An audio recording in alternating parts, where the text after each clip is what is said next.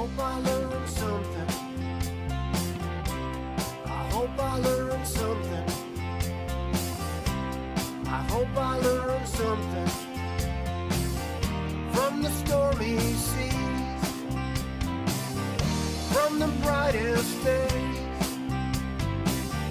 from the darkest nights, from the sunny days.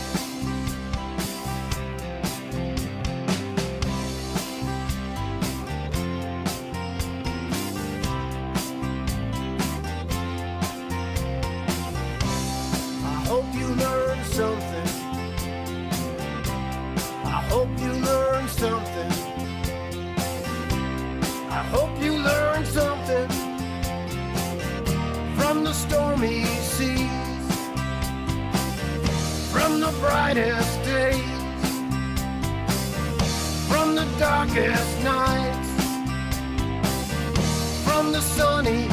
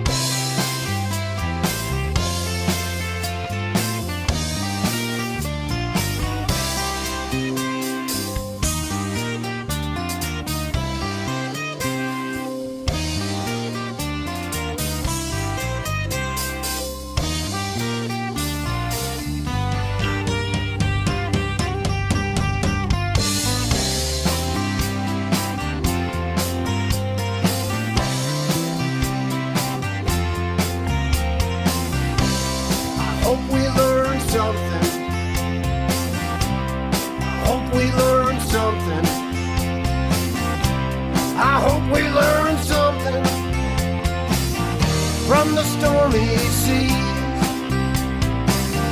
from the brightest days, from the darkest nights, from the sunny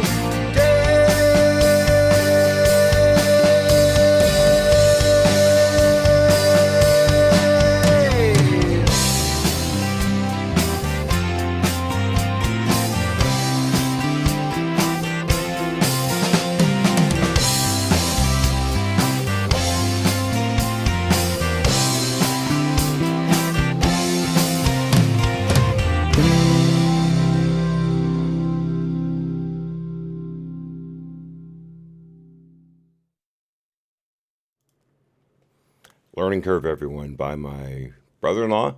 Not necessarily my favorite brother-in-law, but one of them. Hey, Chi-Town Jay, good morning. You're first in the chat today. Glad to see you.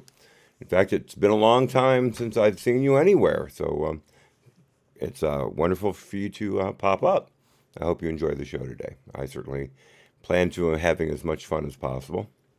So anyway, that was Brian Dro with Learning Curve, the title track of said album. And you really need to check it out. Brian isn't the best singer in the world, but his lyrics can be quite fascinating. Anyway, his website is in the description, so please feel free to look it up.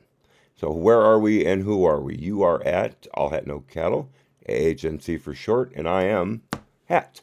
And I'll be your guide today through but a good portion of Chapter 11 of the Horowitz report, the DOJ IG FISA abuse report that was released a few weeks ago.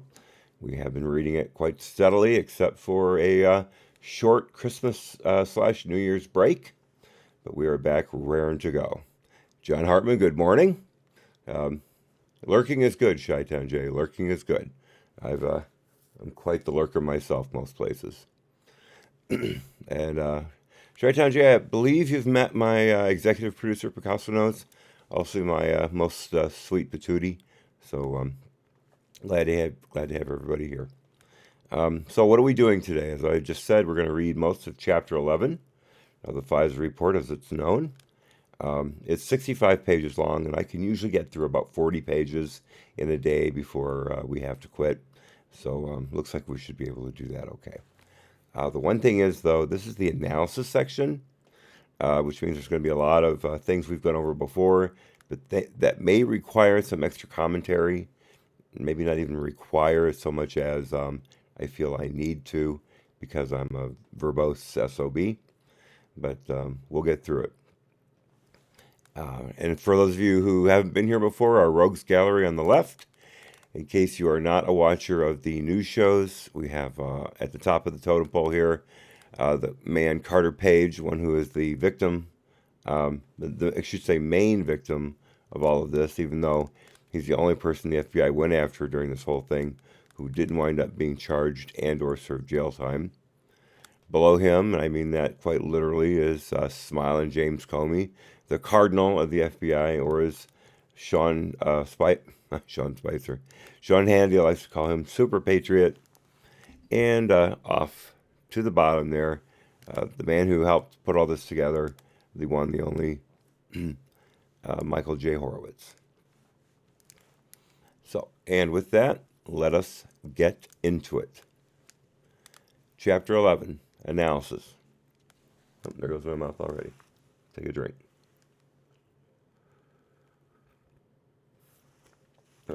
What's that? There was some kind of a hair.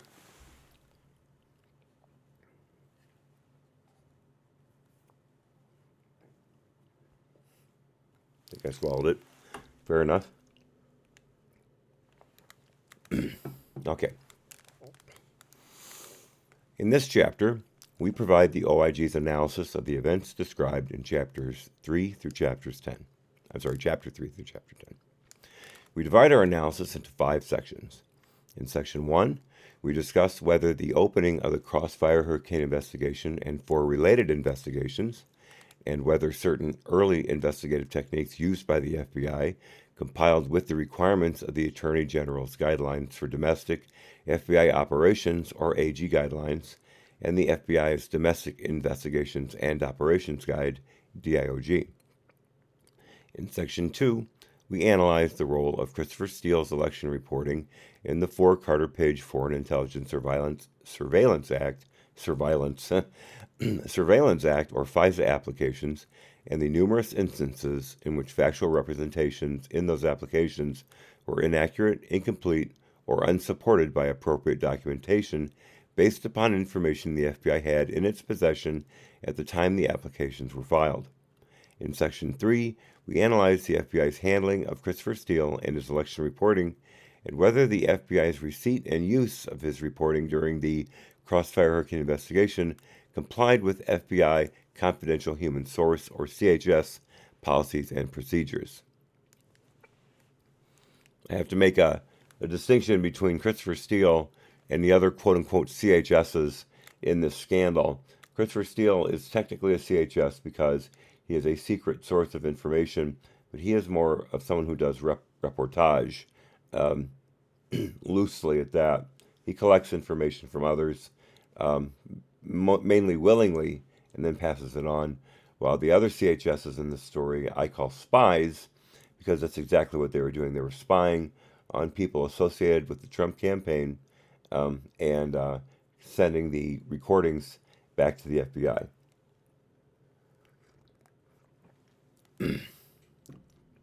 AJF, good morning. Hollywood, good to see you too. Everybody's right on time. This is terrific. Oh, of course you might wind up napping at sunset. I am. If anyone puts people to sleep around here, it would definitely be me. Just promise me you'll make me laugh at least once today. I need that. Excuse me. Okay, this is weird. It then says Section 4, thereby skipping Section 3 for some reason. So I don't know if there are only 4 sections. 1, 2, 3, 4. There are either 4 sections or for some reason section 3 is unlucky in IG speak, and so they skipped it like the 13th floor in skyscrapers. We'll see about that. So section maybe 3/4 examines issues relating to Department Attorney Bruce Orr's interactions with Steele, Glenn Simpson, the FBI, and the State Department during the Crossfire Hurricane investigation, as well as whether the work Orr's spouse performed, that's Nellie, of course, performed for Simpson's firm implicated any ethical rules applicable to Orr. We also analyze Orr's interactions with department attorneys and FBI officials concerning the department's criminal investigation of Paul Manafort.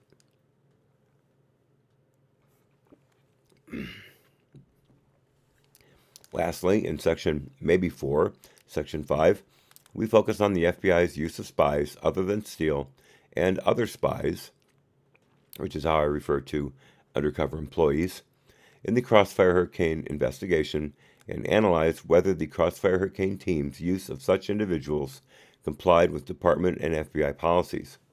We also analyze the attendance of an FBI Supervisory Special Agent, or SSA, assigned to the Crossfire Hurricane investigation at counterintelligence briefings given to the 2016 presidential candidates and certain campaign advisors.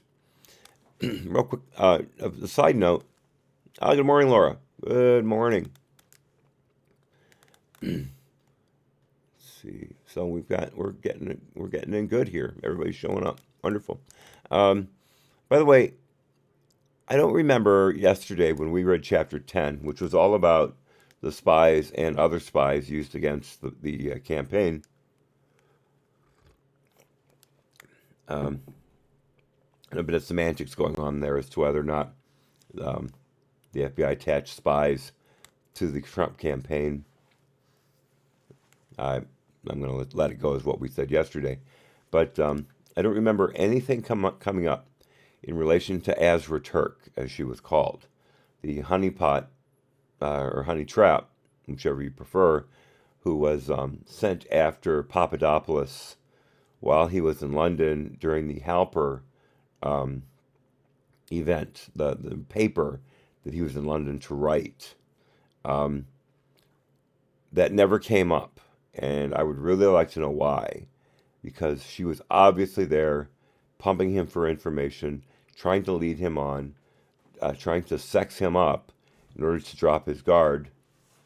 She was definitely not source 3, because source 3 was listed as a friend, or at least a partial friend, of Papadopoulos, and he had never seen her before, so that doesn't wash.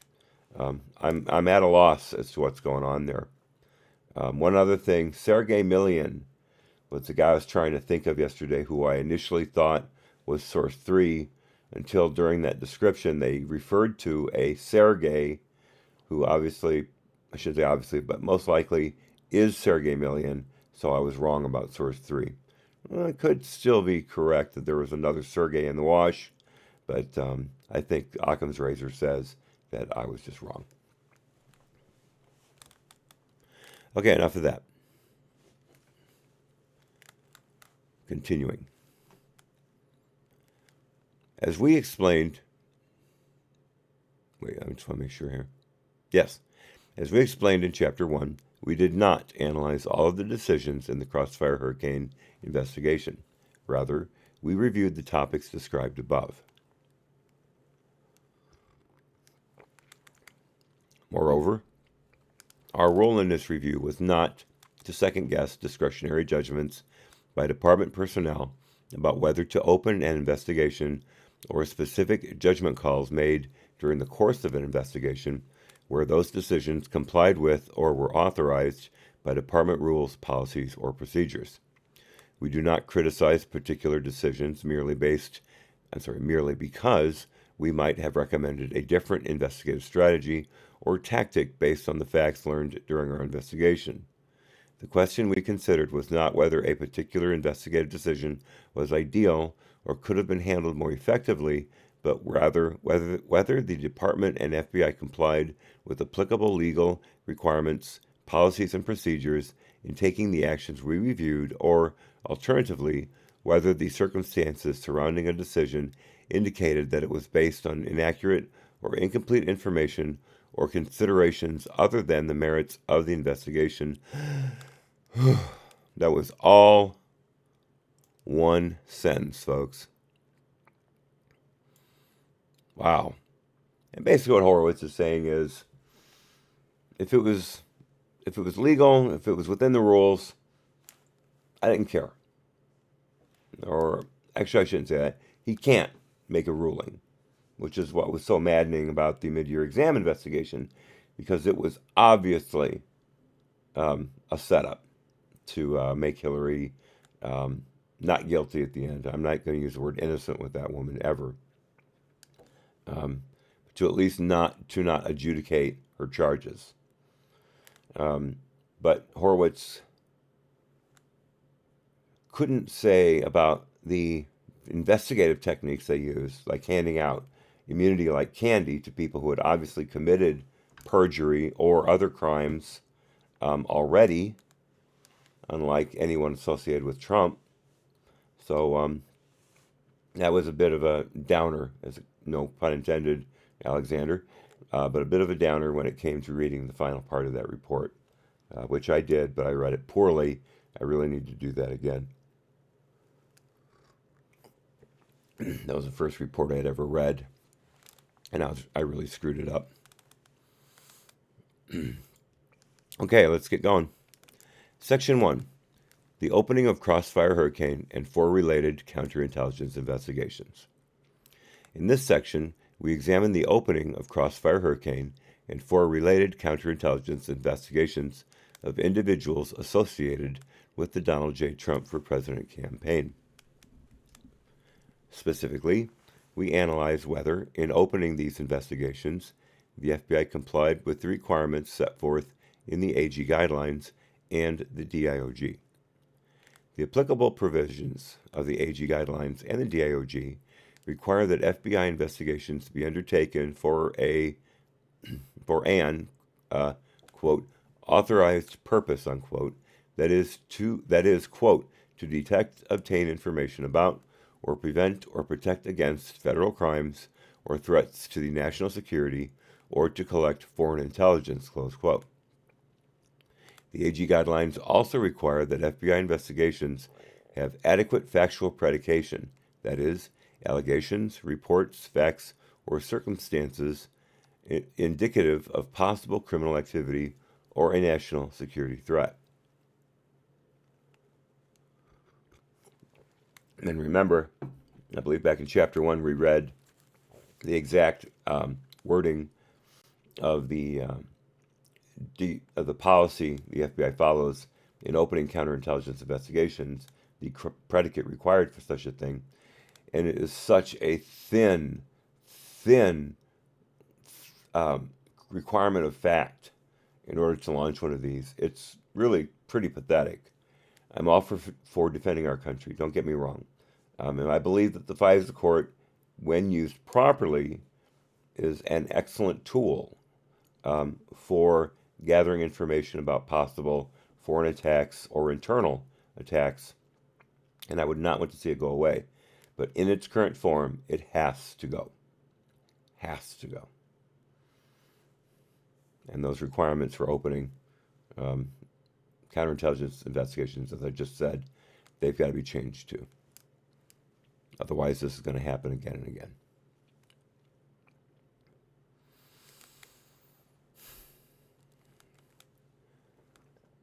Okay, continuing. In addition, for investigations designed as sensitive investigative matters, or SIMs, such as Crossfire Hurricane, the DIOG imposes special approval and notification requirements when opening such a matter. The DIOG also emphasizes that investigators take particular care to consider whether a planned investigative activity is the least intrusive method and is reasonably based upon the needs of the investigation.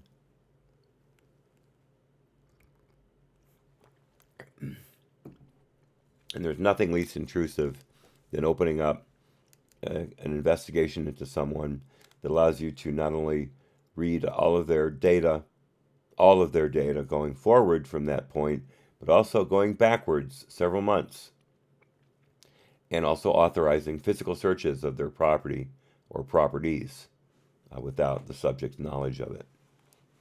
And I think we've proven pretty well, not definitively, but within a certain amount of certainty, that the FBI was searching Carter Page's physical property as well as his electronic property, screwing over his Fourth Amendment and 14th Amendment rights, if I'm not mistaken. Continuing, as described in Chapter 3, well, there is a Chapter 3. My mistake. I meant Section 3. As described in Chapter 3 on July 31, 2016, the FBI's Counterintelligence Division, or CD, opened a full investigation titled Crossfire Hurricane to determine whether individuals associated with the Trump campaign were witting of and or coordinating activities with the government of Russia, close quote. The opening of the investigation occurred days after WikiLeaks publicly released hacked emails from the Democratic National Committee, or DNC. And we all know they weren't hacked.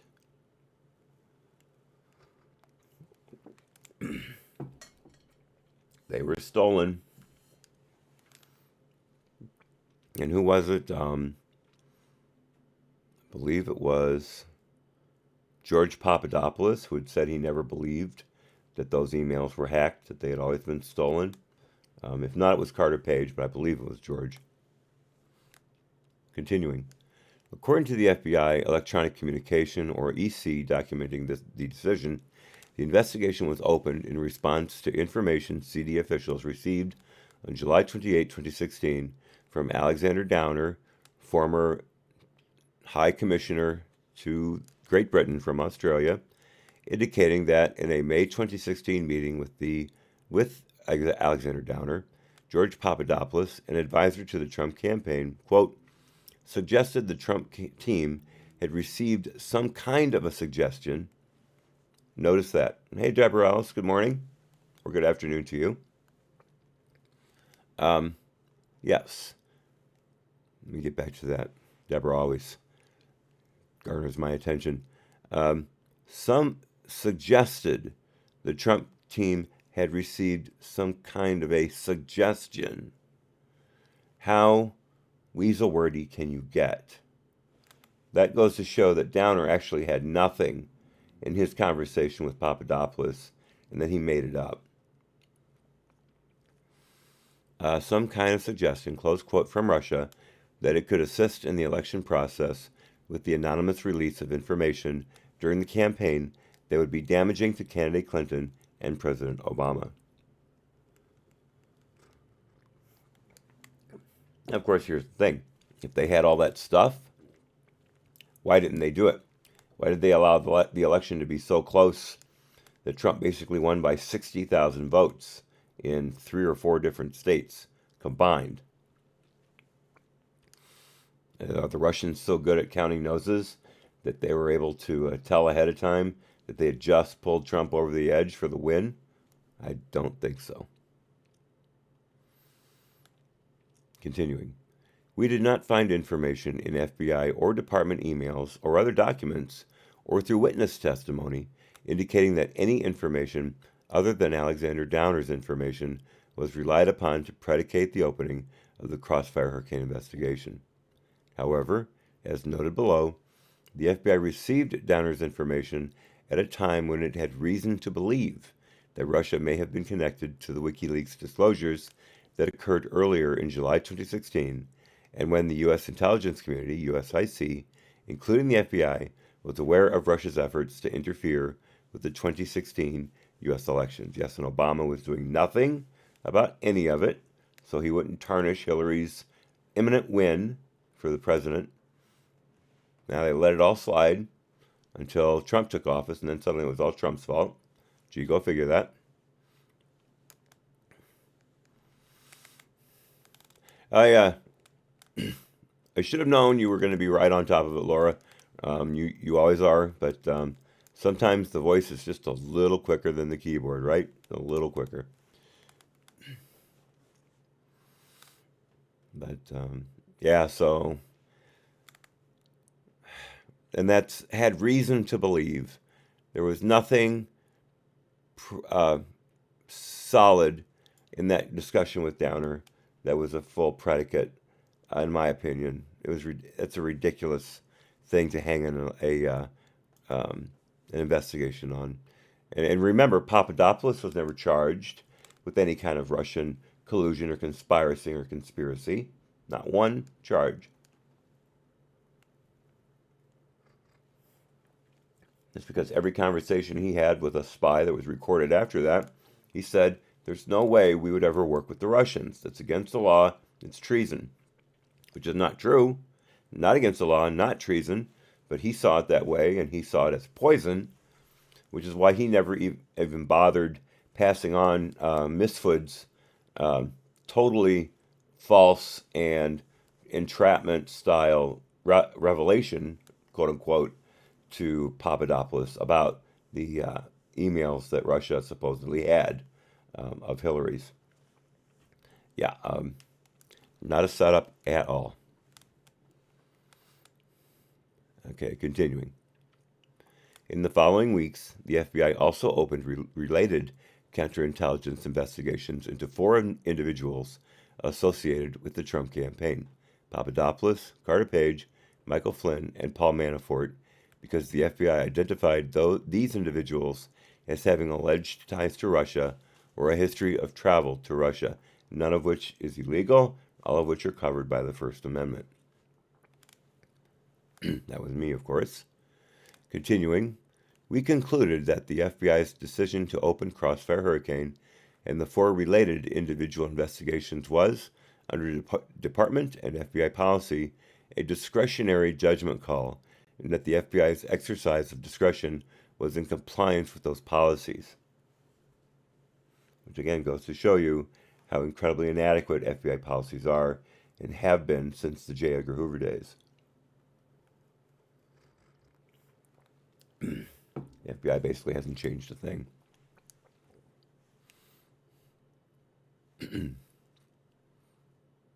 Continuing. For the reasons described below, we found that each investigation was opened for an authorized purpose and, in light of the low threshold established by Department and FBI predication policy, with adequate factual predication. We also found that the FBI satisfied the DIOG's notification and approval requirements for designating Crossfire Hurricane and the four related individual investigations as SIMs. Nevertheless, we were concerned about the limited notice requirements under Department and FBI policy before opening investigations such as these relating to constitutionally protected activity occurring during a national presidential campaign. We were also concerned about the limited notice requirements before using more intrusive investigative techniques that could impact constitutionally protected activity. Accordingly, we make several recommendations below to address these concerns. Again, the FBI skating along thin ice and not doing a thing about it until they get caught. Pretty much the FBI's MO forever. Continuing. Capital A, authorized purpose. The AG guidelines and the DIOG both require that FBI investigations be undertaken for a, quote, authorized purpose, unquote, that is, quote, to detect, obtain information about, or prevent or protect against federal crimes or threats to the national security, or to collect foreign intelligence, close quote. Under both the AG guidelines and the DIOG, the FBI may not undertake an investigation for the sole purpose of monitoring activities protected by the First Amendment or to interfere with the lawful exercise of other rights secured by the Constitution or laws of the United States. However, both the AG guidelines and DIOG permit the FBI to conduct an investigation even if it might impact First Amendment or other constitutionally protected activity, so long as there is a legitimate law enforcement purpose associated with the investigation.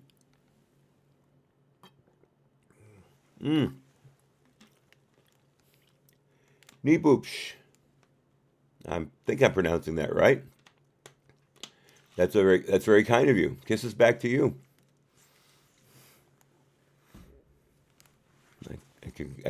I could feel the smack to the cheek from here. Much love back. Now, don't let Picasso read this. He's insanely jealous. If you hear me screaming, put down the knife, it was Nibopsh who put me in that position. And you know what? It was worth it.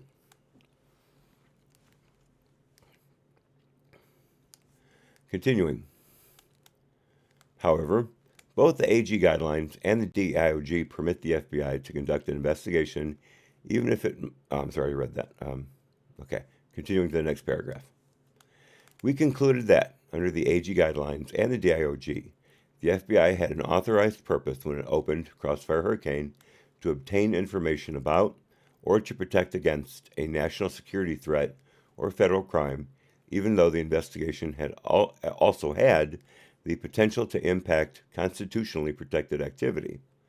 The FBI's opening EC referenced the Foreign Agents Registration Act, or FARA, and stated, quote, based on the information provided by the FBI legal attaché, I'm sure that actually said legat, sorry, this investigation is being opened to determine whether individuals associated with the Trump campaign are witting of and or coordinating activities with the government of Russia, close quote.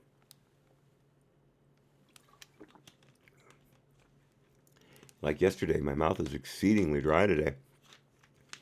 I have to keep pounding some water along with the tea. Continuing, we found that the FBI opened the Crossfire Hurricane investigation shortly after officials in CD received the information from Alexander Downer on July 28. The opening EC documented the pertinent FFG information verbatim and described relevant background information.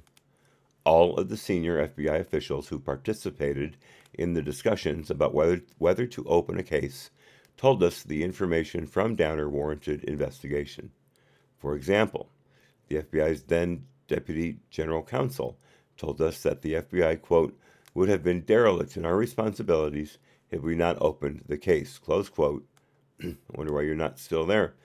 Because a foreign power allegedly colluding with a presidential candidate or his campaign was a threat to our nation that the FBI was obligated to investigate under its counterintelligence mission. May have, what was that? What was that putting in? Suggested and suggested, right. Deadly serious. And of course, he went immediately to candidate Trump and said, hey, you got some people in your circle who may be talking to the Russians. You might want to look out for that and get back to us if you see anything suspicious. But we don't recommend you fire them right now, so we can keep an eye on them and roll up anything more coordinated that we may be able to arrest people for. No, none of that. Let's make sure we allow Trump to do and say anything that he feels he can say without threat of being surveilled, so he can tie the noose around his own neck. Oh, and let's go after Flynn, too, while we're at it. Sorry, General Flynn.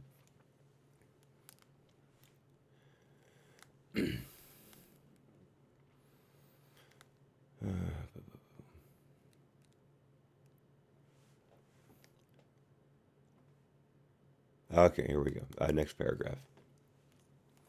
Then CD Assistant Director Bill Priestap, again, someone who's no longer there, who approved opening the case, told us that the combination of the Alexander Downer information and the FBI's ongoing cyber intrusion investigation into the July 2016 hacks, again, thefts, of the DNC's emails created a counterintelligence concern that the FBI was quote-unquote obligated to investigate. All right, I got to stop again. all this stuff about a hack. That's mainly what they're talking about when they're using these other actions as predicates. The DNC and Podesta were hacked. Therefore, we need to look very carefully at who in the Trump campaign was coordinating with Russia to release those documents, because it's obvious that they had to be the ones. First of all, it's not obvious. If the Russians did it, they could have been doing it simply to, quote unquote, sow discord among the American voting populace, as was said by the Democrats time and time again. Concurrent with their sowing discord among the American population. And by them, I mean the Democrats. The other thing is, though, the FBI never confirmed that it was a hack, ever. They weren't allowed to see the server. They should have issued a subpoena, but they never did. Because, again, they didn't want to make Hillary look bad because she was going to be the next president. Instead, they rely on a third party who has been proven to get it wrong before. Remember, they're investigating the hack of Ukrainian defense systems that was supposedly influenced by Russia and turned out not to be the case. So these people didn't have the best track record, yet they took their word for it. The intelligence community had anywhere from maybe to likely or highly likely that it was a Russian hack, but they had no direct information either. This was all predicated on a falsehood. Yet we're supposed to shut up and assume, because of Horowitz saying so, that it was all predicated properly. Fat chance. Continuing. Priestap also told us that, prior to making the final decision to approve the opening of Crossfire Hurricane, he considered whether the FBI should conduct defensive briefings for the Trump campaign about the information from the FFG, which we already discussed. However, Priestap ultimately decided that providing such briefings created the risk that, quote, if someone on the campaign was engaged with the Russians, they would very likely change their tactics and or otherwise seek to cover up their activities, thereby preventing us from finding the truth, close quote. Dianne Feinstein, hey, you've got your driver of 10 years, maybe a Chinese spy. You need to look out for that. Oh, okay, I'll fire him. Donald Trump, well, we better not tell him, because he may be involved because Hillary said that he liked Putin a lot. Yeah, we better not tell him. That would be wrong. Continuing. We did not identify any department or FBI policy that applied to this decision and therefore determined that the decision whether to conduct defensive briefings in lieu of opening an investigation or at any time during an investigation was a judgment call that is left to the discretion of FBI officials. Again, J. Edgar Hoover's FBI at work. Their guidelines allow you, on the thinnest of predicates, to basically investigate the rival party's presidential campaign, and you're allowed to say on your own hunch that, we don't have to give the candidate a defensive briefing about this, but we will give the other candidate a defensive briefing about this, even though the other candidate is in fact colluding with the Russians through proxy. But she's got a D after her name, so that's okay. All right, that led us to footnote 482. Later in this chapter, we recommend that the Department and FBI evaluate which types of sensitive investigative matters should require advance notification to a senior department official, such as the Deputy Attorney General, in addition to the notifications currently required for such matters, especially for opening investigations that implicate core First Amendment activity and raise policy considerations or heighten enterprise risk. Excuse me. Such a requirement would not only give senior department leadership the opportunity to consider the constitutional and prudential issues associated with opening certain investigations, but also the opportunity to consult with the FBI about whether to conduct a defensive briefing in a circumstance such as this one. In other words, make the rules that should have been in place for the last 20 years. That was footnote 482. Continuing, next paragraph. I'm going to have to back off on the projection here. Seems like my voice is a little rough right now. I thought I'd taken care of it, but obviously not. So I'll just bring the mic closer, and the gain should be, or the volume should be just as good. If not, please let me know, and I'll crank it up. Deborah Ellis, good morning. Lovely to see you. Oh, you lost your Wi-Fi. That's awful. That sucks. To be cut off from the world like that. I hate that. It's amazing how dependent we have become on such luxuries. Because really, think about it, Wi-Fi is a luxury, and to be without it really drives home how much we've advanced in one direction, but yet taken a step or two back in another direction. Continuing. As part of our review, we sought to determine whether there was evidence that political bias or other improper considerations affected decision-making in Crossfire Hurricane, including the decision to open the investigation.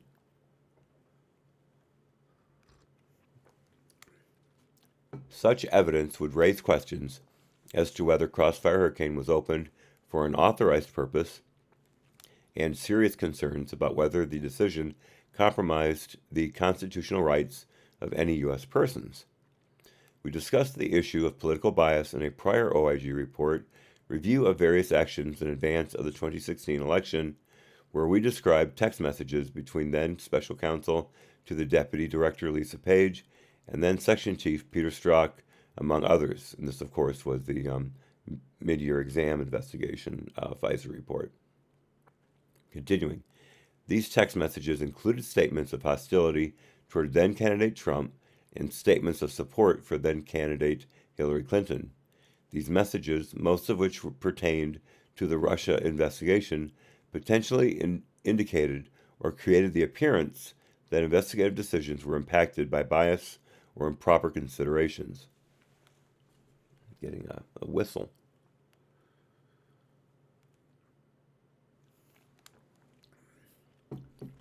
So I wet it.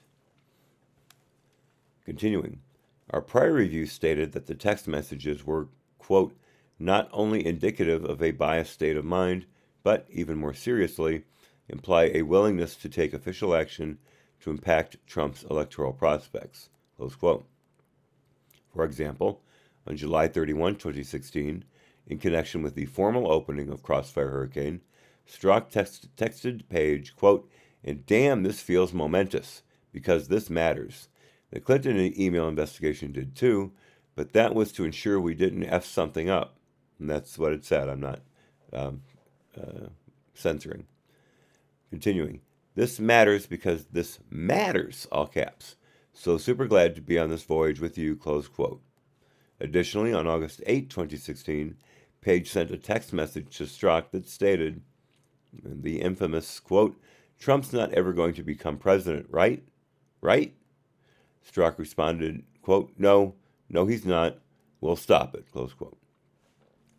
Although we did not find in our prior report any documentary or testimonial evidence directly connecting the political views stated in the text messages to the specific investigative actions in mid-year exam that we reviewed, we concluded that Strzok's text messages with Page indicated or created the appearance of bias against Trump.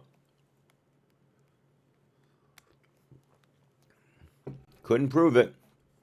It was pretty obvious that it didn't look good. Continuing, we further concluded that the messages raised serious questions about the propriety of any investigative decisions in which Strzok and Lisa Page played a role. Because several of these inappropriate and troubling messages occurred at or near the time of the opening of Crossfire Hurricane, we closely reviewed the roles of Strzok and Lisa Page in the investigation's opening and whether there was any documentary or testimonial evidence that their views impacted the decision to open the investigation.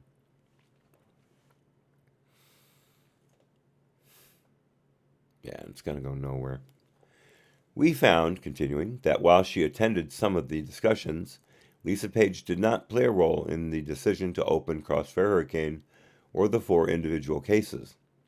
Strzok was directly involved in the decisions to open Crossfire Hurricane and the 4 individual cases, but we found that he was not the sole or even the highest level decision maker as to any of those matters. Well, that means that everyone else above him was completely above board as far as bias and would not have all gone along with Pete's recommendations, since he was the counterintelligence guy, not if not by rank, by reputation in the FBI.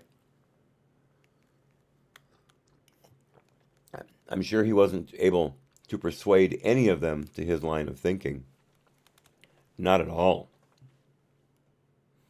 Continuing, Priestap, who we all know is completely dishonored, Strzok's supervisor, told us that ultimately he was the official who made the decision to open the Crossfire Hurricane investigation, and Strzok then prepared and approved the formal documentation as required by the DOJ. Yeah, on a weekend.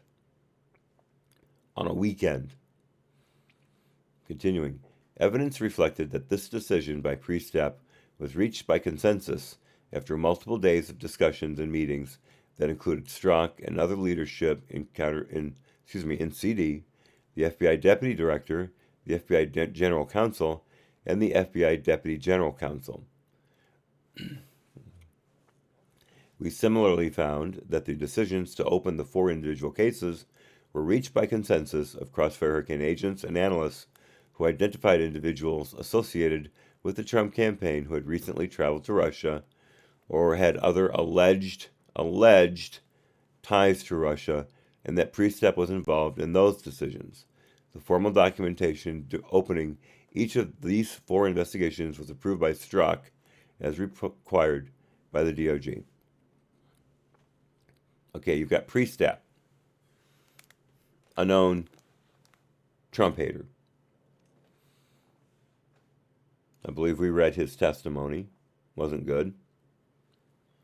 And he, of course, is out. Now, you're looking at the people that are mentioned here, even the ones who aren't mentioned by name, they're all career FBI people. Not one of these people is a political appointee. So, there's no way that the Crossfire Hurricane team was going to employ any kind of decision-making by political people, because if like the likelihood that you die before you're 40, if Pete will allow me to borrow that phrase, they couldn't involve any political people if the election didn't go their way, because then they would have a paper trail and they would all be in deep kimchi. That was the entire purpose behind making this investigation a quote-unquote headquarters special. We've been over that ad nauseum, so I don't go into any more detail.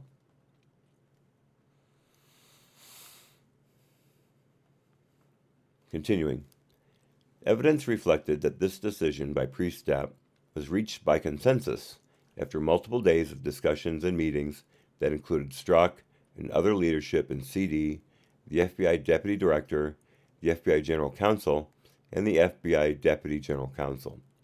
We similarly found that the decisions to open the 4 individual cases were reached by consensus of Crossfire Hurricane agents and analysts who identified individuals associated with the Trump campaign who had recently traveled to Russia or had other alleged ties to Russia, and that Priestap was involved in those decisions.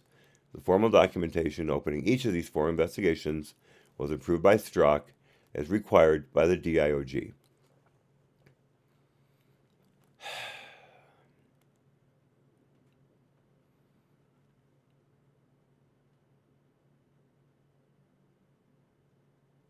Oh, geez, did I already read that? Oh, Lord, I did already read that. I'm sorry, guys. I read that whole paragraph over again. That is very, very rude of me. I'm not happy that I did that. I am distracted, though. My voice is not good today. My pronunciation is awful.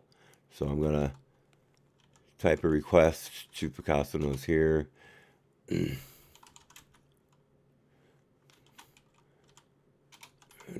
not sure if she can hear me right now, but I know she's watching.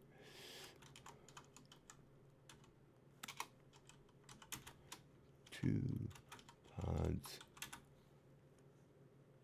8 ounces each. Yeah, Picasso Knows I need 2 pods of 8 ounces each of double diamond coffee in a Yeti. You can come in and grab one of these if you like. The tea is just not working today. I don't know if there's too much honey. There isn't too much honey the way I make it. So it's not like Picasso Knows did it wrong, but it's just not working as well as it normally does. Got it. Thank you, sweetheart. Thank you. We are on track. Okay, let's get back to something I hadn't read before. We did not find documentary or testimonial evidence that political bias or improper motivation influenced Priestap's decision to open Crossfire Hurricane. The evidence also showed that FBI officials responsible for and involved in the case opening decisions were unanimous in their belief that, together with the July 2016 release by WikiLeaks of supposedly hacked DNC emails, the Papadopoulos statement described in the report by Alexander Downer reflected the Russian government's potential next step to interfere with the 2016 U.S. elections. Potential. These FBI officials were similarly unanimous in their belief that the Downer information represented a threat to national security that warranted further investigation by the FBI. And again, they didn't tell Trump anything about it. Witnesses told us that they did not recall observing during these discussions any instances or indications of improper motivations or political bias on the part of the participants, including Strzok. Yeah, and here it is. Witnesses told us that they did not recall. I'm sorry, Senator, I do not recall. Once again, these people had all the time in the world to get their story straight. Durham is going to blow holes in that pretty quickly, I believe, as he starts putting the pressure on the lower level people, making them look like giving them the correct impression that they're looking at jail time, unless they roll over on their upper level supervisors, and it goes from there. Because remember, Horowitz can't do anything like that. He has no subpoena power. He has no grand jury power. He has no power to charge anyone with a criminal offense. All he can do is refer people for criminal offense. And so far, he's referred Kleinsmith, the lawyer who doctored the CIA document proving that Page was an asset of the CIA and had been meeting Russians and giving the information to the CIA for years, almost a decade, and that Comey was referred and McCabe was referred. Although it looks like Comey and McCabe may be getting away with those things, but I'm pretty sure Durham's going to hit them with much bigger ammunition coming up. I guess, but one that's supported by a lot of people, so we'll see what happens.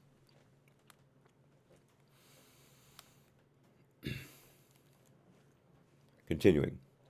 We also reviewed the text messages and emails of each of the FBI officials, in addition to Strzok, who participated in the decision to open Crossfire Hurricane and the 4 individual cases, and did not identify any statements in those communications that had indicated or suggested the decision could have been affected by political bias or other improper considerations. We also reviewed other contemporaneous documents, such as meetings notes, and asked witnesses who were not involved in the decision to open Crossfire Hurricane, but who were familiar with the predication for the case for any evidence of political bias or improper motivation in the FBI's decision-making. And again, we are surprised to find out that no one would say anything bad about another agent. If you've ever heard of the thin blue line, this probably is the thick blue line.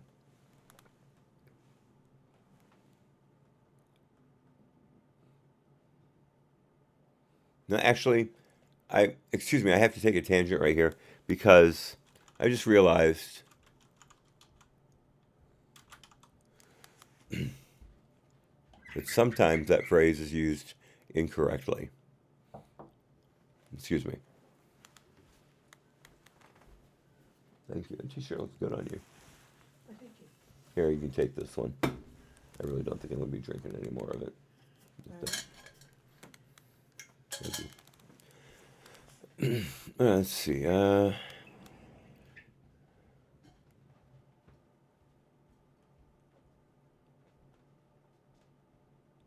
right. Meaning of the thin blue line. Symbol.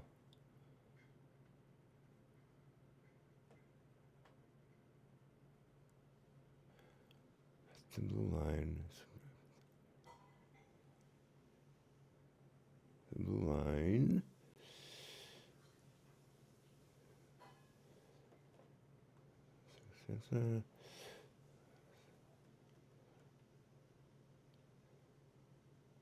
Here we go. Officers have recently been charged with taking the concept of the thin blue line brotherhood too far, extending quote-unquote professional courtesies to other law enforcement brothers, particularly for minor offenses. The charge is that the emblem on the bumper of personal vehicles effectively says, "I'm one of you, look the other way." Such theories have led to some to criticize and misunderstand what the solidarity of the thin blue line really means.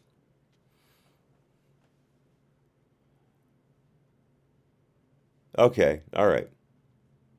So it's supposed to be the fact that officers know that they are on a very dangerous line when it comes to supporting the community, because just the wrong step, the wrong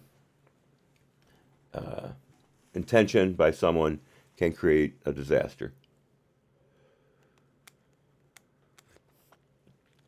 both for the officer and potentially the civilians involved.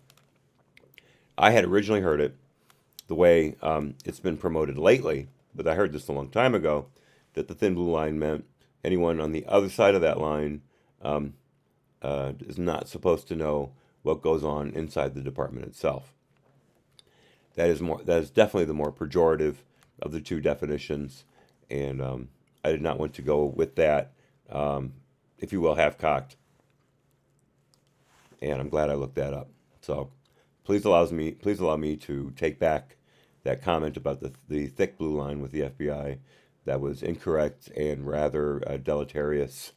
And I apologize to anyone who has LEOs in their family or friends. I certainly do. And I owe them an apology next time I see them. Stevie Bananas, welcome back. Good to see you, sir. Always a pleasure. All right, let's see. Didn't mark my place there.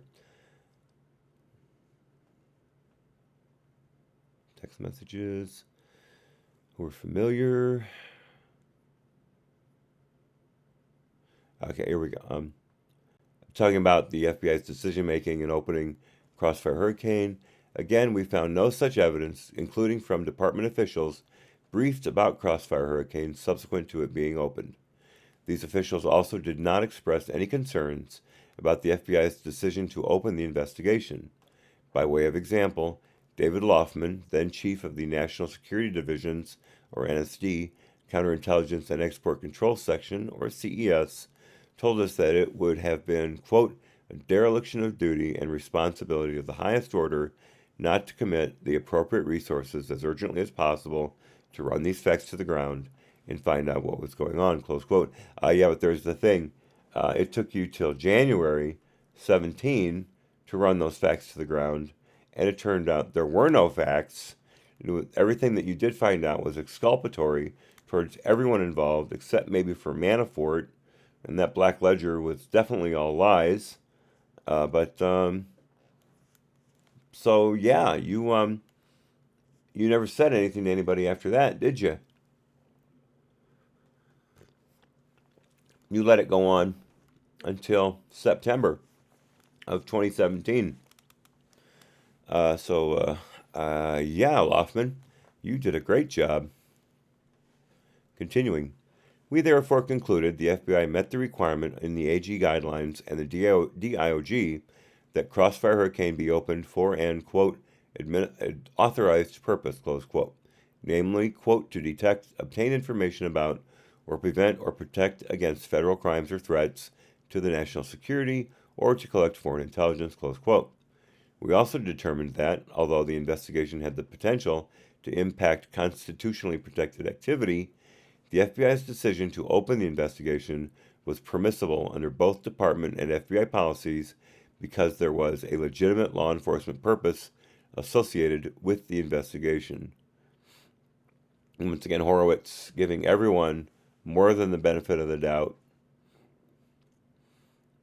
Continuing, nevertheless, we believe that investigations affecting core First Amendment activity and national political campaigns raise significant constitutional and prudential issues, and therefore we recommend below that department policy require advance notification to a senior department official, such as the Deputy Attorney General or DAG, before a department component opens such an investigation, so that department leadership can consider these issues from the outset. Yeah, I'm sure that will be exactly perfectly capable of fixing all this. B, capital B, factual predication. In addition to requiring an authorized purpose, Department and FBI policy also mandate that each case have an adequate factual predication before being initiated. The predication requirement is not a legal requirement, but rather a prudential one imposed by Department and FBI policy.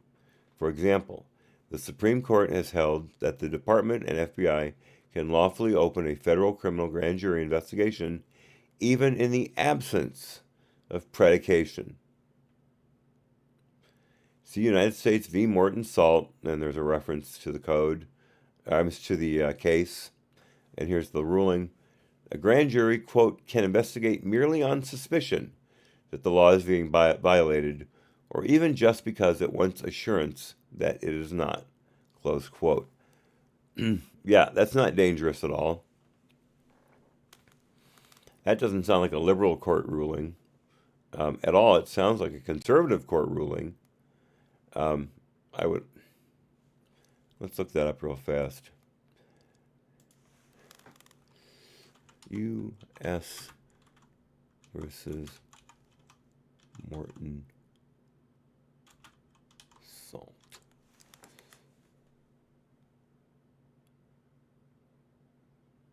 What?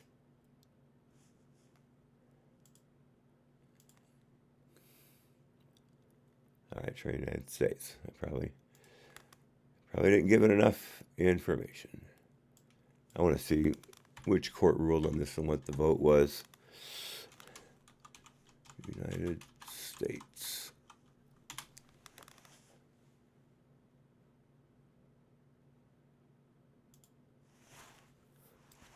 Here we go. Let's see. This was issued in...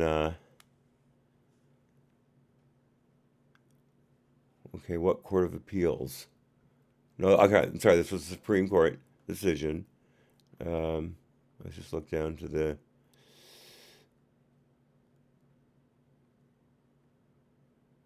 what was the vote? Ah, damn it.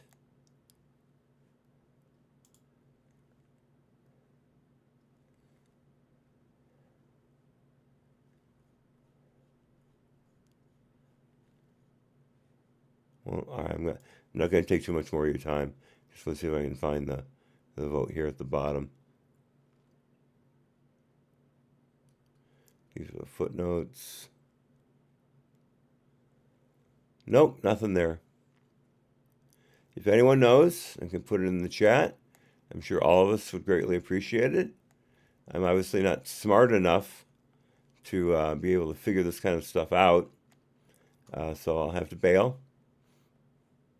But I search for your help. That's amazing, though, that a grand jury can investigate on suspicion or because it wants assurance that it is not suspicious, as I would understand it to be. Assurance that the law is not being broken, excuse me. That's just spying, man. That's just absolutely extrajudicial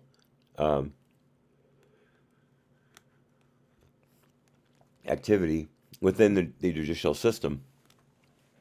That's Star Chamber stuff, in my opinion. Continuing.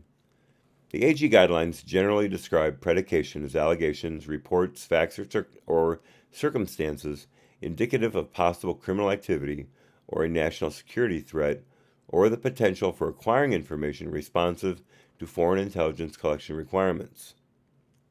For full counterintelligence investigations, such as Crossfire Hurricane and the 4 related individual investigations, see Section 2B4 of the AG Guidelines and Section 7 of the DIOG state that the required level of predication is, quote, an articulable factual basis, close quote, that, quote, reasonably indicates, close quote, that any one of 3 defined circumstances exists, including, and this is an internal quote, an activity constituting, wow,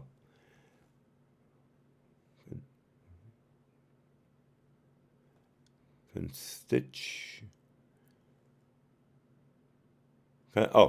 activity constituting, I just haven't seen that word in so long, an activity constituting a federal crime or a threat to the national security has or may have occurred, is or may be occurring, or will or may occur, and the investigation may obtain information relating to the activity or the involvement or role of an individual, group, or organization in any such activity, for footnote 483.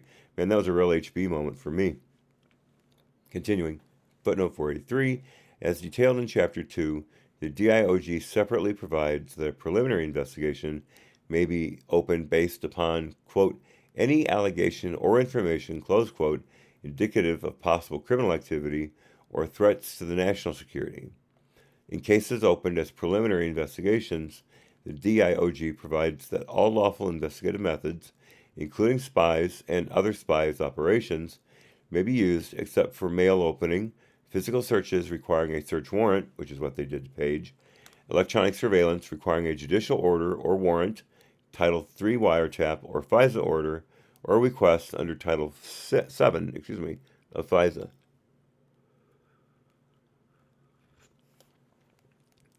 Oh, it's hot. Good. A preliminary investigation may be converted to a full investigation if the available information provides predication for a full investigation. And if that sounds familiar, it's because we have read that before. Once again, this report is very redundant on occasion. That was footnote 483. Continuing, the AG guidelines and the DIOG do not provide heightened predication standards for sensitive matters or for allegations potentially impacting constitutionally protected activity such as First Amendment rights. Rather, as we discussed below, the approval and notification requirements contained in the AG guidelines and DIOG are in part intended to provide the means by which such concerns can be considered by senior officials. In Crossfire Hurricane, the quote-unquote articulable factual basis set forth in the opening EC was the downer information received from an FBI legal attaché stating that Papadopoulos had suggested during a meeting in May 2016 with officials from a quote-unquote trusted foreign partner that the Trump team had received some kind of suggestion from Russia that it could assist by releasing information damaging to candidate Clinton and President Obama. Footnote 44. Before I get to that, this information was received by the Legat in May of 16. That information wasn't transmitted to the FBI until late July of that year, and it was transmitted because of the WikiLeaks drop. Suddenly, the Legat is saying, "Oh my God, this information I have here, it's even more important now." So if it was considered important to begin with, why did they sit on it? Because it wasn't important. Because it was bar talk, if it happened at all. There was a big if that it happened at all. We've never seen a transcript or heard the recording of that conversation between Downer and Papadopoulos, and I am 99% certain it was recorded by Downer.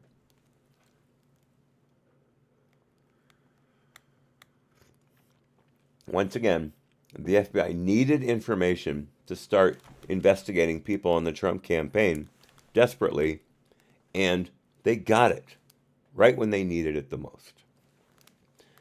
The Legat provided the Downer conversation, and then Steele provided the quote-unquote links between Carter Page and nefarious Russian agents at the exact time the FBI was scrambling to figure out a way to get an actual FISA on Page, because the first time they tried it, they were shot down by the legal people at the FBI because there was nothing there. Go figure.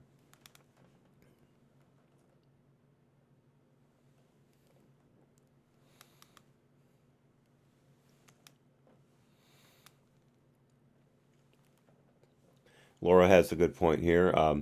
Open the investigation in absence of predication. Yep, absolutely. Said so right there. And she continues, but they don't go after or investigate actual people who are terrorists, etc. Well, they certainly miss the boat often enough. The Boston Marathon bombers, the San Bernardino terrorists who shot up all those people at that community center, and then shot it out with police in the middle of the interstate. The Pew Pew event that happened at that high school back in Valentine's Day of last year. I think there's one, well, of course, 9/11. I mean, if you want to go back that far, certainly they screwed that up. So yeah, I mean, the FBI is too big, and its bureaucracy is monolithic and moves like molasses. And agents are given way too much discretion as to what to do with information that comes across their desks.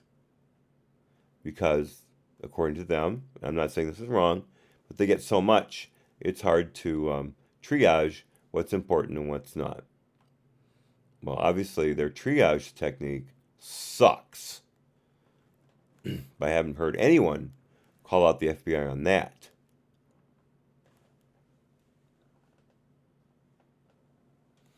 Laura says Papadopoulos admitted they met. Yes, he did. Yes, he did. And he also said that Downer basically screamed at him during the entire meeting. It really wasn't a meeting. It was more of Downer's desire to go after Papadopoulos tooth and nail for transgressions Papadopoulos made, according to Downer, against his friend Cameron, the PM of Great Britain, by daring to have an article in one of the papers saying that Cameron needed to lay off Trump because what Trump was doing in America was none of his damn business.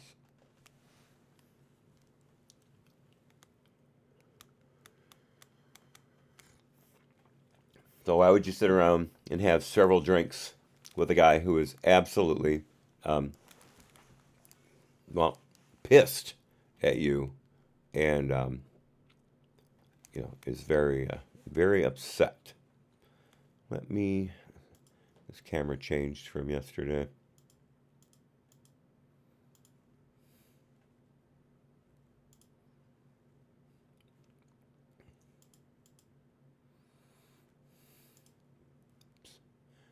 You know how I hate an centered camera. There we go. Presentation is everything, folks. All right, so that was footnote 483. Continuing, the AG guidelines and the DOJ do not provide heightened predication standards for sensitive matters or for allegations potentially impacting constitutionally protected activities such as First Amendment rights, which is what the FBI was specifically going after in these instances. Rather, as we discussed below, the approval and notification requirements contained in the AG guidelines and DOJ, in part, are intended to provide the means by which such concerns can be considered by senior officials. In Crossfire Hurricane, the quote-unquote, oh, damn it, I did it again.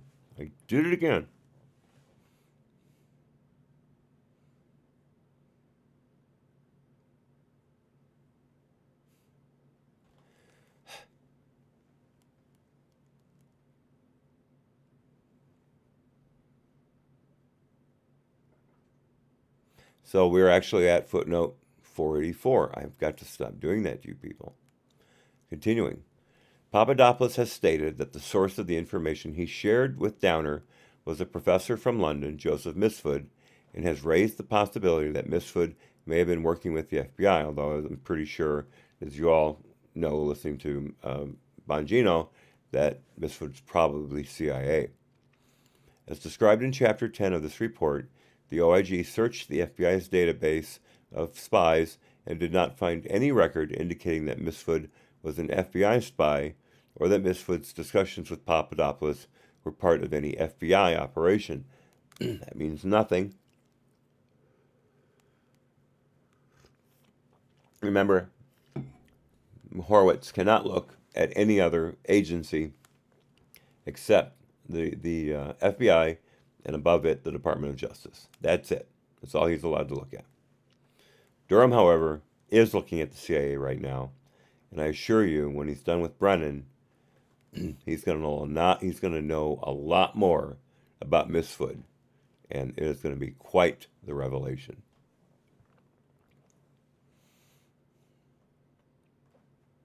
That was of course, I missed this. The FBI also requested information on redacted. Gee, I wonder what's there. But of course, again, the Democrats aren't screaming for an unredacted version of this report for some inexplicable reason, and neither are the Republicans.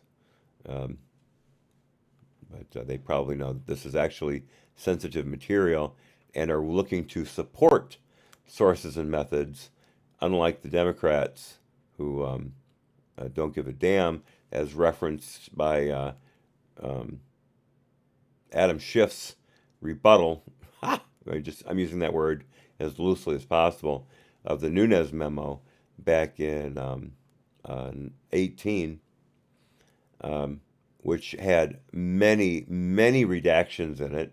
Remember, I read it last week, I think. Week before. And it's insane, all the redactions that are in it.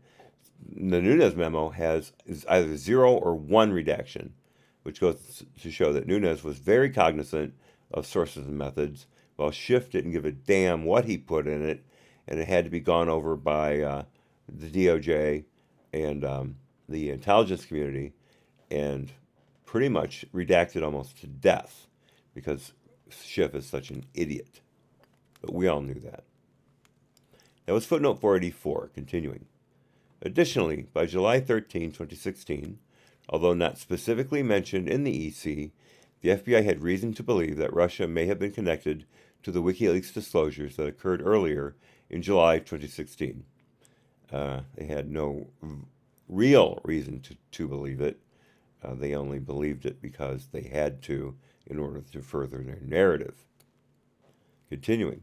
Further, as we note in Chapter 3, the FBI received the information from Downer at a time when the USIC, including the FBI, was aware of Russia's efforts to interfere with the 2016 U.S. elections and were told not to do a thing about it. Continuing. Given the low threshold for predication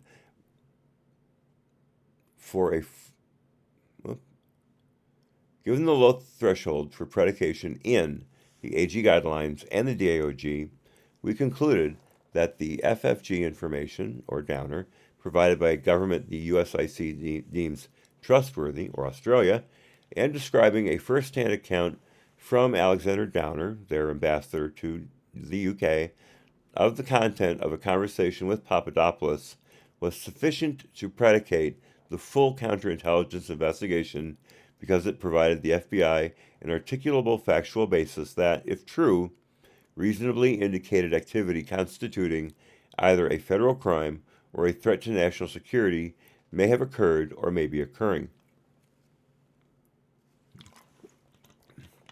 And if the FBI was so all-fired upset about what Papadopoulos said to Downer, if they saw this as an imminent threat to U.S. national security and the security of our elections, which we hold quite dear, why didn't they interview Papadopoulos immediately? Because they had everything they were going to have on him. Instead, they waited until April of 2017, after the election, after Trump was sworn in. Why? Because they knew if they waited that long, they could probably trip him up on dates and be able to at least ring him up on obstruction of justice. Not lying to the FBI, but obstruction of justice, a more serious charge, and then arrest him in a very mean and Gestapo-like manner, threaten him with being charged under the Espionage Act, merely so they could get him to give them all the dirt on Trump, dirt that didn't exist. And when he refused to make up stories, the FBI would storm out of the interview room and come back in much angrier than they were before and try to browbeat him even more. That's your FBI, folks.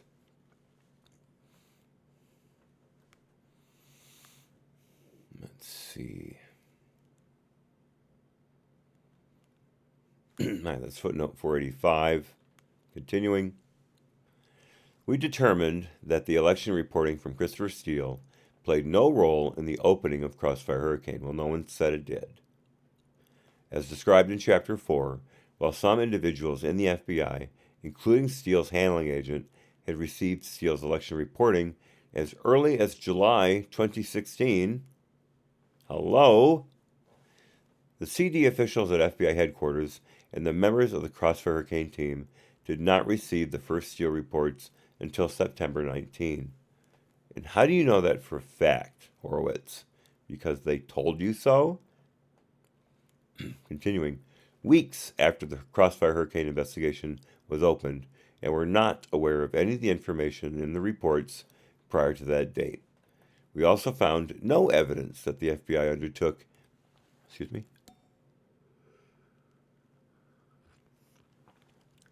Start over.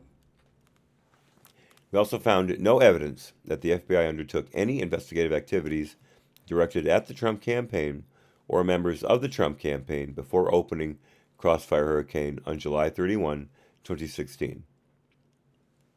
As described in Chapters 3 and 9, the FBI had ongoing investigations of Paul Manafort and Carter Page at that time, which were unrelated to the information that predicated Crossfire Hurricane. Manafort and Page were being investigated because they had ties to the Trump campaign. That's the only reason they were being looked at, and we all know that.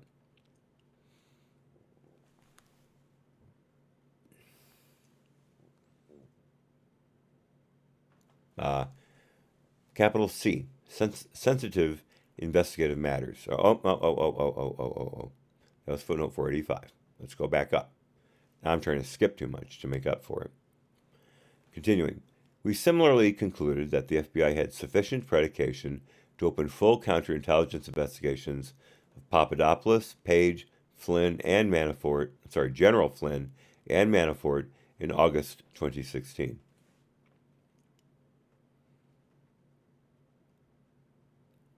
Now that's ridiculous. That's ridiculous. They had a reference to a possible act of the Russians unleashing documents, which would not have been anything illegal with the Trump campaign, because they did not steal those documents themselves, nor had they ever been credibly accused of that. Page was under investigation because the FBI didn't know that he worked with the CIA, and they were investigating him for meeting Russians. That was not against the law. It was his First Amendment right to do so. It's called freedom of association, FBI. Page also had seen Russians. That's it. Flynn had been seen with Russians and had been accused of having an affair with Svetlana Lukova, which she denies vehemently. And again, he was set up at a dinner put together by Misfud and the Cambridge Group, which was a loose collection of Cambridge higher-ups in the educational system at Cambridge. A faculty system at Cambridge, who were all too happy to try to set up someone working with. I think this was before Trump. General Flynn had met with them. I don't think he was working with the Obama administration at the time, but the Obama administration still wanted him on a very tight leash. And then Manafort had committed crimes. That's totally true. But they had been decided to be dropped by the DOJ back in 2014. But since he was working for Trump, they had to be reinstated. So again, in August 2016. Continuing. The investigation of Papadopoulos was predicated upon his alleged statements in May 2016 to Alexander Downer. According to the opening EC, Papadopoulos was, quote, identical to the individual who made statements indicating that he is knowledgeable that the Russians made a suggestion to the Trump team that they could assist the Trump campaign with an anonymous release of information during the campaign that would be damaging to the Clinton campaign. And again, this was supposedly said before the WikiLeaks dump, and nothing was done about it until after the WikiLeaks dump. So how do we know that that was actually said in that conversation? We don't. It's awfully convenient that that information was there when the FBI needed it to be and not before. Continuing. The three other cases were predicated on information developed by the Crossfire Hurricane team through law enforcement database and open source searches conducted to determine which individuals associated with the Trump campaign may have been in a position to have received the alleged offer of assistance from Russia.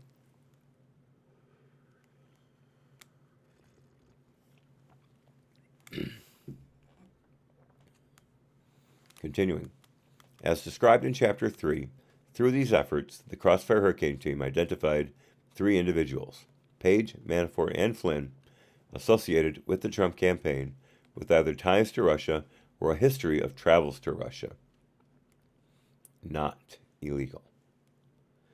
Two of whom, Page and Manafort, were already the subjects of open FBI investigations pertaining to, in part, their Russia-related activities.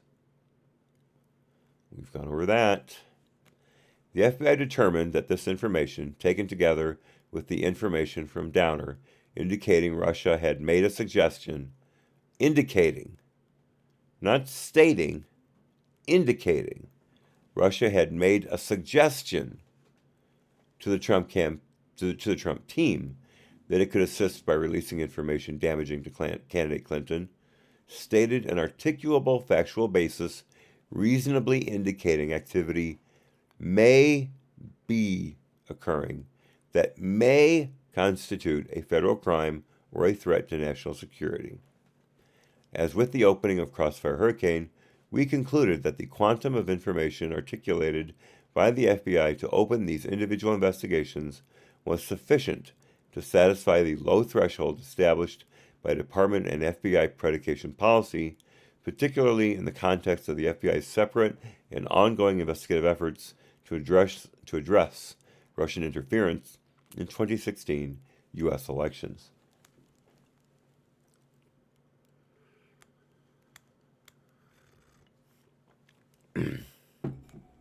Again, they're investigating the Trump campaign hard.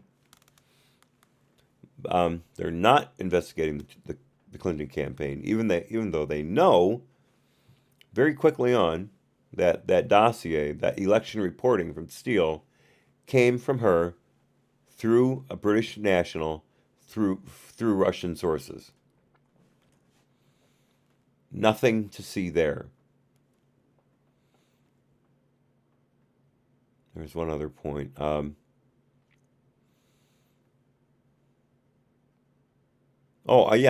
address Russian interference in 2016 U.S. elections one last time, probably not.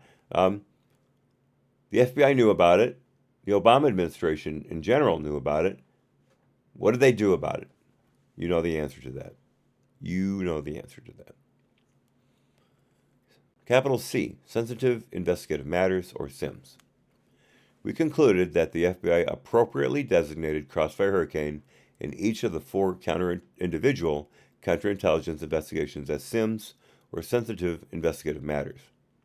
As described in Chapter 2, a SIM is an investigative matter that must be approved for opening by FBI management and brought to the attention of department officials because of the possibility of public notoriety and sensitivity. It was so sensitive, you guys leaked everything out whenever you could. That's how sensitive it was. Right. Continuing. The categories of matters designated as SIMS include investigations involving the activities of a domestic political organization or an individual prominent in such an organization. Under the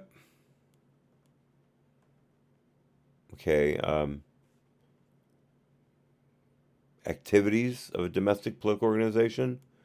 I don't know what that means. That could mean anything.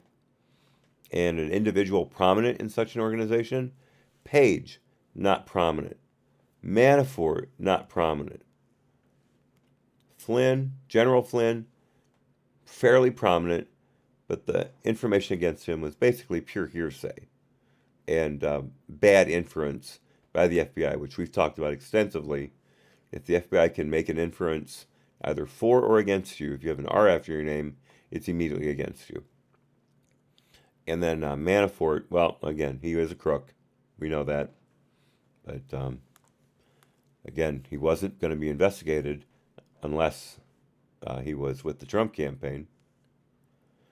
And look what the FBI and Mueller did to all these people. They ruined their lives. I don't know if Papadopoulos has a shot. Yeah, what is that, California 25, I think, is the district he's running for. I don't know if he has a shot at it, but I think it would be only fitting that he wins. I don't know how much plus D that seat is. But I'm sure California will steal it from him no matter what. Continuing, under the DIOJ's definition, the term, quote, domestic political organization, close quote, includes a committee or group formed to elect an individual to public office. Moreover, if an assessment or predicated investigation concerns a person prominent in a, quote, domestic political organization, unquote, but not the political organization itself, it nonetheless must be treated as a SIM.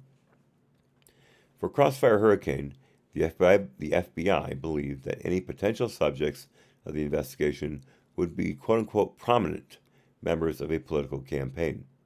With the four individual cases, the FBI determined that the individuals identified as subjects, Foreign Policy Advisor Page, Papadopoulos, and General Flynn, and campaign manager Manafort, were, quote-unquote, prominent in the Trump political campaign.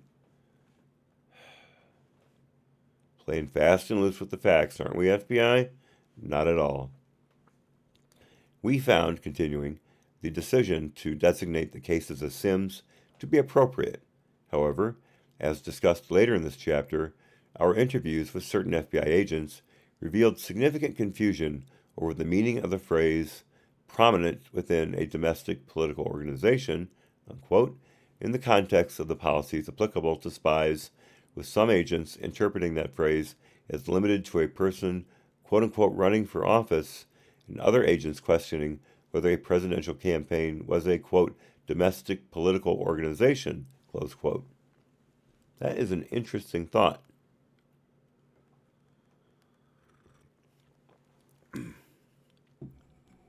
What if that were true?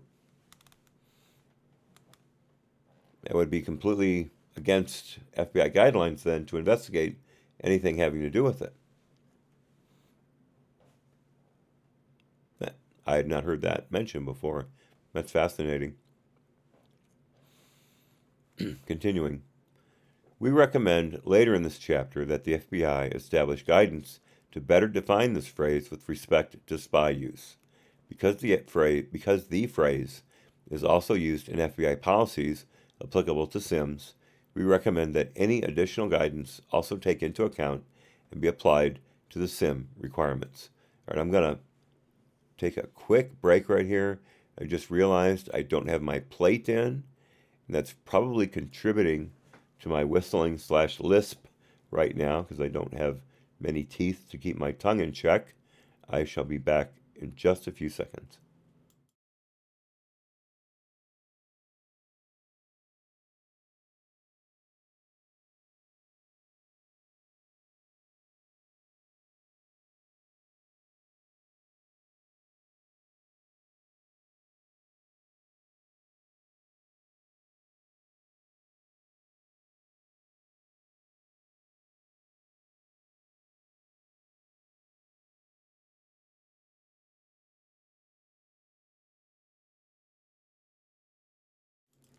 There we go. I'm going to have it adjusted a little more. It's a bit loose in the back here, and it's rubbing right there. I want to burp. Can't. All right. Actually marked my place, so I know where I'm coming back at. Continuing. We also determined that the FBI satisfied the DIOG's approval and notification requirements for SIMs. At the FBI, these requirements included review of the opening by the FBI Office of the General Counsel, or OGC, which in this case was conducted by the OGC Unit Chief, and approval by the FBI Headquarters Operational Section Chief, which was provided to then Section Chief Strzok. The DIOG also requires that the NSD be notified of the opening of a SIM. The FBI satisfied this requirement by briefing NSD officials in the Counterintelligence and Export Control section orally due to the sensitivity of the cases about the openings within days of the investigation being initiated. And once again, no paper trail. Plausible deniability. Justifiable freedom. Said earlier, they most likely investigated everybody. I would not be surprised at all that the FBI dug into every person they could think of who had ever been to Russia, talked to a Russian, or, as President Trump so eloquently said at one point during the witch hunt, the Russia witch hunt, there's another witch hunt on right now, but during the Russia witch hunt, that if he ate a salad with Russian dressing, that would be additional proof of working with the Russians. So I'm sure the FBI used that incredibly accurate metric as well.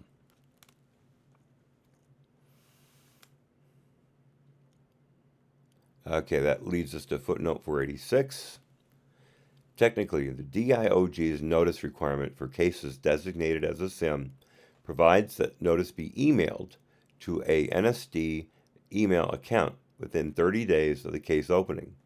As described in Chapter 3, The Crossfire Hurricane team orally briefed NSD and department officials on 2 occasions within days of the case opening, rather than the email notice to a general email account due to the sensitivity of the cases.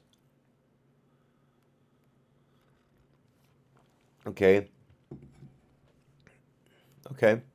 So, I guess some SIMs are more sensitive than others.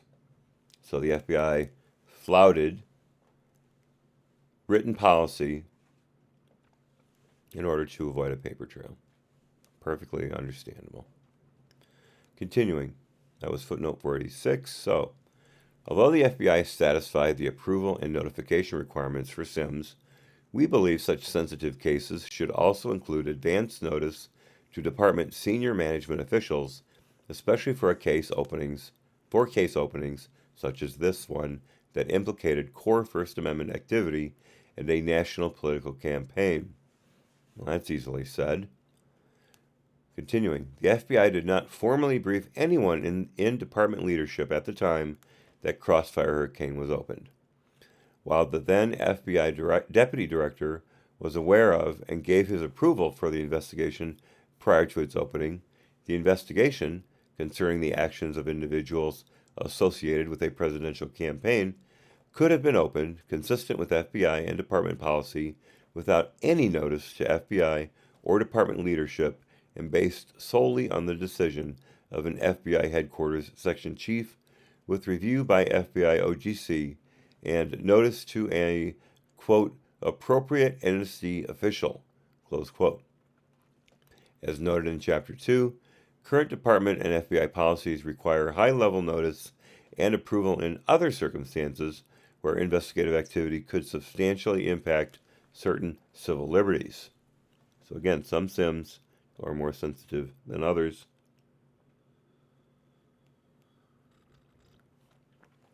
Except when the FBI doesn't want them to be, even if it could be the same investigation.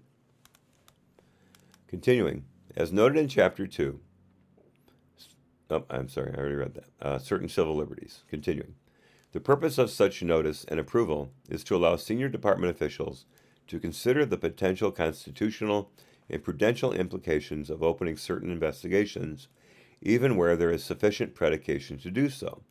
Accordingly, we recommend that the Department and FBI evaluate which types of SIMs should require advance notification to a senior department official, such as the DAG, in addition to the notifications currently required for SIMs, especially for cases that implicate core First Amendment activities and a national political campaign, and establish, as necessary, implementing policies and guidance. Yeah. I'm sure Christopher Wray will take that immediately to heart and do everything he can to neuter those suggestions. SRS 4851. I just demoted you. SRS 4859. Good morning to you. Sunny. Wow, congratulations. So, without giving it away, are you in the Pacific Northwest? Because I know you guys have had that Pacific flow for quite some time that's really been screwing up your days. In fact, I understand a week or 2 weeks ago, you guys had the darkest day either on record or close to the record. In the middle of the afternoon, there was, southeast. Oh, okay. I wasn't familiar with the weather down there, but yeah, the Pacific Northwest was getting slammed with not so much rain, but incredibly thick cloud cover. But I didn't know you guys have been having great days down there. I'm glad it cleared out. You deserve all the sun that you paid for down there, and you paid for a lot of sun.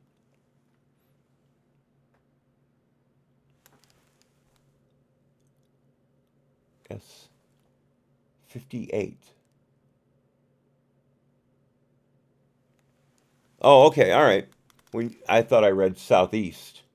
So you're saying you're in the southeast part of Washington State.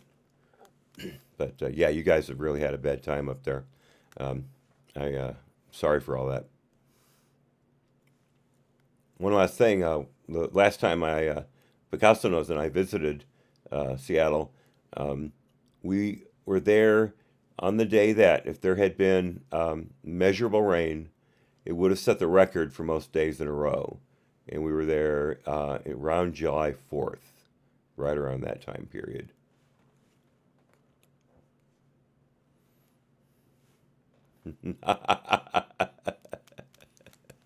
If you, yeah, 58. I remember 58 because it wasn't that long ago. So, oh, what a time that was! What a time that was! I don't think I'd had to have surgery that year, so it was a real banner year. All right. We read about Horowitz's recommendation to the FBI that certainly will not be followed. Continuing, capital D, staffing of investigation. Due to the sensitivity of the investigation, FBI leadership initially ran the investigation out of FBI headquarters rather than out of one or more field offices, as is typically done in FBI investigations.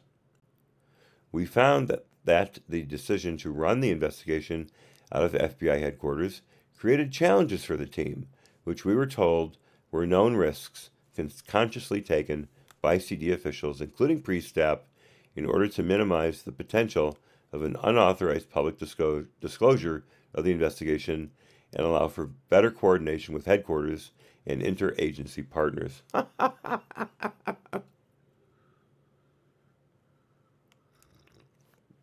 They had Comey, McCabe, and, to a lesser extent, Strzok, three of the main leakers in the upper echelons of the FBI, and they were worried about information getting out, and so they kept it close. If you were worried about information getting out, you wouldn't have included the director, the deputy director, and the deputy director in charge of counterintelligence in this case. You would have sent it to a field office. But no, that can't let the political people know what's going on. Mommy would say, bad boy, and shut you down. Continuing. These challenges included difficulties in obtaining needed investigative resources, such as surveillance teams, electronic evidence storage, technically trained agents, and other investigative assets standard in field offices to support investigations. So right there, what the hell were they thinking about how they were going to be able to run that investigation out of headquarters when they had no resources beyond some upper-level lawyers, a few senior special agents, supervisory special agents, and brass, upper-level brass. Was Comey going to go out into the field?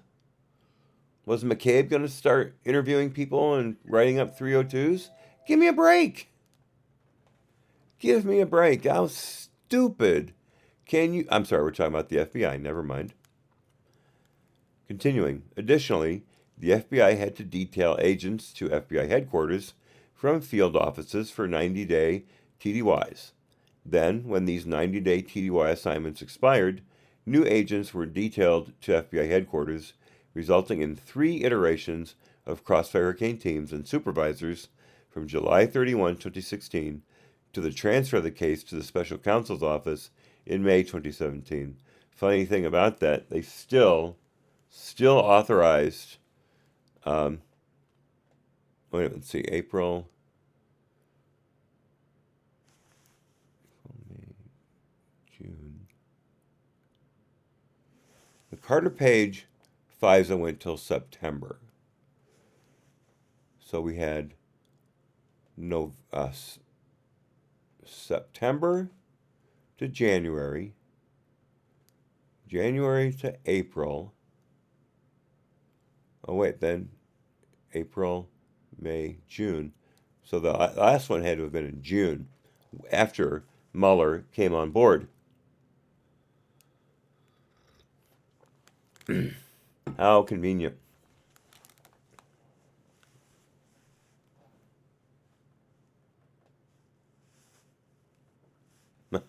SRS 4859 trying to keep the influx of people from the lower 47 from coming in, or slightly lower 47. I don't think it's the homeowners and the increase in home prices you need to worry about so much as the ones who are homeless, taking up all your parks. That, in my opinion, might be the worst case of the two.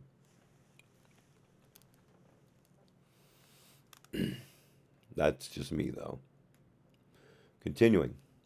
We found that this ad hoc staffing presented challenges compared to the established chain of command structure that exists in FBI field offices. I'm slouching. Give me a second. There we go. The turnover of agents and supervisors resulted in a loss of institutional knowledge and a lack of communication among agents, analysts, and supervisors. How often have we gone after this process for its complete destruction of institutional knowledge in the process? I'm glad that Horowitz finally brought it up. But remember, like we've said, that shouldn't just include the FBI.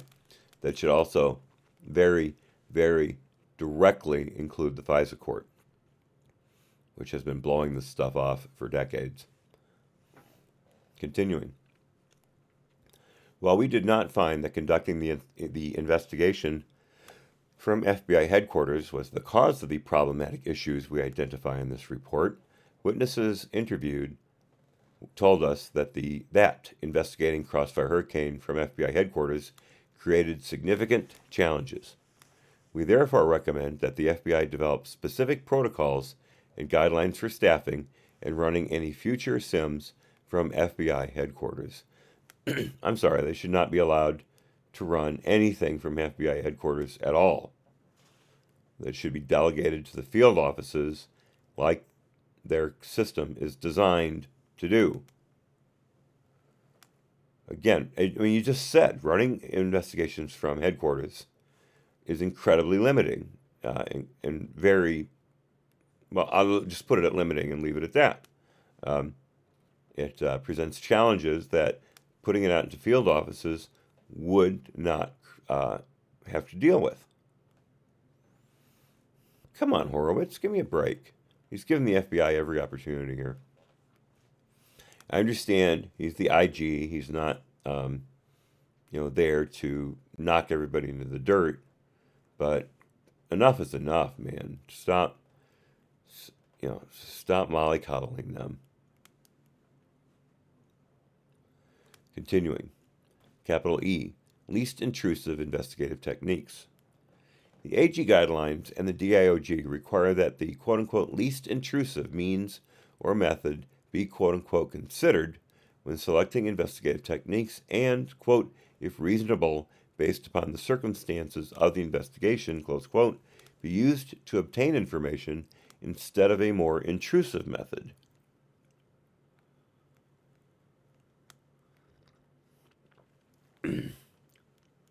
Like maybe believing or using the information from the CIA about Carter Page right away instead of burying it twice.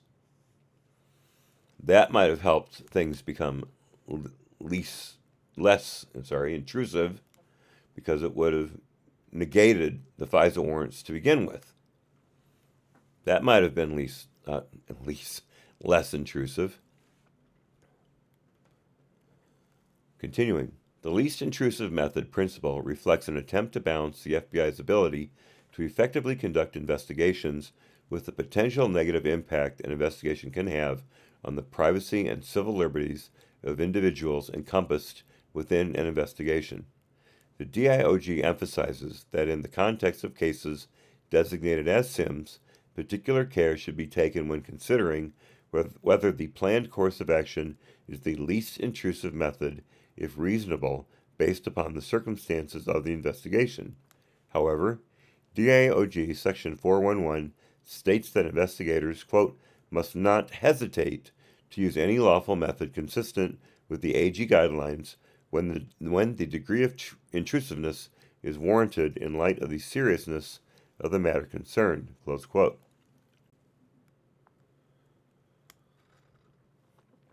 So in other words, make a judgment call whenever you want. Continuing. According to DIOG Section 445, quote, "In the final analysis, choosing the method that most appropriately balances the impact on privacy and civil liberties with operational needs is a matter of judgment based on training and experience." Close quote. As described in Chapter 3, immediately after opening the investigation, the Crossfire Hurricane team submitted name trace requests to other U.S. government agencies and a foreign intelligence agency and conducted law enforcement database and open source searches to identify individuals associated with the Trump campaign in a position to have received the alleged offer of assistance from Russia. And again, it's alleged. There is no direct evidence from anyone that it actually happened. Continuing. Members of the Crossfire Hurricane team told us that they avoided the use of compulsory legal process to obtain information at this time in order to prevent any public disclosure of the investigation's existence and to avoid any potential impact on the election. Carter Page had to quit the campaign because of your leaks. George Papadopoulos had to quit the campaign because of your leaks. Paul Manafort had to quit the campaign because of leaks and because of Mueller, because of leaks. Thank God you guys did this in such a way as to minimize the leaking. Imagine what had happened if you sent it out into field offices. Maybe they just would have been taking pictures of all the documentation and publishing it in the Washington Post. How that would have been any worse, I don't know, but who knows what would have been done. Continuing. Members of the Crossfire Hurricane team told us that they avoided the use of compulsory legal process to obtain information at this time in order to prevent any public disclosure of the investigation's existence and to avoid any potential impact on the election. I believe I already read that. Continuing, the FBI also sent Strzok and a supervisory special agent to a European city. Still don't know why that has to be classified. To interview the source of the information the FBI received from Downer, and also search the FBI's spy database to identify sources who potentially could provide information about connections between individuals associated with the Trump campaign and Russia.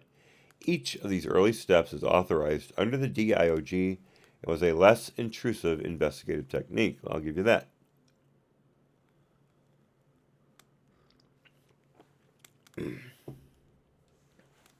Continuing.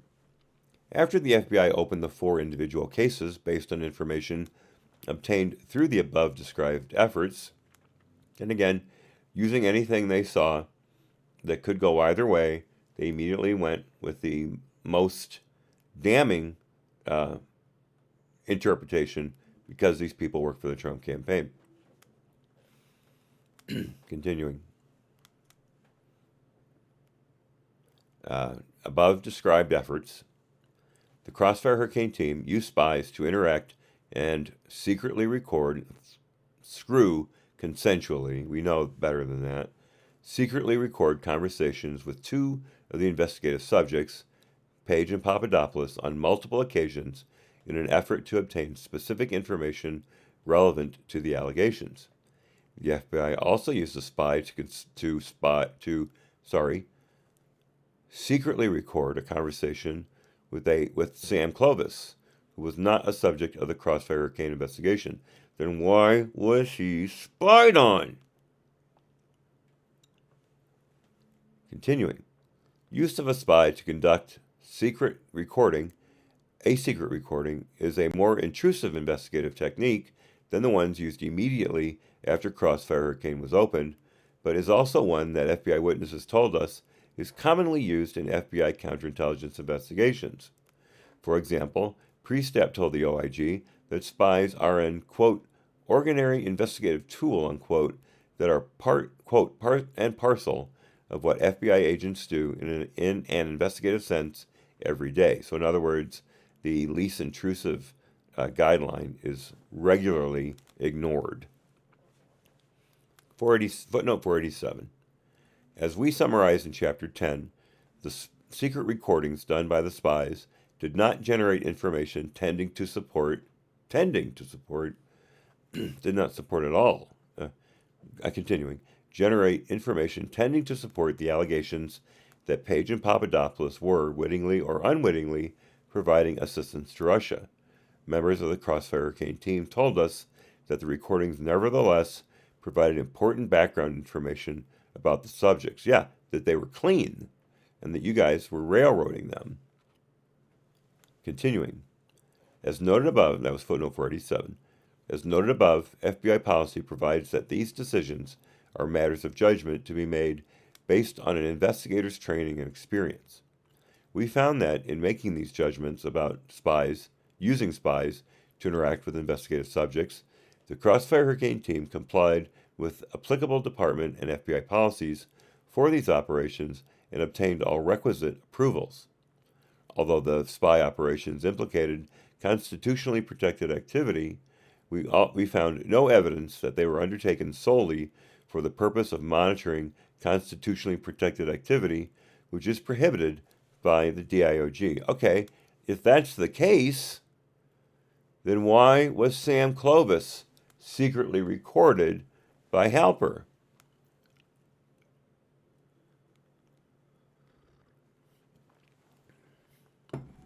Please explain that to me, Michael.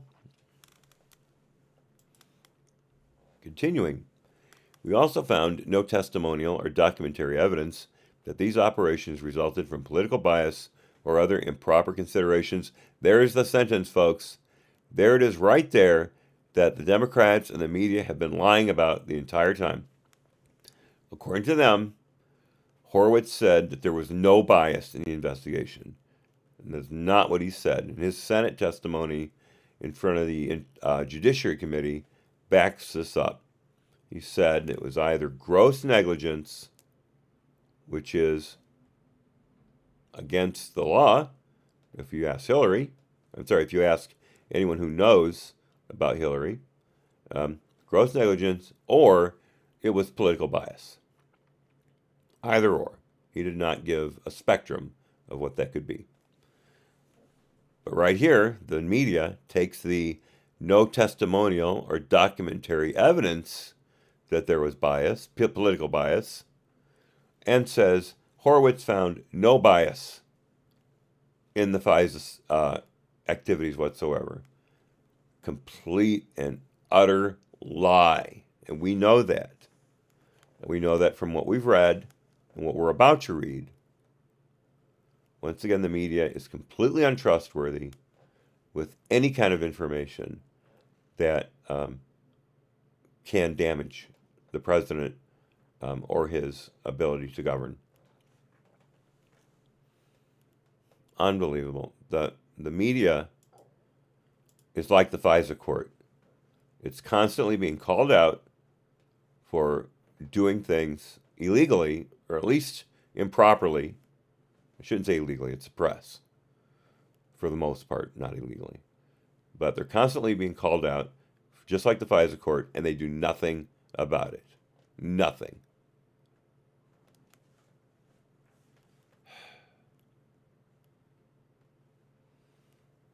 All right, let me find that sentence again. Okay, here we are. I had it marked and I erased it. Continuing. We therefore concluded that these early investigative activities undertaken by the Crossfire Hurricane team were matters of judgment that were permitted by the AG guideline and the DIOJ. However, as discussed later in this chapter, we are concerned that current department and FBI policies do not require, at a minimum, consultation with the department before using a spy to secretly record conversations with members of a major party candidate's presidential campaign, including a high-level campaign official, known as Sam Clovis, who was not a subject of the investigation. Further, we are concerned that the FBI did not have a plan or process in place to address what the team should have done in the event a spy operation resulted in the FBI's incidental receipt of sensitive campaign information. Accordingly, we make a recommendation below to ensure additional oversight, accountability, and consideration of the constitutional interests at stake in such operations. Oh yeah, the FBI is never going to break the rules. Good thing getting more rules in place. Maybe instead, you could add some rules and you could fire a crap ton of people who broke the law, if not explicitly, implicitly, or maybe bring them to justice for what they did to Page over and over again by filing false statements to the FISA court. That's a federal offense, folks. I don't see anybody being charged with lying to the FISA court. I don't see the FISA court taking anybody to task for it, except wagging a finger. This is absolutely pathetic. Anyone who says there's no deep state has their head in a bucket of crap.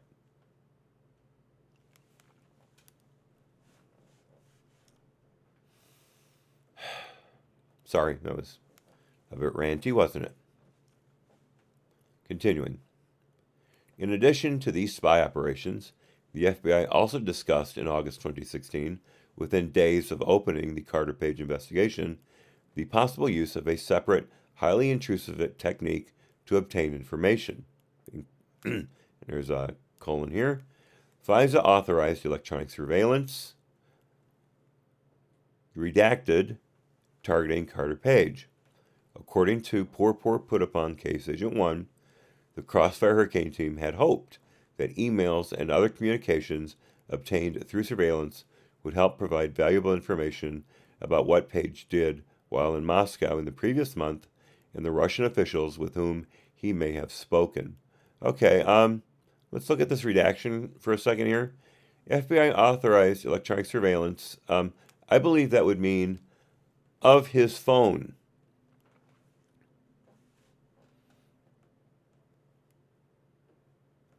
What else could it be? Electronic surveillance. That means, that is also known as ELINT for electronic intelligence.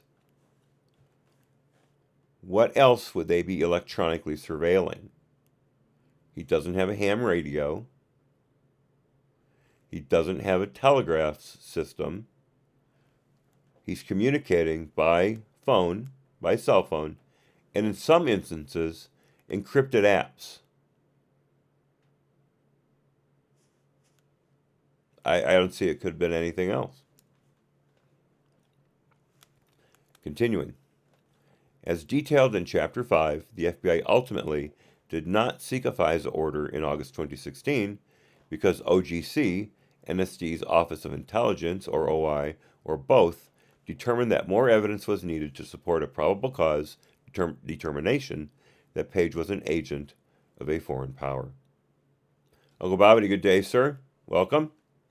Justifiable Freedom says bugs.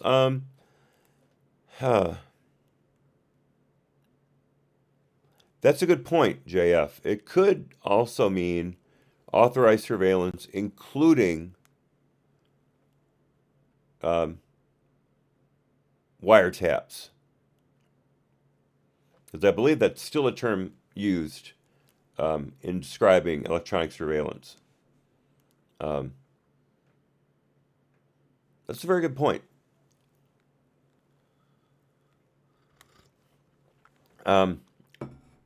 Or including listening devices, as you're stating. I do try to parse these redactions by how long they are. So you have to see if your phrase would fit in that box. If it was including wiretaps, there should be a comma after surveillance. Although if it was electronic surveillance of his cell phones, that would fit in there. Or if it was electronic surveillance using wiretaps, that would also fit in there. But electronic surveillance using listening devices or something like that, that wouldn't quite fit in there. So, I don't know. We'll have to agree to disagree a little there. Okay, continuing.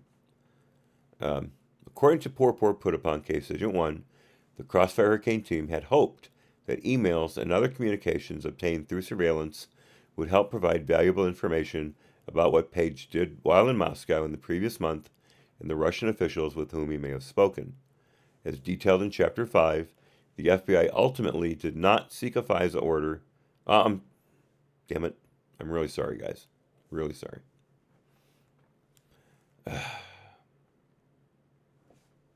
No probable cause. I really got to scroll up when I do that. Continuing. As discussed below, after the Crossfire Hurricane team received the election reporting from Christopher Steele on September 19, they reinitiated discussions with OI and efforts to obtain authority for FISA surveillance, redacted, targeting Counter Page, which they received from the FISA court on October 21. And again, Christopher Steele just happened to have the exact kind of information the FBI needed to put them over the top and get that FISA warrant on on Page that they couldn't get before. How convenient.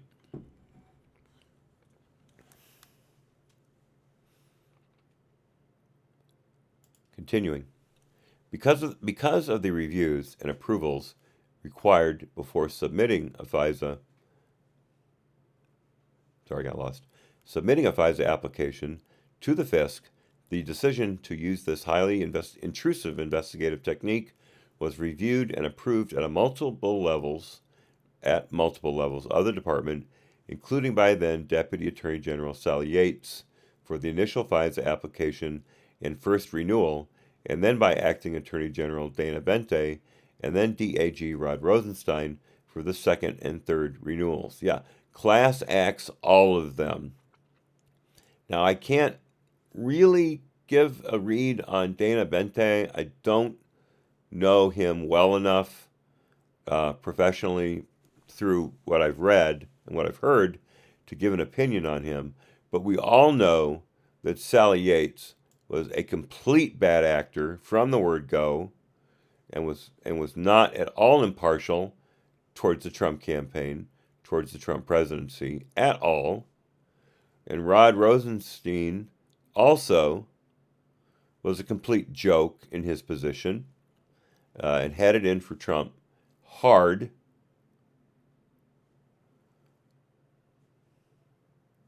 But it's good that they were reviewed and approved at multiple levels.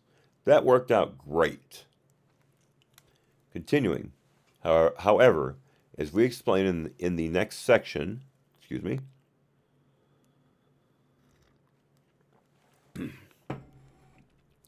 Crossfire Hurricane team failed to inform the department of significant information that was available to the team at the time that the FISA applications, including the first application, were drafted and filed.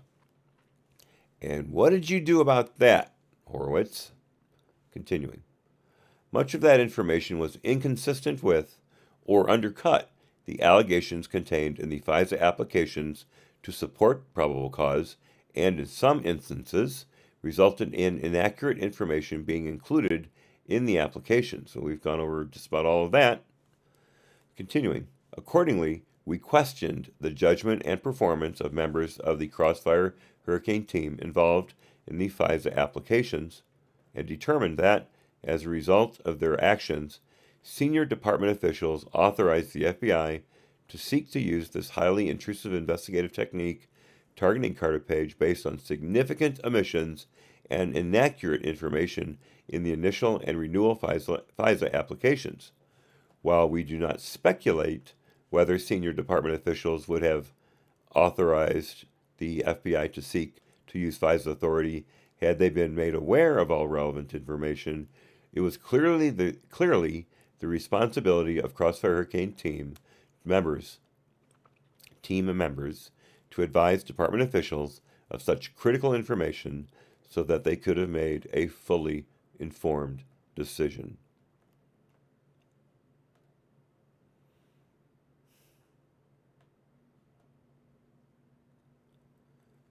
Now, this, I think, is a sentence or fragment of the sentence that we need to really lean on in this.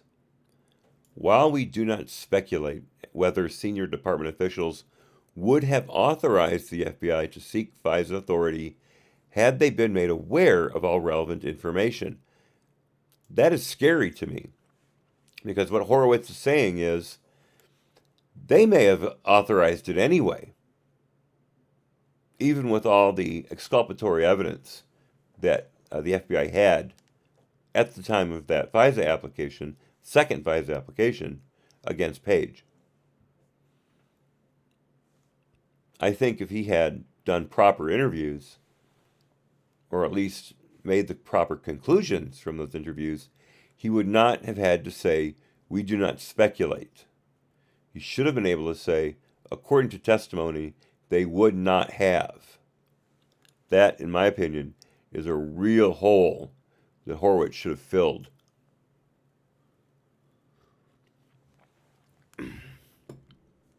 Again, that's my reading of it. You may feel differently. Roman numeral 2, the FISA applications. In this section, we analyze the role of Christopher Steele's election reporting in the 4 Carter-Page FISA applications filed with the FISC. Additionally, we detail and analyze the numerous instances in which factual representations in the applications were inaccurate, incomplete, or unsupported by appropriate documentation based upon information the FBI had in its possession at the time the applications were filed.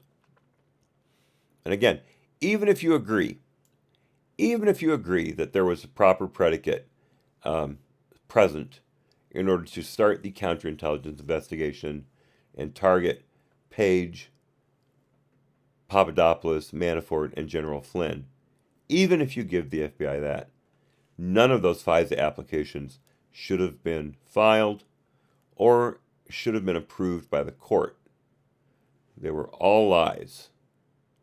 Again, the Steele election reporting, as Horowitz likes to call it, was completely bunk. There was nothing in there other than some open source stuff that were incidental, if not inconsequential, to anything in the report. The Steele dossier was the application. McCabe said so in sworn testimony. Comey has lied about it consistently. Adam Schiff has lied about it consistently. But we know from this report that the Steele dossier was the bones, muscle, and skin of the first warrant against Page and subsequent ones. And if they had to lie, the FBI had to lie every time they applied for a renewal or the initial in order to get it. And again, is the FISA court being held accountable? No. Are the FBI being held accountable by the FISA court? No.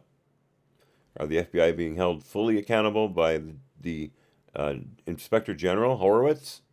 Not really, no. I hope Durham is not our Mueller. I'm worried that we're putting too much pressure on his outcome to be, no, I don't want to say retribution, but justice. We want justice. And I pray that Durham can provide it, but we can't become as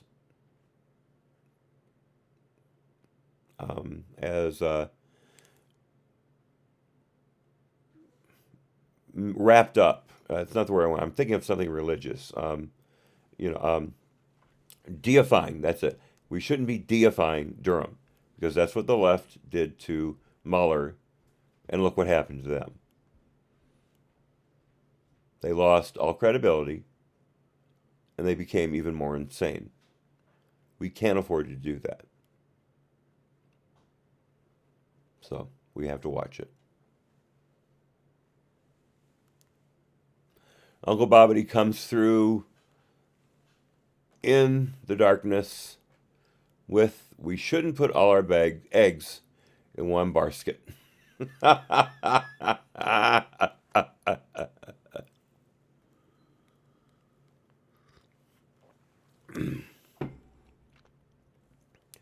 Another bon mot from Uncle Bobbity: Sidney Powell for AG if Barr fails the Republic. Even, I would like to see Sidney Powell as director of the FBI. She has a great deal of experience with the FBI, being an assistant U.S. attorney for as long as she had been. I don't remember if she ever made AG in any state or in any federal district. But anyway, with her experience, her doggedness, her intelligence, she would be great in any of the upper level positions in the DOJ or FBI, in my opinion. Looks like Uncle Bobbity agrees. Okay, continuing. As described in Chapter 5, within days of opening the Carter Page and George Papadopoulos cases on August 10, 2016, the FBI, like they hadn't been under surveillance long before that. Continuing, the FBI first considered the possibility of seeking to obtain a FISA order authorizing electronic surveillance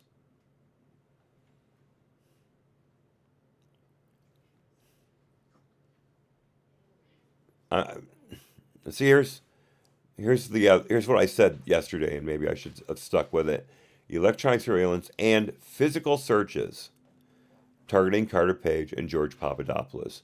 I really, really do think that that's what that says. I got confused earlier and went off target, but I do believe that's and physical searches targeting Carter Page and George Papadopoulos. We found that the Crossfire Hurricane team initially focused its efforts on obtaining FISA authority targeting Page more than on efforts to surveil Papadopoulos or other members of the Trump campaign because of Page's prior contacts with known Russian intelligence officers, which the Crossfire Hurricane team believed would have made Page most susceptible and most likely to have received the suggestion or offer of assistance reported in the Alexander Downer information. Papadopoulos supposedly was given that information directly by Joseph Misfud, who you people have consistently characterized as a Russian intelligence operative, if not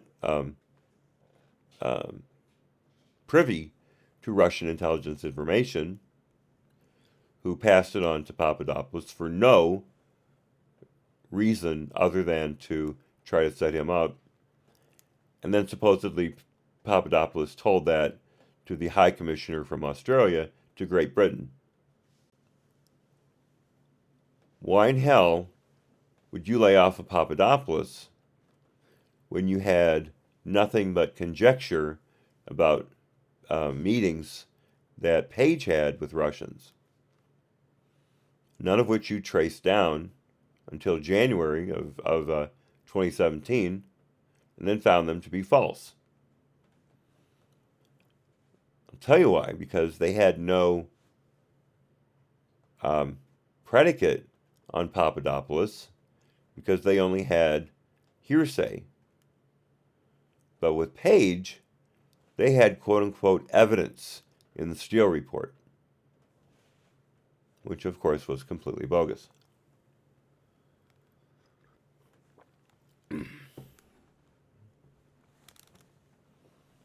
I have to back up. They actually were in looking at Page before that. But again, it was because he had quote-unquote nefarious contacts with Russians.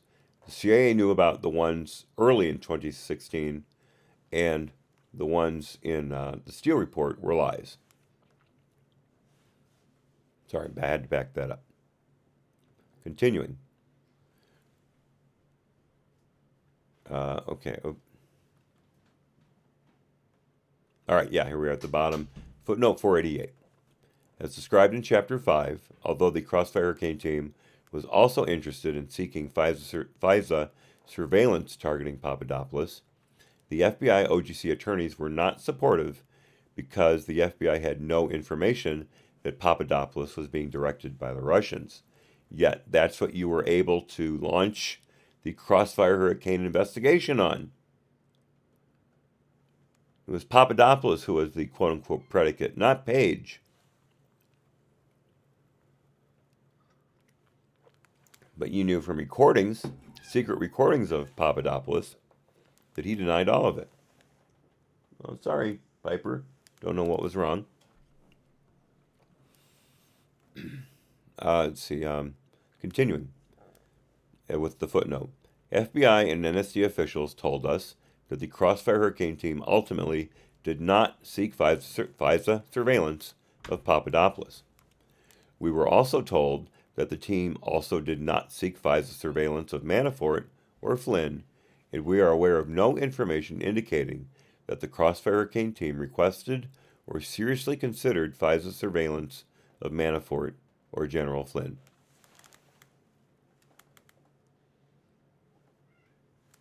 Sorry, she was behind me. I did forget the General Flynn in that first reference. Piper threw me off a little bit, but you guys know how strongly I feel about that, about including that. Continuing. We determined that on August 15, 2016, Porpor put upon Case Agent 1 sent a written summary by email to the OGC unit chief describing Page's Russian business and financial ties, his prior contacts with known Russian intelligence officers, not against the law, and his recent travel to Russia, again, not against the law. Freedom of association. Continuing, in this email, said put upon Agent 1 stated his belief that the information provided, quote, a pretty solid basis, close quote, for requesting authority under FISA to conduct surveillance targeting Page. The next day, August 16, the OGC unit chief emailed the dread pirate Stuart Evans, then NSD's Assistant Attorney General with oversight responsibility over OI, to advise him of the possible FBI request for a FISA order to surveil Page. Excuse me.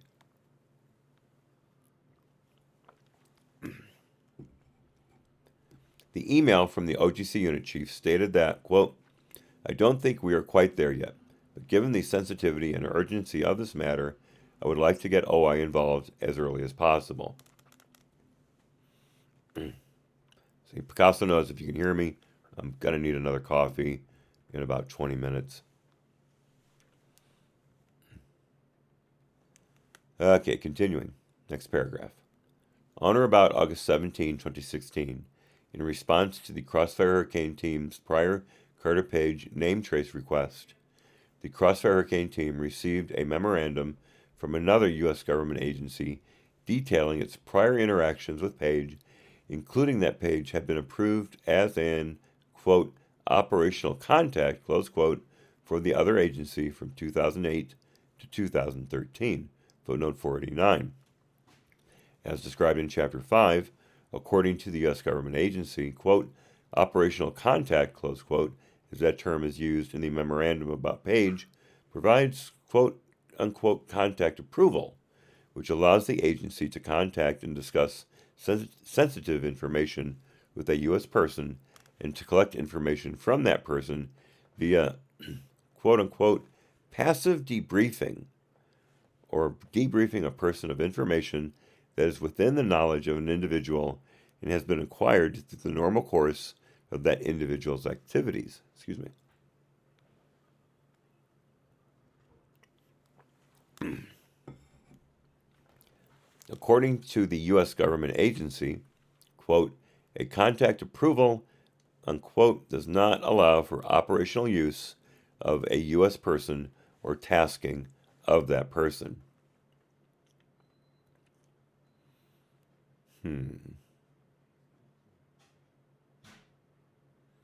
Okay, we know the U.S. government agency is the CIA. Contact approval. I really didn't understand that paragraph that well. Passive debriefing. Is that basically debriefing them without their knowledge?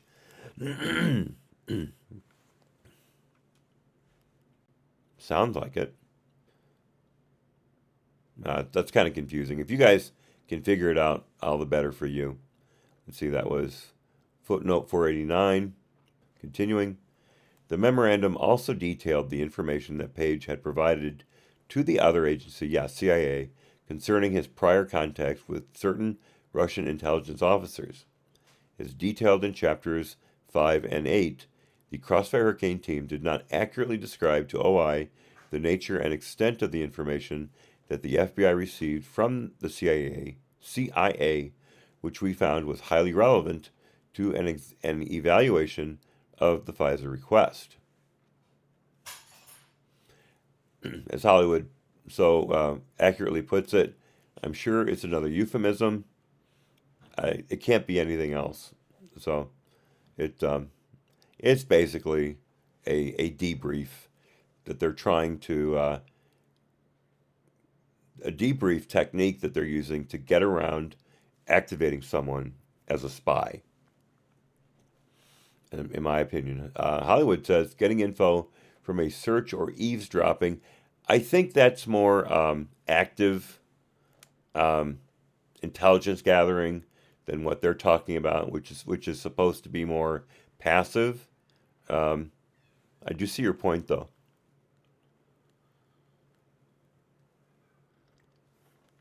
Like you said, it's probably euphemism. Euphemism. Sorry, euphemism for debriefing someone without having to activate them as a spy. That's the way I'm looking at it.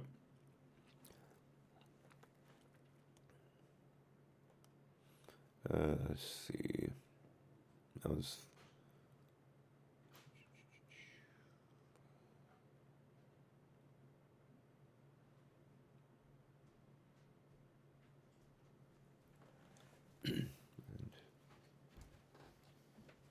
Okay, yeah, here we are.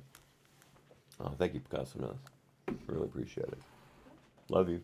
Love you too. Appreciate it. Okay, continuing. Next paragraph. Additionally, in August 2016, Page made statements to an FBI spy that, if true, were in tension with the reporting the FBI received subsequently from Steele, alleging that Page was being used as an intermediary by Manafort to conspire with Russia. The FBI, remember, it was being run through the non-existent Miami consulate that Steele described to that person from DOJ, from State, excuse me, whose name I have suddenly allowed to slip from my brain. You guys know what I'm talking about. The woman from the Department of State who saw Steele and wrote to the FBI immediately and said, "This guy is lying. You need to look into this." Tennant? Was that her last name? Tennant? I'm not sure. Valerie Tennant? I may be making that name up entirely.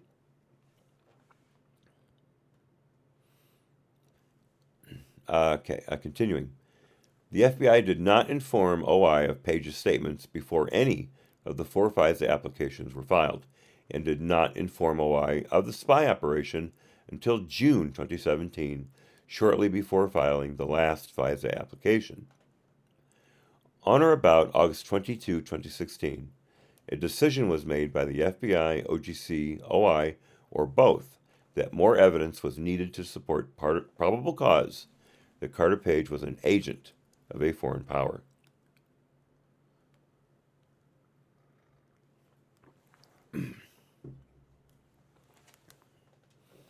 Continuing, the OGC ceased its discussions with OI about seeking a FISA order targeting Page. However, on September 19, 2016, the same day that the Crossfire Hurricane team first received Steele's election reporting, the team reinitiated discussions with OGC about seeking a FISA order authorizing surveillance targeting Page and specifically focused on Steele's reporting in drafting the FISA request. And as we've discussed before, how fascinating that the exact information, the exact confirmation that the FBI needed to get a FISA on Carter Page came to them out of the blue, unsolicited. Just amazing, isn't it? Absolutely amazing. Continuing.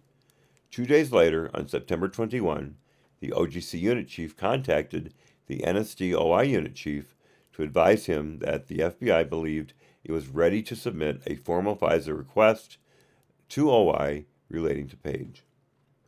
Over the next several weeks, the FBI and OI prepared the FISA application targeting Carter Page, which was filed with the FISC on October 21, 2016. The FISC granted the first FISA warrant the same day. So in other words, they didn't look at any of the documentation. Rubber stamped it. Granted the first FISA warrant the same day, continuing, authorizing electronic surveillance, and as I believe, and physical surveillance, targeting Carter Page for 90 days. As the Crossfire Hurricane investigation proceeded, the department submitted 3 renewal applications with the FISC on January 12, April 7, and June 29, 2017. June 29 is the birthday of someone that I know.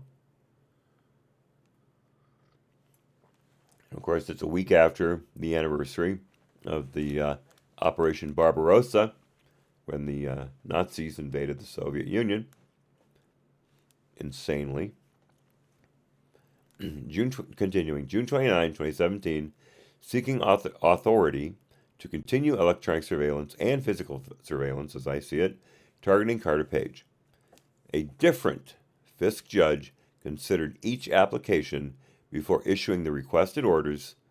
Again, we've talked about that, how at least stupid it is, if not maladministration,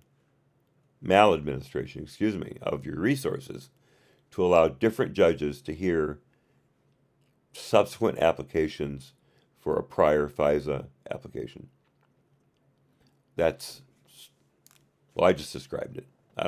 You may have a better phrase or word for it. That's all I can come up with, really, is maladministration. Anyway, requested orders, continuing, which collectively resulted in approximately 11 months of FISA coverage from October 21, 2016 until September 22, 2017, and Carter Page was never charged with any crime.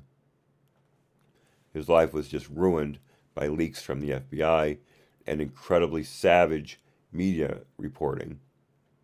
Other than that, though, it was perfectly laudatory what the FBI did. Continuing, as noted above in the OIG's June 2018 report, review of various actions in advance of the 2016 election, or the report on the mid-year exam investigation, we described text messages between Peter Strzok and Lisa Page discussing statements of hostility toward then-candidate Trump and statements of support for candidate Clinton. Several of these text messages appeared to mix political opinions with discussions about the investigation into candidate Clinton's email use and referred to the Crossfire Hurricane investigation.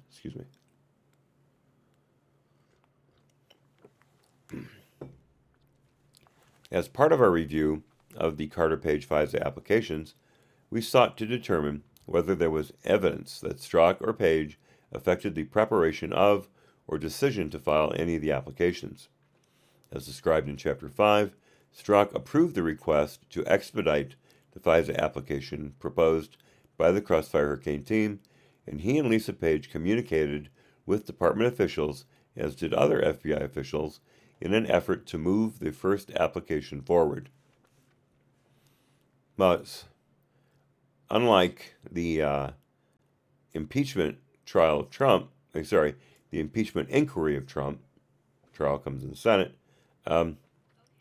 unlike that, this at least is, if it were true, of the utmost importance to fast track. You want to get going on this as fast as possible so you can keep the Russians from making more of a mess of things than you already believe they are. So in this regard, I don't think this was bias in the sense that it was sensitive and should have been done as soon as possible if you believe the FBI and if you believe the Steele report. Big ifs. Continuing. This included conversations with NSD officials during which Strzok expressed frustration that the FISA process was not moving forward at the pace desired by the FBI. However, testimonial and documentary evidence we reviewed established that Strzok and Lisa Page played no role in the substantive preparation or approval of any of the 4 FISA applications, including the Woods process. Again, no testimonial or documentary evidence. Not proof. Continuing. We did not find documentary or testimonial evidence that political bias or improper motivation influenced the FBI's decision to seek FISA authority on Carter Page.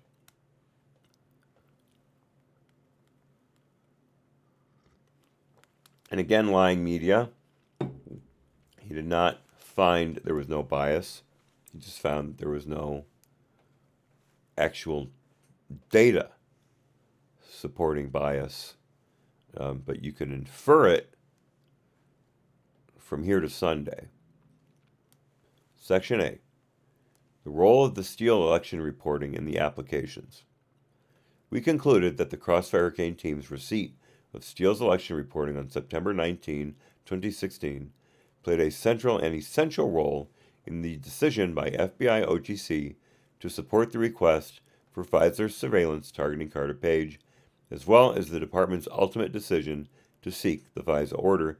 Now that right there blows away the entire media and Democrat narrative that the FISA report was, quote, part of a mosaic. I believe that's the phrase that Comey used for getting the FISA applications on Carter Page put through. But did anybody report it that way? Did anyone ask Adam Schiff directly about it without allowing him to obfuscate his role in that narrative and not ask him direct follow-up questions to nail him to the floor about it? No, of course not. Everybody was allowed to get a simple softball question and then a pass after that in perpetuity. Because the media doesn't give a damn about the truth. They just want you to know what they think you should know. And the Democrat politicians are the same way. Screw the truth. They have a narrative to follow, and they will bulldoze anyone who stands in the way of that narrative. See what they did to Carter Page, what they did to Papadopoulos, what they did to General Flynn, the fact that they reopened the investigation on Manafort, and what they did to Devin Nunes and his team when they produced the quote-unquote Nunes memo in March of 2018.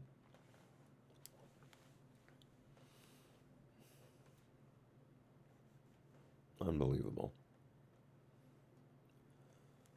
Let's see.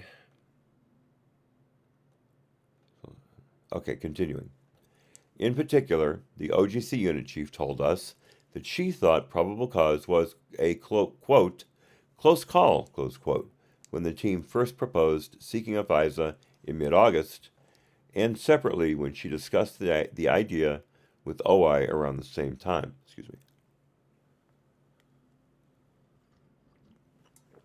me. She said that it was the Steele reporting received in September concerning Page's alleged activities with Russian officials in the summer of 2016 that, quote-unquote, pushed it over the line in terms of establishing probable cause that Page was acting in concert with Russian officials. The OGC unit chief's testimony was consistent with the testimony of the OI unit chief who told us that the Steele reporting was, quote, what kind of pushed it over the line, close quote, in terms of the FBI being ready to pursue FISA authority targeting Carter Page. Contemporaneous handwritten notes from Poor Put-Upon Case Agent 1 and the then chief of NSD's Counterintelligence and Export Control Section similarly indicated that in late August 2016, an assessment had been made by FBI, OGC, OI, or both, that the information known at that time did not establish probable cause. In addition, we found no evidence of further discussions between the FBI and OI between late August and September 19 concerning the possibility of obtaining a FISA order targeting Page. We determined those discussions were effectively reinitiated on September 21, 2 days after the Crossfire Hurricane team's receipt of Steele's election reporting. And again, if this information was so critical, so trustworthy, why didn't Brennan pass it on to the FBI in, was it July, when he briefed Harry Reid on this application? What was holding that up? What was Brennan doing with it that was so important that he couldn't share it with the FBI? Except that there's always that interagency competition or mistrust that has existed since time immemorial. Ray, welcome. So much better to have you here than not. Ray does ask the possible for everybody to put a thumbs up on this video. I will say, obviously YouTube doesn't give a damn if anyone sees this channel. But because of your efforts, guys, I did not lose as many subscribers as I normally would have last month. I only lost 2 subscribers, which means I gained about 5. And I looked it up, and I think I gained 5 in the last 28 days. That's incredible, again, considering how no one knows this channel exists except you guys. And so everyone is spreading the word, and I can't tell you how great that is. It just is, it makes this channel more important every time someone checks in. Now, as far as the thumbs up go, that's not going to help us as far as getting us recommended on any list. That'll never happen. But to be honest, it really, really helps my my ego. Let's be honest. It helps my ego, which is an important part of all of our well-being, to see that these series of videos have never gotten 1 thumbs down. There's always been 100% positive reaction to these videos. And so the more thumbs up I get, the better it is for my well-being, and I think in a certain extent yours too, because you know you're watching videos that everyone appreciates, and that shows basically how important you are to this process. So if you do have the time or the inclination, a thumbs up on the video would be very nice. But I can't make you do it, and if you do feel it's worth a thumbs down, do that too. I want honesty, not sycophants. So there it is. But Ray, thank you very much. Hollywood says, be careful, you'll need a bigger hat.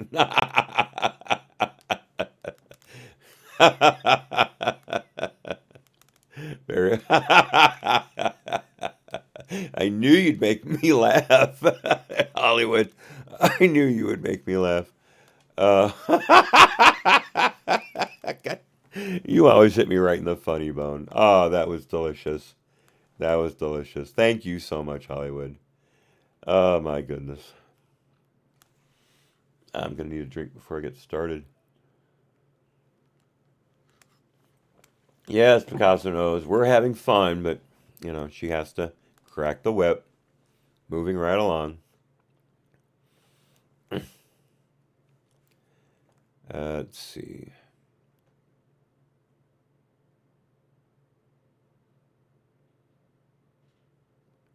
Where did I go? Something pushed over the line. All right, I think I scrolled a little too far. I'm gonna see. Here, I'm gonna start right here. Contemporaneous handwritten notes from Poor Put Upon Case Agent 1 and the then chief of NS. I did read that. Okay. New paragraph here. In addition, we found no evidence of further discussions. No, we read that too. Oh, yeah, okay, right here. We determined those discussions were effectively reinitiated on September 21, 2 days after the Crossfire Hurricane team's receipt of the Steele election reporting. At the time, FBI OGC attorneys advised OI of the reporting from Steele and said for the first time that the FBI was ready to move forward with a FISA application targeting Page. Further, we found that the first FISA application drew heavily, although not entirely, upon the Steele reporting to support the government's position that Page was an agent of a foreign power. We found that the FBI's decision to rely upon Steele's election reporting to help establish probable cause that Page was an agent of Russia was a judgment reached initially by the case agents on the Crossfire Hurricane team. We further found that FBI officials at every level concurred with this judgment, from the OGC attorneys assigned to the investigation to senior CD officials, then FBI General Counsel James Baker, then Deputy Director Andrew McCabe, and then Director James Comey. Notice there is a then in front of all of those names, meaning they either left or were kicked out of the FBI.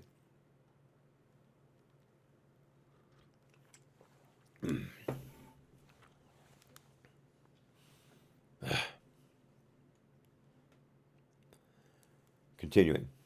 FBI leadership supported relying on Steele's reporting to seek a FISA order authorizing surveillance targeting Page after being advised of and giving consideration to the concerns expressed by Dread Pirate Evans that Steele may have been hired by someone associated with the presidential candidate Clinton or the DNC, and that the foreign intelligence to be collected through the FISA order would probably be not worth the quote-unquote risk of being criticized later for collecting communications of someone, Carter Page, who was quote-unquote politically sensitive. Of course, FBI brass told Evans, "You're wrong, because we shouldn't be concerned about how it looks. We should be concerned with what we can learn." Should have listened to Evans. Dread Pirate Evans. Continuing. According to McCabe, the FBI quote-unquote felt strongly that the FISA application should move forward because the team believed they had to get to the bottom of what they considered to be a potentially serious threat to national security, just like Trump, even if the FBI would later be criticized for taking such action, which if I'd waited 10 seconds, I wouldn't have had to have said earlier. Continuing, as described in Chapter 5, McCabe and others discussed the FBI's position with NSD and ODAG officials, and these officials accepted the Steele's decision to move forward with the application based substantially on the Steele information. I'm slouching again.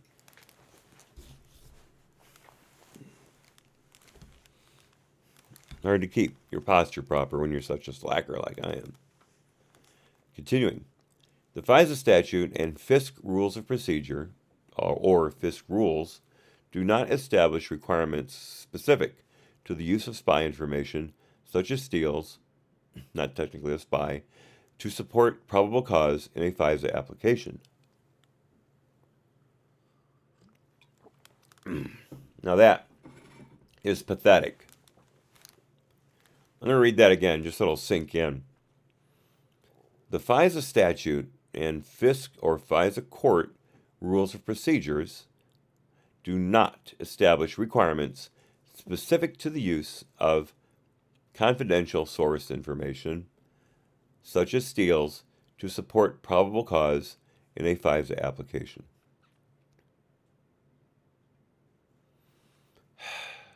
Wow, they're just playing it by ear, folks. They don't care. Whatever the FBI wants, that's good enough for the FISA court. Amazing. Continuing, the FBI OGC's FISA guidance, described in Chapter 2, specifies that agents should take into account the reliability of any quote-unquote informant, the circumstances of the informant's knowledge, and the age of the information relied upon when judging the evidence to support probable cause in any given case. Should take into account, not must, should. Continuing. As described in earlier chapters, we found that the FBI did not have information corroborating the specific allegations against Carter Page in Steele's reports when it relied upon them in the FISA applications. But no evidence of bias, folks. No evidence of bias. Continuing.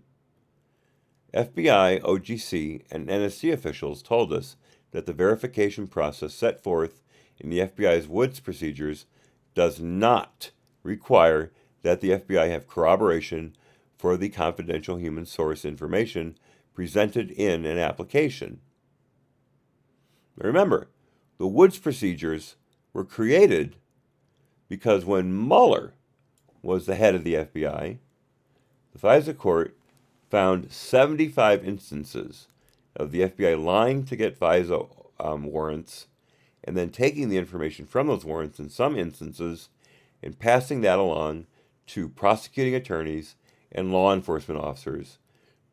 They don't say why, but it's obvious that they're doing that in order to help these people make cases against individuals when this information, this investigation, is supposed to be kept secret from anyone outside of the DOJ.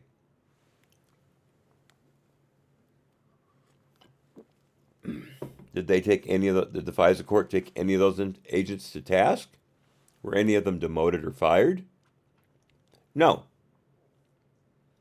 Did the FISA court tell the FBI, you guys need to start tightening up your ship when it comes to leaks, or we'll go after them ourselves, and you need to stop lying to us, and so you've got to come up with a system that will make sure that everything you present to us is true. Mueller helps design the Woods procedures, supposedly to make sure that any information presented to the court is true, when in fact all the Woods procedures do is make sure that whatever a person is said to say in the FISA application, they have backup in the Woods file to say, yeah, he previously said that, and so this is a correct representation of his prior statement or his prior data. Not that it's correct, just that, yeah, that's what he said when he said it the first time.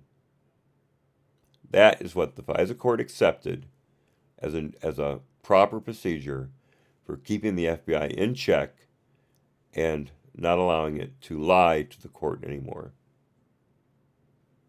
As we said yesterday, the FISA court, metaphorically, has as much blood on its hands as the FBI does when it comes to these incidents. And they've done nothing about it. When told time and time again, they have a problem. Like I said yesterday, I can't wait for their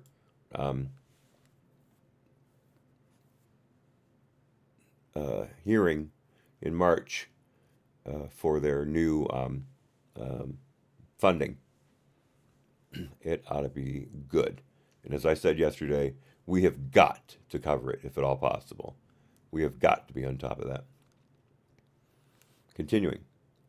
According to these officials, when information in a FISA application is attributed to a confidential human source, the Woods procedures require only that the agent verify with supporting documentation that the application accurately reflects what the spy told the FBI. The procedures do not require that the agent verify through a second independent source that what the CHS told the FBI is true.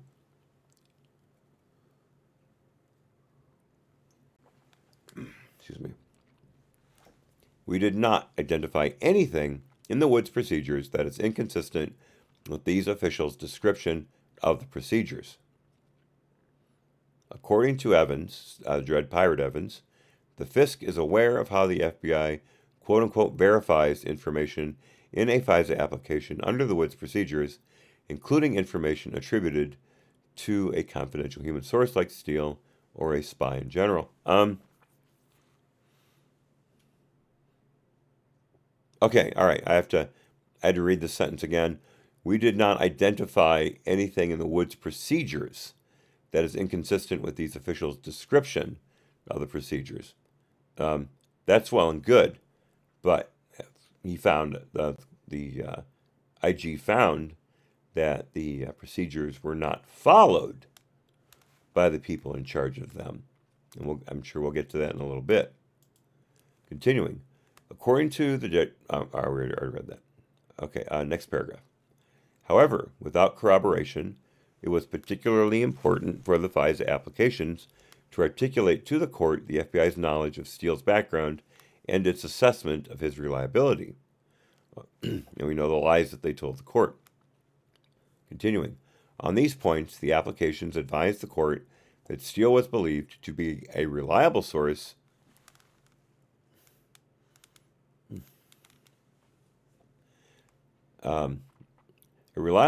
for three reasons: his professional background, his history of work as an FBI confidential human source since 2013, and his prior reporting, which the FBI described as, quote, corroborated and used in criminal proceedings, close quote. We know that is an absolute lie, both of those. Continuing, as described below, the representations about Steele's prior reporting were overstated and not approved by Steele's handling agent as required by the Woods procedures. Like I said, they knew the Woods procedures technically, but they never followed it. Our analysis continuing of the FBI's assessment of the Steele reporting is described later in this chapter. King James, glad you're home. Good for you to be here. I hope your day went well, and I hope this, in some small way, helps your day go along. We'll see what happens. So far, it looks like I can't shut up. I did predict that. Give me that much credit. And when we started, I did predict that I would probably do a lot of interruptions, and that has been proven completely true. So I was a bit prescient in that regard.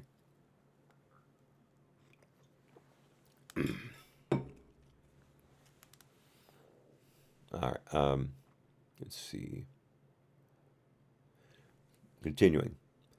Following the FBI's decision to proceed with seeking a FISA order after consideration of the risks identified by Dread Pirate Evans, OI developed a footnote based on information provided by the Crossfire Hurricane team to address Evans' concern about the potential political bias of Steele's research.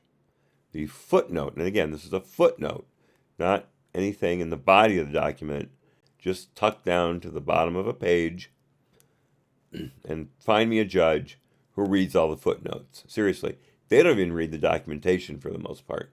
They just assume the FBI is giving them a true statement and stamp it approved.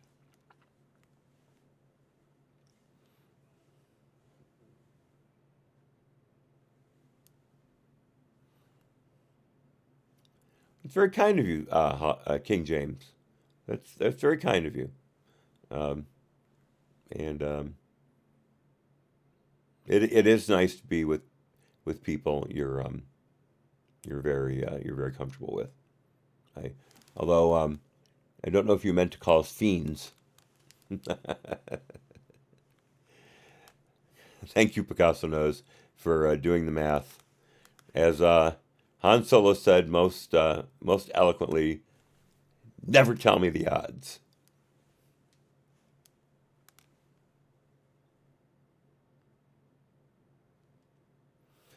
All right. Up a footnote. Here we go.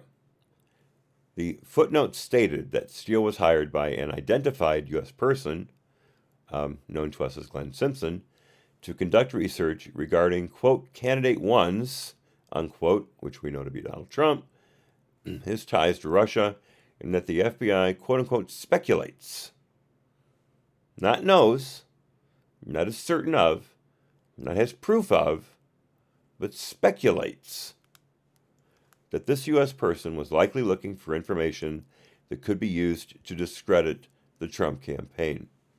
Again, this is a freaking footnote. Continuing. The Dread Pirate Evans told us that this additional information made him comfortable with the way Steele was described in the application based upon the information the FBI provided to OI at that time. However, said pirate also expressed frustration to the FBI at the time and later to the OIG that the FBI had not advised OI of the political origins of Steele's election reporting until late in the drafting process on the first FISA application, and only after OI asked the team 3 times for information about Steele's possible political connections. And this right here is why I refer to Stuart Evans as the Dread Pirate Evans, because he is the guy who is sticking it to the FBI left and right. He is their nemesis, just like, what was his name?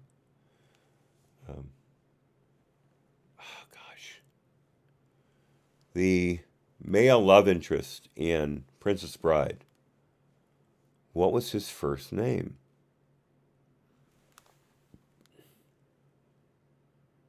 Something Lee.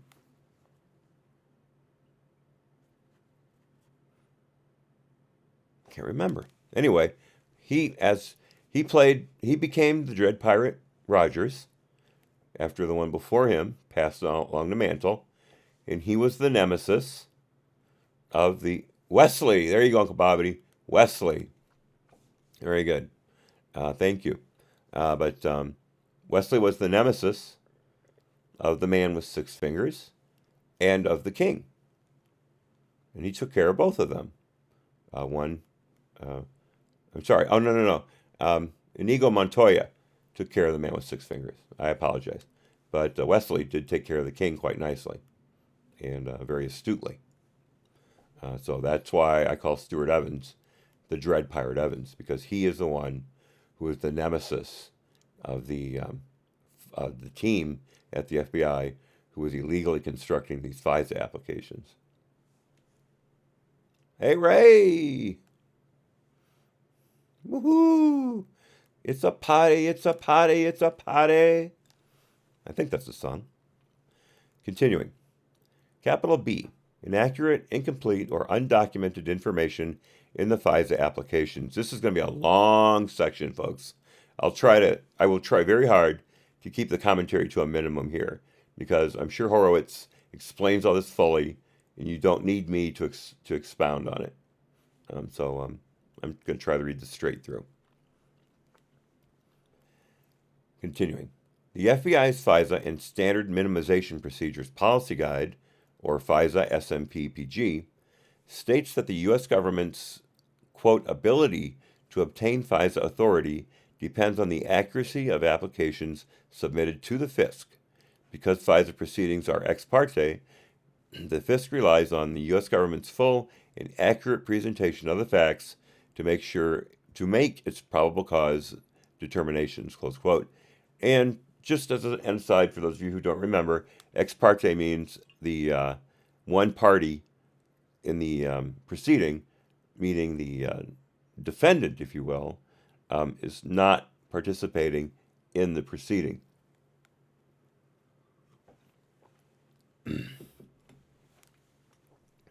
which means they have no opportunity to defend themselves. Continuing, it further states that it is the case agent's responsibility to ensure that statements contained in applications submitted to the FISC are quote-unquote scrupulously accurate. As we discussed below, we found that the FBI failed to fulfill this obligation to the court. This failure falls most immediately on the shoulders of the case agents and supervisors who were responsible for assisting OI in the preparation of the FISA applications and performing the factual accuracy review during the Woods process. However, as we discussed below, we identified 1. Numerous serious factual errors and omissions in the applications, 2. A failure across 3 investigative teams to advise NSD attorneys of significant information that undercut certain allegations in the FISA applications, 3. A lack of satisfactory explanations for these failures, and 4. A continuous failure to reassess the factual assertions supporting probable cause in the FISA applications as the investigation proceeded and information was obtained, raising significant questions about the Steele reporting. We concluded that these facts demonstrated a failure on the part of the managers and supervisors in the Crossfire Hurricane chain of command, including FBI senior officials. Now we just have to figure out what's going to be done about them. Continuing. As described in Chapter 5, NSD officials told us that the nature of FISA practice requires that OI rely on the FBI agents who are familiar with the investigation to provide accurate and complete information. Garbage in, garbage out. Continuing. Unlike federal prosecutors, OI attorneys are usually not involved in an investigation or even aware of a case's existence unless and until OI receives a request to initiate a FISA application. Once OI receives a FISA request, OI attorneys generally interact with field offices remotely and do not have broad access to FBI case files or sensitive source files. NSD officials cautioned that even if OI received broader access to FBI case and source files, they still believe that the case agents and source handling agents are better positioned to identify all relevant information in the files. I just want to check our connection here. We've had an excellent connection all day. We haven't had one dropped frame yet, and we've been on for almost 3¼ hours. It's the best connection we've ever had. Continuing. As described in Chapter 5, Nope, no, I read that. Oops, get my mouse over the right spot. Here we go. Continuing. NSD officials cautioned that even if OI received broader access to FBI agents and are better positioned to identify all relevant information in the files. In addition, NSD officials told us that OI attorneys often do not have enough time to go through the files themselves, as it is not unusual for OI to receive requests for emergency authorizations with only a few hours to evaluate the request. We went over that earlier. I'll let my previous statement stand. Continuing.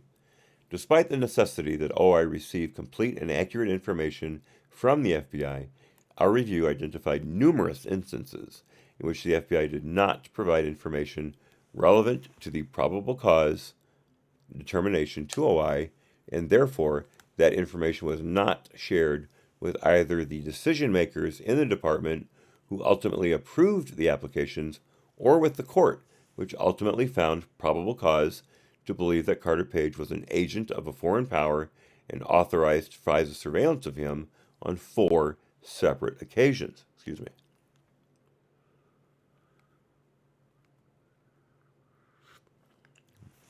Oh, it was open and I closed it. There we go. Picasso knows normally gives me these closed so they don't lose any heat, and I just didn't look. Okay, continuing. We found this failure by the FBI particularly concerning given the critical gatekeeper role that OI attorneys have in ensuring that FISA applications A. contain sufficient evidence in NSD's view to support a probable cause finding, and B. include information that is inconsistent with or contrary to the information presented in support of establishing probable cause.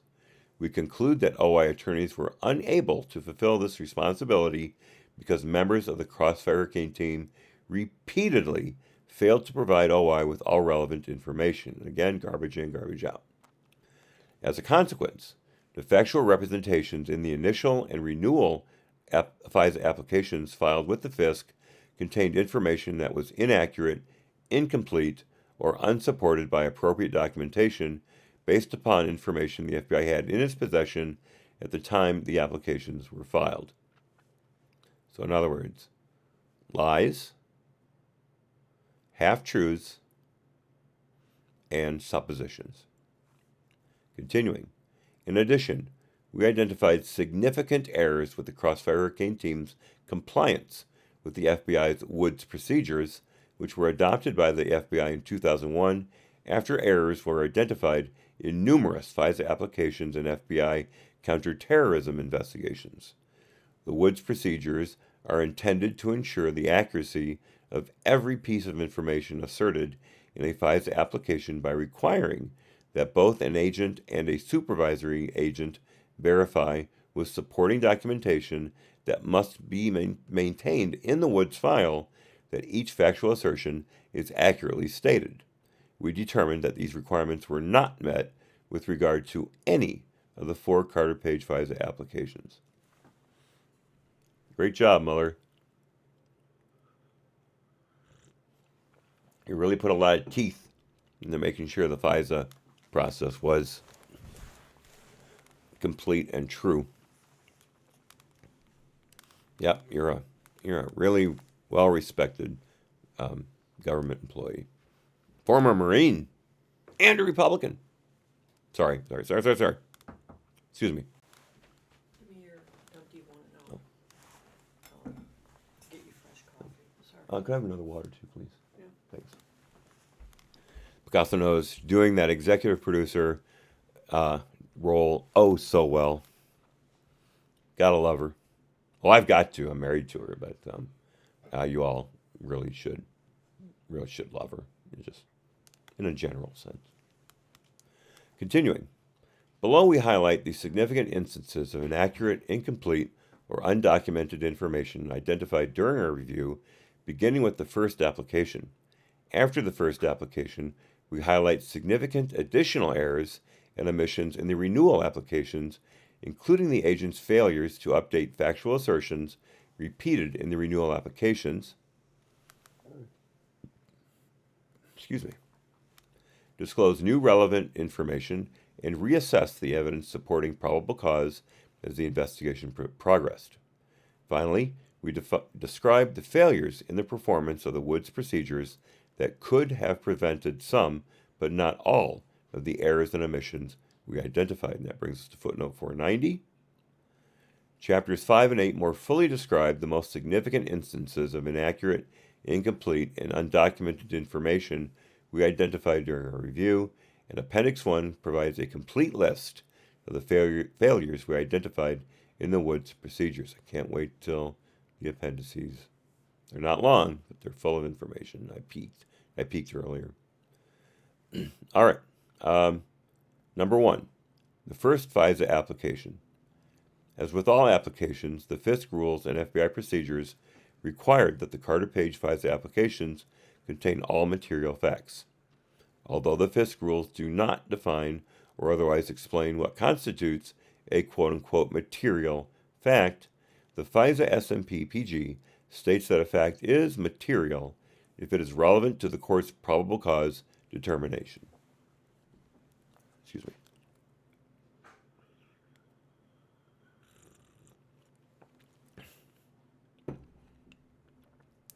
Hollywood says love optional. Is that a take off on the Love Actually movie? Because it's good. It's a good one if it is. If not, it went right over my head. But it I actually like that movie. I know it's very popular to dislike it greatly. Picasso knows and I really enjoy it. The sequel. Oh my gosh, you're on fire today, Hollywood. You are on fire. Let's see. Okay, continuing.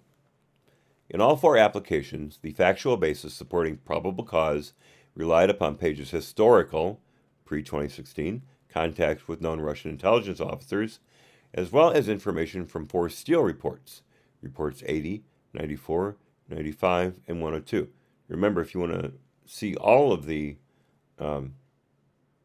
dossier chapters, then go ahead and look at my video from a couple weeks ago where I read all of those, the Nunes memo, the quote-unquote rebuttal to the memo by that liar Schiff, and then the letter from Nunes to Schiff after the Intelligence Committee's complete railroading of Trump and his inclusion of the word rehabilitation twice in reference to Schiff.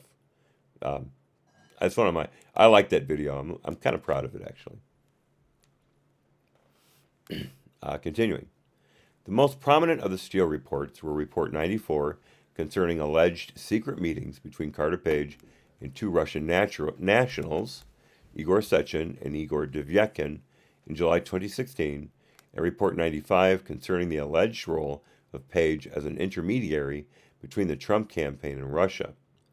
According to Report 95, Paul Manafort was using Page as an intermediary between the Trump campaign and Russia in a, quote, well-developed conspiracy, close quote, that involved Russia's agreement to disclose hacked DNC emails to WikiLeaks in exchange for the Trump campaign's agreement to include at least Page to sideline Russian intervention in Ukraine as a campaign issue.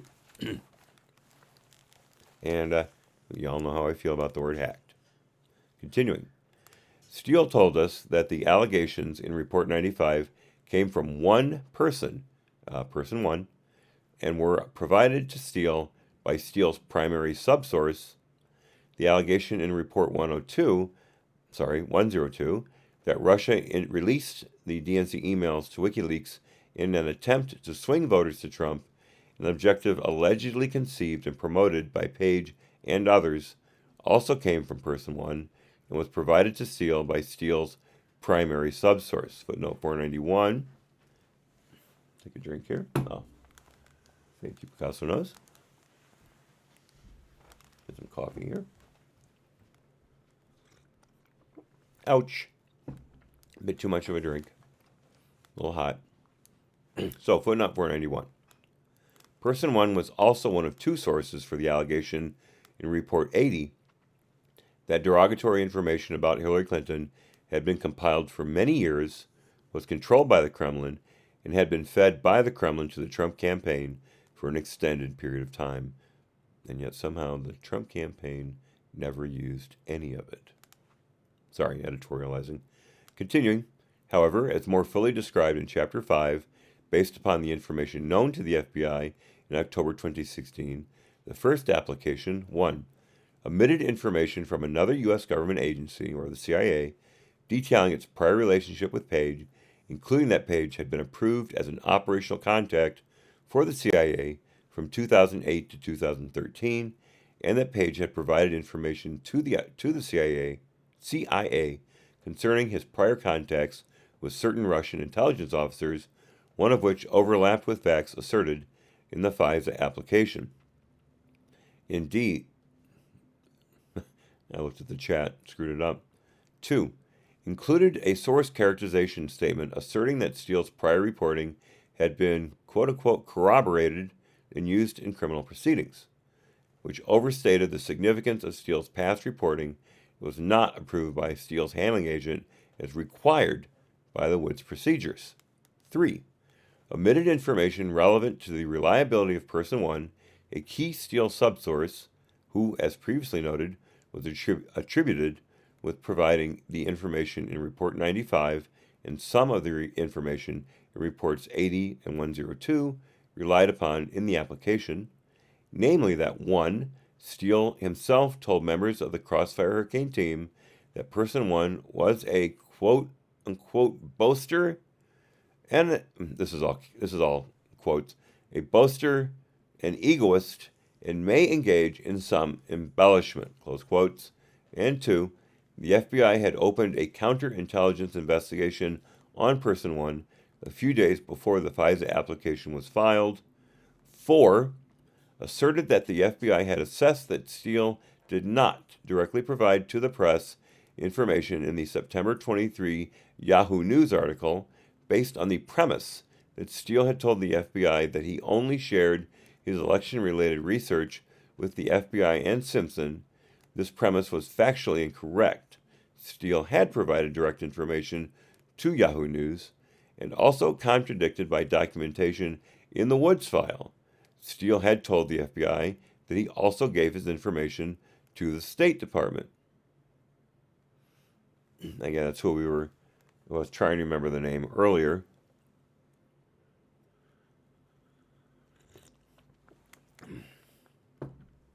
Pretty sure the first name is Valerie.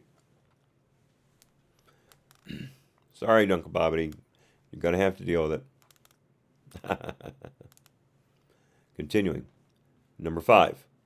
Omitted Papadopoulos' statements to an FBI spy in September 2016, denying that anyone associated with the Trump campaign was collaborating with Russia or with outside groups like WikiLeaks in the release of emails. 6. Omitted Page's statements to an FBI spy in August 2016 that Page had quote-unquote literally never met or quote-unquote said one word to Paul Manafort, and that Manafort had not responded to any of Page's emails. If true, those statements were in tension with claims in Steele's Report 95 that Page was participating in a quote-unquote conspiracy with Russia by acting as an intermediary for Manafort on behalf of the Trump campaign. I don't like that phrase, in tension with. I would say better that it contradicts. That's me, though. Intermediary for Manafort on behalf of the Trump campaign, and, continuing, 7, selectively included Page's statements to an FBI spy in October 2016 that the FBI believed supported its theory that Page was an agent of Russia, but omitted other statements Page made, including denying having met with Sechin and Devyekin, or even knowing who Devyekin was. If true, those statements contradicted, there's the word, the claims in Steele's Report 94 that Page had met secretly with Sechin and Devyekin about future cooperation with Russia and shared derogatory information about candidate Clinton. And real quickly, we know that Page was able to prove that the meeting with Sechin never took place, and there's no proof, one way or the other, that Steele met with Devyekin. So it is worthless as a charge.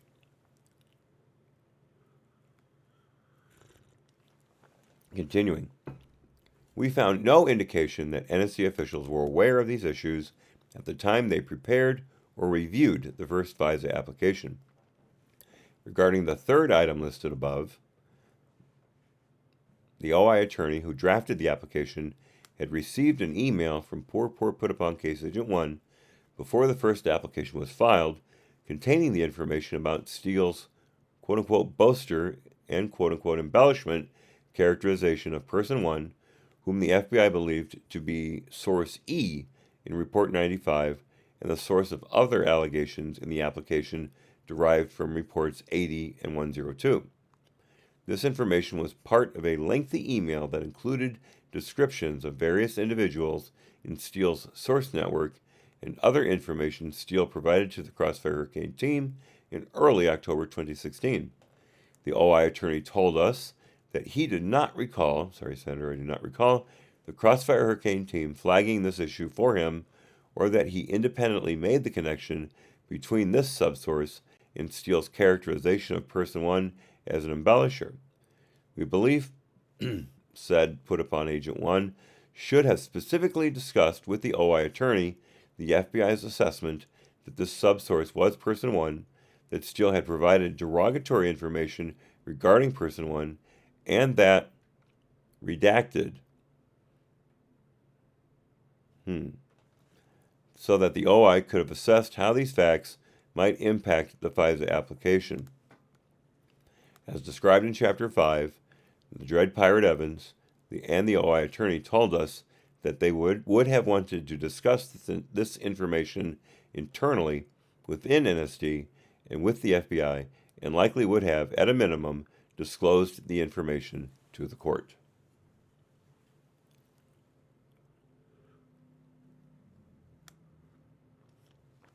Or if they followed the law, wouldn't have allowed it at all. Continuing, we were particularly concerned by Case Agent 1's failure to provide accurate and complete information to the OI attorney concerning Page's relationship status with the other U.S. government agency and Page's communications with the CIA, I blew that, about his contacts with Russian intelligence officers. As described in Chapter 5, in response to a question from the OI attorney in late September 2016 as to whether Carter Page had a current or prior relationship with the CIA, Purport put upon Case Agent 1 stated that Page's relationship was, quote-unquote, dated when Page lived in Moscow in 2004 to 2007, and, quote-unquote, outside scope. This representation was contrary to the information that the CIA provided in its August 17, 2016 memorandum to the FBI, which stated that Page was approved as an operational contact of the CIA from 2008 to 2013 after Page had left Moscow. It was also contrary to information in the FBI's own case files regarding Page's claims of interactions with the CIA. Moreover, rather than being outside the scope of the FISA application, Page's status with the other agency overlapped in time with some of the interactions between Page and known Russian intelligence officers alleged in the FISA applications. Further, Page provided information to the other agency about his past contacts with a Russian intelligence officer, or Intelligence Officer 1, which were among the historical connections to Russian intelligence officers that the FBI relied upon in the first FISA application and subsequent renewal applications to help support probable cause. That takes us to footnote 492. The CIA did not provide the FBI with information indicating it had knowledge of Page's reported contacts with another particular intelligence officer. The FBI also relied on Page's contacts with this intelligence officer in the FISA application.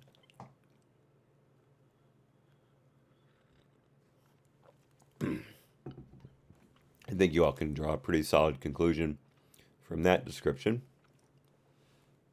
Let's see, that was footnote 492. Continuing, according to the August 17 memorandum, an employee of the CIA assessed that Page, quote, candidly described his contact with, unquote, Intelligence Officer 1 to the CIA. Thus, the FBI relied upon Page's contacts with Intelligence Officer 1, among others, in support of its probable cause statement, while failing to disclose to OI or the FISC that 1. Page had been approved as an operational contact by the other agency during a 5-year period that overlapped with allegations in the FISA application. 2. Page had disclosed to the other agency contacts that he had with Intelligence Officer 1 and certain other individuals. And 3. The other agency's employee, the CIA's employee, had given a positive assessment of Page's candor. The FBI also did not engage with the CIA to understand what it meant for Page to have been approved as an operational contact, whether Page interacted with Russian intelligence officers at the behest of the CIA or with the intent to assist the U.S. government, and the breadth of the CIA's information concerning Page's interactions with Intelligence Officer 1, all information that would have been highly relevant to the FISC's probable cause determination. Takes us to footnote 493. As noted earlier in this chapter, according to the CIA that approved Page as an operational contact, the approval did not allow for the operational use or tasking of Page. That was footnote 493. Continuing. Poor put upon case agent 1 was unable to reconcile for us the information he provided to the OI attorney with the information in the August 17 memorandum or FBI case files, explaining to the OIG that he did not recall his state of knowledge in 2016 regarding Page's history with the with the CIA. Sorry, Senator, I do not recall.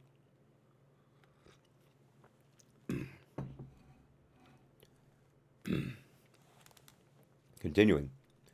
We concluded that poor put upon case agent 1 failed to provide accurate and complete information to the OI attorney concerning Page's relationship and cooperation with the CIA. Further, we believe said put upon agent or his supervisor, Joe Pietka, Peter Strzok's hatchet man, should have ensured that someone on the team contacted the CIA after receiving the August 17 memorandum to determine what it meant for Page to have been approved as an operational contact, whether Page interacted with Russian intelligence officers at the behest of the CIA, or with the intent to assist the U.S. government and to seek additional information concerning Page's interactions with Intelligence Officer 1. We also found troubling the Crossfire Hurricane team's failure. Troubling, I like that. We found troubling. Team's failure to advise OI of statements Page made, as noted in the 6th item above, to an FBI spy in August 2016 during a secretly recorded meeting through which the Crossfire Hurricane team had sought to obtain information from Page about possible links between the Trump campaign and Russia. This spy operation was one of the first investigative steps in the Carter-Page investigation and took place before the media had publicly reported the allegations in Steele reports.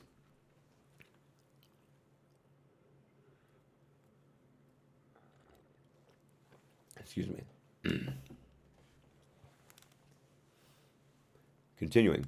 During the operation, Page made statements that, if true, undercut the allegation in Steele's Report 95, received by the team in September, that Manafort was using Page as an intermediary with the Russians.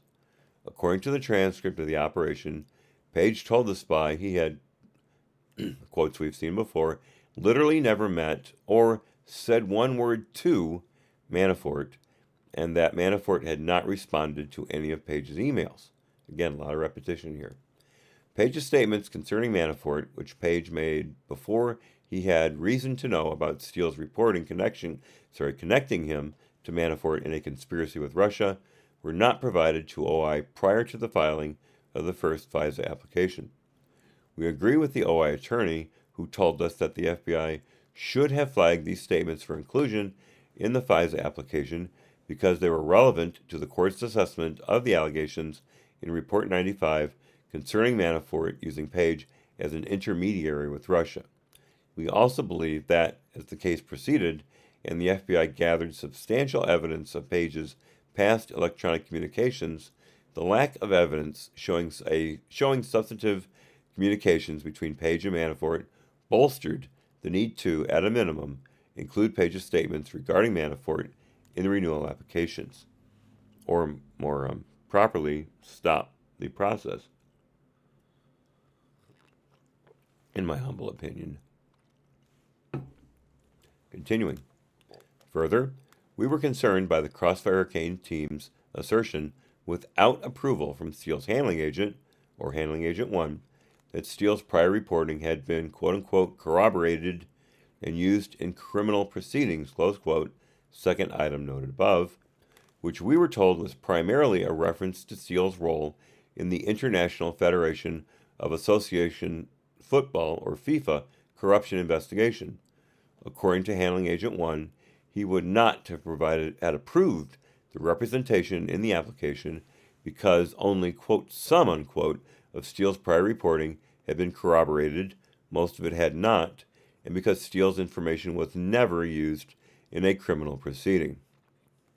The supervisory intelligence analyst with room temperature IQ, or supervisory intel analyst, who told us he originally provided this language for an intelligence product prepared by his analytical team, told us that he did not review the FIFA case or quote-unquote case file or quote-unquote dig into exactly how Steele's information was used in the FIFA case.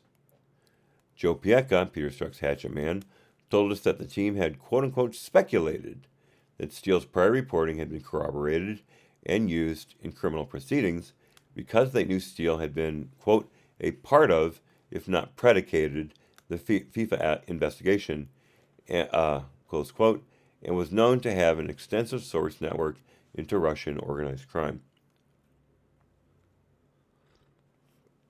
We've gone over that. No need to go over it again. Continuing. The source characterization statement in all four FISA applications stated that Steele's prior reporting had been corroborated and used in criminal proceedings, and the renewal applications further relied upon this assertion as the basis for the FBI's assessment that Steele was still reliable despite his disclosure of the FBI's investigation to media outlet Mother Jones in late October 2016. Given the importance of a source's bona fides to a court's determination of reliability, particularly in cases where, as here, the source information supporting probable cause is uncorroborated, we concluded that the repeated failure in all four applications by the agents and the SSAs involved to comply with FBI policy requiring that the handling agent review and approve the language was significant. This created the impression that at least some of Steele's past reporting had been deemed sufficiently reliable by prosecutors to use in court, and that more of his information had been corroborated than was actually the case. And again, the judges don't read any of that anyway, so what would it have mattered? Not giving the FBI a pass here. They lied and they lied and they lied. But, the court is like, oh yeah, the FBI knows what they're doing. Stamp. Approved. Continuing. None of the inaccuracies and omissions we identified in the first application were brought to the attention of OI before the last FISA application was filed in June 2017. Consequently, these failures were repeated in all three renewal applications. As a result, the department officials who reviewed one or more of the applications, including DIG Yates, you know how I feel about her, Acting Attorney General Bente, and DIG Rosenstein, did not have accurate and complete information at the time they approved the applications. Excuse me.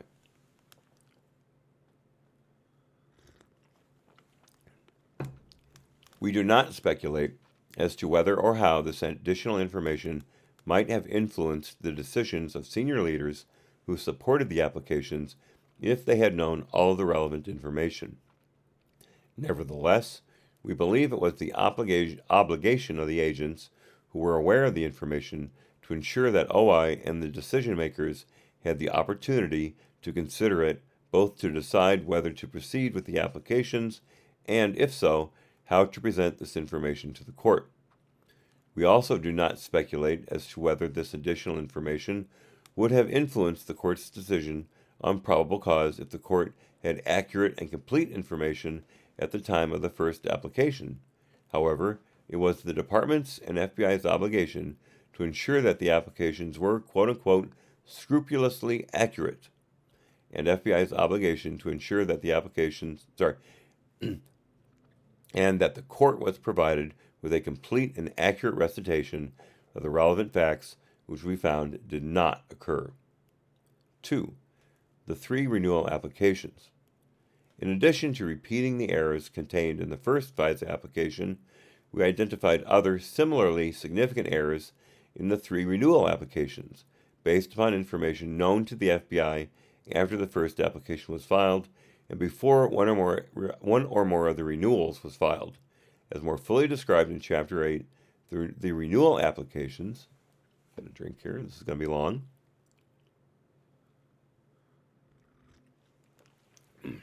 Good. Okay, 8. Omitted the fact that Steele's primary subsource, who the FBI found credible, had made statements in January 2017 raising significant questions about the reliability of allegations included in the FISA applications, including, for example, that he did not recall any discussion with person one, person one, that is Richard Steele, I believe, did not recall any discussion with Richard Steele concerning WikiLeaks, and there was, quote, nothing bad, unquote, about the communications between the Kremlin and the Trump team, and that he did not report to Steele in July 2016 that Page had met with Sechin. 9. Omitted Page's prior relationship with the CIA, despite being reminded by the CIA in June 2017, prior to the filing of the final renewal application, about Page's past status with the CIA, instead of including this information in the final renewal application. The FBI OGC attorney altered an email from the other agency, the CIA, so that the email stated that Page was, quote, not a source, unquote, for the CIA, with the FBI affiant relied upon in signing their final renewal application. Another one here.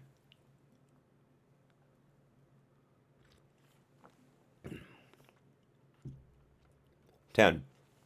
Omitted information provided by persons with direct knowledge of Steele's work-related performance in a prior position about Steele's professional judgment, including statements that Steele had held a quote-unquote moderately senior position, not, parenthetically here, not quote-unquote high-ranking, as noted in the applications, had no history of reporting in bad faith, but demonstrated, quote, poor judgment, unquote. These are all quotes. Poor judgment, pursued people with political risk but no intelligence value, didn't always exercise great judgment, and it was not clear what he would have done to validate his reporting. Those are all quotes. 11. Omitted information from Department Attorney Bruce Orr about Steele and his election reporting, including that 1. Steele's reporting was going to Clinton's presidential campaign and others. 2. Simpson was paying Steele to discuss his reporting with the media. And 3. Steele was desperate that Donald Trump not get elected and was passionate about him not being the U.S. president. Yep, no bias there at all. 12. Failed to update the description of Steele after information became known to the Crossfire Hurricane team, not only from Orr, but from others, that provided greater clarity on the political origins and connections of Steele's reporting, including that Simpson was hired by someone associated with the Democratic Party and or the DNC. 13. Failed to correct the assertion in the first FISA application that the FBI did not believe that Steele directly provided information to the reporter who wrote the September 23 Yahoo News article, even though there was no information in the Woods file to support this claim, and even after certain FBI officials involved in Crossfire Hurricane learned in 2017, before the third renewal application, of an admission that Steele made in a court filing about his interactions with the news media in the late summer and early fall of 2016. 14. Omitted the finding from a formal FBI source validation report that Steele was suitable for continued operation, but that his past contributions to the FBI criminal program had been, quote, minimally corroborated, close quote, and instead continued to assert in the source characterization statement that Steele's prior reporting had been, quote, corroborated and used in criminal proceedings, unquote.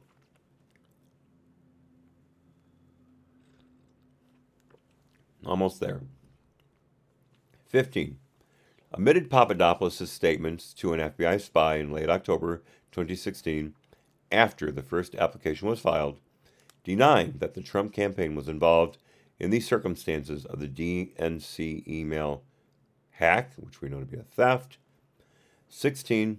Omitted Joseph Misford's denials to the FBI that he supplied Papadopoulos with the information Papadopoulos shared with Alexander Downer, suggesting that the campaign received an offer or suggestion of assistance from Russia, footnote 494.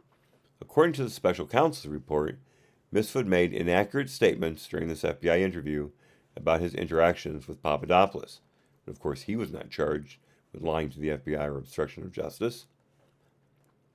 Nevertheless, the Dread Pirate Evans told us that Misfud's denials during his FBI interview sounded like something, quote, potentially factually similarly situated, close quote, to the denials made by Papadopoulos that OI determined should have been included in the applications. That was footnote 494.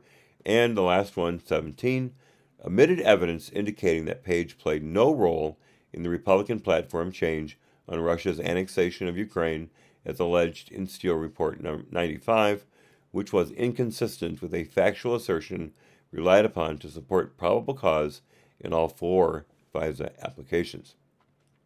Continuing. We found the FBI's failure, noted in the 8th listed item above, to advise OI or the court of the inconsistencies between Steele and his primary subsource to be among the most serious omissions of information. As described in Chapter 4, Steele himself was not the originating source of any of the factual information in his reporting. Steele instead relied upon his primary subsource for information, who used his network of subsources to gather information that was then passed to Steele. As described in Chapters 6 and 8, during his January 2017 interview with the FBI, the primary subsource made statements that were inconsistent with multiple sections of the Steele reports, including the allegations relied upon in the FISA applications.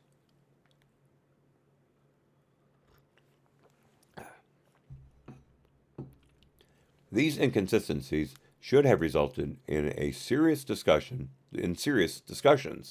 about the reliability of Steele's reporting, particularly to support a probable cause showing in a court filing, but did not.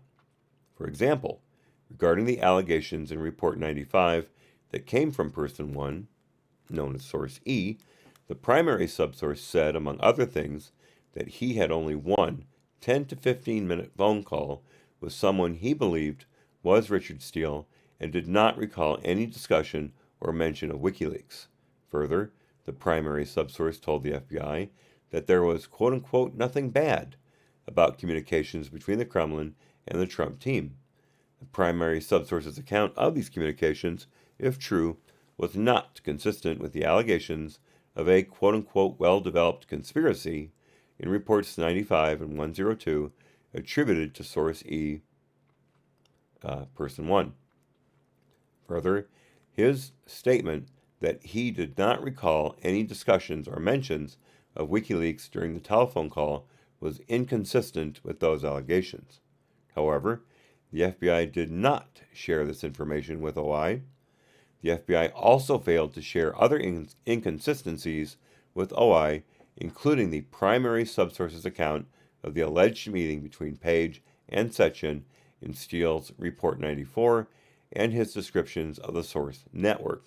Takes us to footnote 495. As more fully described in Chapter 8, according to the primary subsource, he was not told until October 2016 that the Page-Sechin meeting had taken place the previous July. According to the primary subsource, he had only told Steele in July 2016 that he had heard that the meeting would be taking place. However, Steele authored Report 94 in July 2016, alleging that the Page-Sechin meeting had taken place that month and describing the topics that were discussed at the meeting. As noted previously, Page denied to an FBI spy that he had not met with Sechin in July 2016, and as of the dates of the last FISA application, the FBI had not determined whether a meeting between Sechin and Page took place. In addition, the primary subsource's description of each of his sources indicated that their positions and access to the information they were reporting was more attenuated than represented by Steele and described in the FISA applications.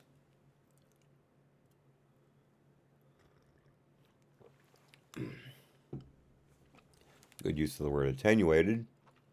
That was footnote 495. Continuing, the fact that the primary subsource's account was inconsistent with key assertions attributed to his own subsources in reports 94, 95, and 102 should have generated significant discussions between the Crossfire Hurricane team and OI prior to submitting the next FISA renewal application.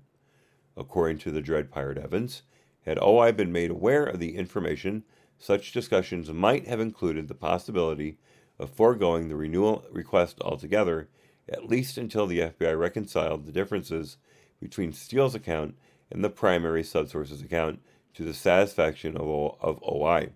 However, we found no evidence that the Crossfire Hurricane team ever considered whether any of the inconsistencies warranted reconsideration of the FBI's previous assessment of the reliability of the Steele reports or notice to OI before the subsequent renewal applications were filed. As a result, the second and third renewal applications provided no substantive information concerning the primary subsource's interview and instead offered a brief conclusory statement that the FBI met with the primary subsource, quote, in an effort to further corroborate Steele's reporting, close quote, and found the primary subsource to be, quote, truthful and cooperative, close quote.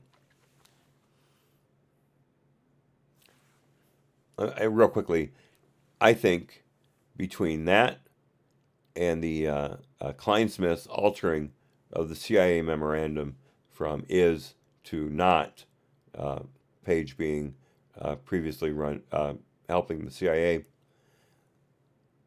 not including all of the information that Source 1, primary subsource 1, had provided to the FBI in that interview, that is incredibly damning.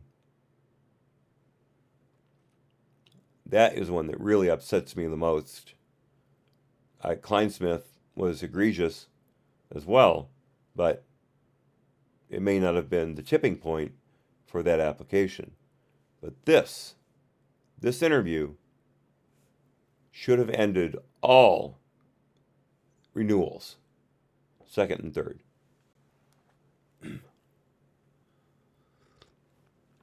For the media to say there was no bias.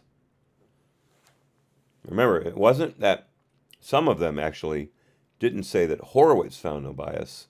They would say outright that there was no bias in the FISA process with Carter Page. Obviously can't read. I'll leave it at that. Continuing. We believe that including this statement without also informing the court that the primary subsource gave an account of the events that was inconsistent with key assertions in Steele's reporting left a misimpression that the primary subsource had corroborated the Steele reporting. Indeed, as we describe in Chapter 8, in its July 2018 Rule 13 letter to the court, the department, which was continuing to rely on the FBI's representations regarding the primary subsource's interview, defended the reliability of Steele's reporting and the FISA applications by citing, in part, to the subsource's interview as, quote, additional information corroborating Steele's reporting, close quote, and noting the FBI's determination that he was, quote, truthful and cooperative, close quote.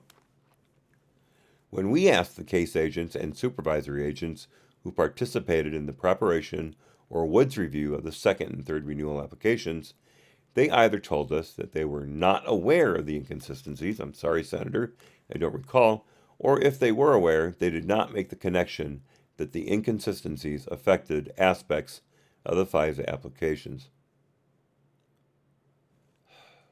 I'm sorry, I promised. I'll continue. For example, poor put upon Case Agent 1 told us that he believed that someone else should have highlighted the issue for the agents working on the second renewal application because he did not know some of the details concerning Person 1 that would have helped him make the necessary connections. Couldn't have asked anybody, could you? Continuing. He told us that he did not know whether Steele had his own relationship with Person 1, such that Steele could have had another basis for attributing all the information in Report 95 to Person 1.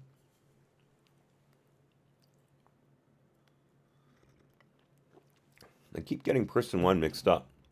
That must be the primary subsource. Keep getting that mixed up with Steele.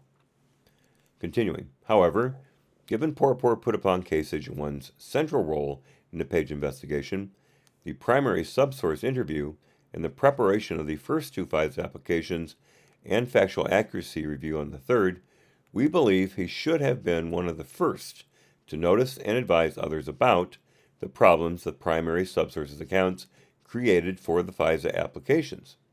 Similarly, we believe the room temperature IQ supervisory intel analyst should have noticed and advised others about the conflicting information given he participated in the January 2017 primary subsource interview, helped supervise the team's evaluation of the steel reporting, and played a supportive role in the preparation of the prior FISA applications. Instead, as discussed in Chapter 8, the room temperature IQ supervisory intel analyst circulated a 2-page intelligence memorandum to senior FBI officials highlighting aspects of the primary subsource's account, but failed to advise them of the inconsistencies between Steele and his primary subsource on, among other things, the key allegations against Page in reports 94 and 95. Excuse me.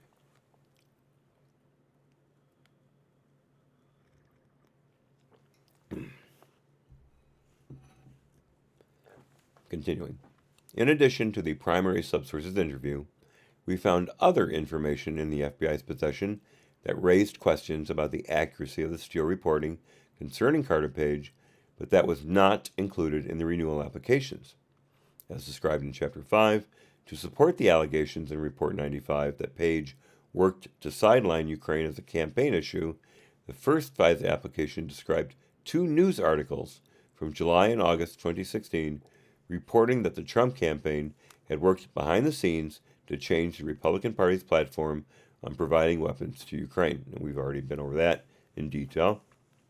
Continuing, as more fully described in Chapter 8, after the first application, the Crossfire Hurricane team did not learn of any information that Page was involved in the platform change and instead developed evidence tending to show that 2 other Trump campaign officials were responsible for the change. Again, there wasn't a change. Continuing. Horowitz, Jesus Christ. Continuing. Despite this, as noted in the 17th item above, the FBI did not include this information in any of the renewal applications or alter its assessment that Page was involved in the platform change. Instead, the renewal application stated that Page had denied any role in the platform change to the FBI in March 2017, but that the FBI assessed Page may have been downplaying his role. The renewal applications also continued to fail to include information regarding Carter Page's relationship with the CIA and information Page had shared with the CIA about his contacts with Russian intelligence officers even after the Crossfire Hurricane team re-engaged with the CIA in June 2017, which is item 9 above. As described in Chapter 8, following interviews that Page gave to news outlets in April and May 2017, stating that he had assisted the U.S. intelligence community in the past, one of the SSA's supervising Crossfire Hurricane sought renewal information about the issue. Excuse me.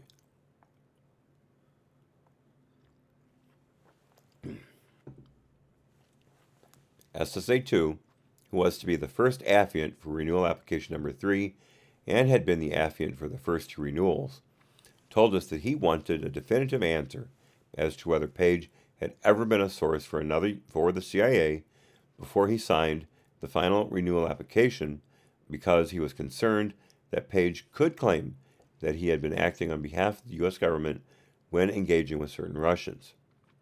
This led to interactions between the OGC attorney assigned to Crossfire Hurricane and a liaison from the CIA.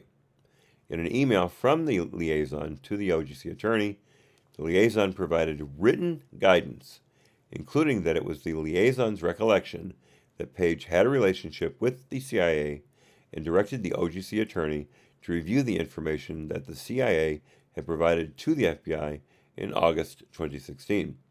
As noted above, that August 2016 information stated that Page did, in fact, have a prior relationship with the CIA, However, the OGC attorney altered the liaison's email by inserting the words, quote, not a source, unquote, into it, thus making it appear that the liaison had said that Page was, quote unquote, not a source.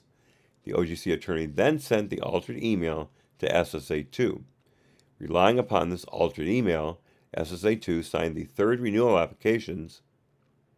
Okay, I have to state real quickly, I didn't think that altered email was that important of a piece in the third application.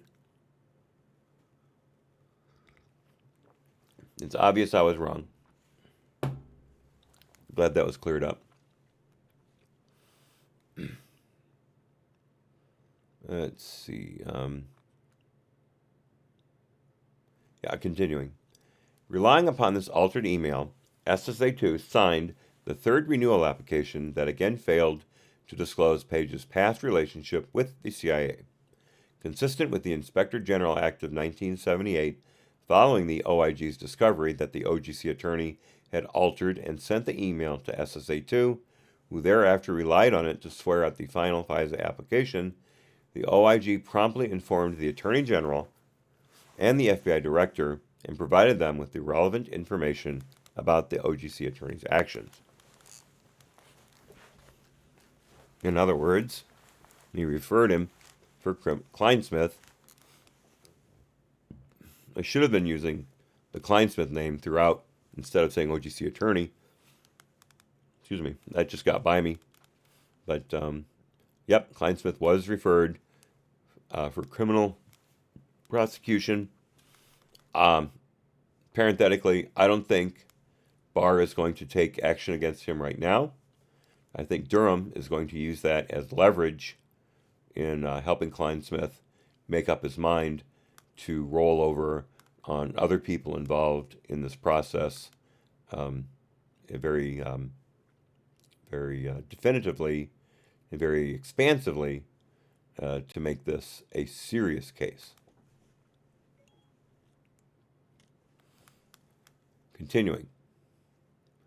None of these inaccuracies and omissions that we identified in the renewal applications were brought to the attention of OI before the applications were filed. As a result, similar to the first application, the department officials who reviewed one or more of the renewal applications, including Yates, Bente, and Rosenstein, two out of the three, of course, being bad actors, continuing, did not have accurate and complete information at the time they approved them. An exception with respect to Bente concerned information regarding the ties between Steele's reporting and the Democratic Party, which documents indicate were broadly known among relevant department officials by February and March 2017. Bente recalled knowing the information at the time he approved the second renewal. Rosenstein told us he believes he learned that information from news media accounts, but did not recall whether he knew at the time he approved the third renewal. Sorry, Senator, I do not recall. How hard would it be, I have to just insert this, how hard would it be to do a search on those media reports, get the dates, and then compare that to what Rosenstein's saying? I think that would have been a logical step for the IG to take, but he didn't. Continuing, as with the first FISA application, we do not speculate whether or how having accurate and complete information might have influenced the decisions of senior department leaders who supported the renewal applications, or the court if they had known all of the relevant information. I'm sorry, you don't have to speculate. You can just ask them directly. But most of them said, I don't recall, or I don't know, or I'm not sure what I would have done. I'm not being fair there. I apologize. I'm taking that back. Continuing. Nevertheless, it was the obligation of the FBI agents and supervisors who were aware of the information to ensure that the FISA applications were, quote-unquote, scrupulously accurate, and that OI, the department's decision makers, and ultimately the court had the opportunity to consider the additional information and the information omitted from the first application, the individuals involved did not meet this obligation.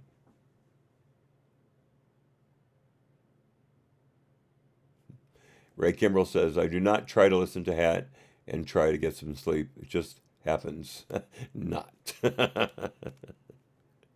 I'm sorry, I thought it was a bit more soporific than that. In fact, I'm sure of it. Continuing. Let's see,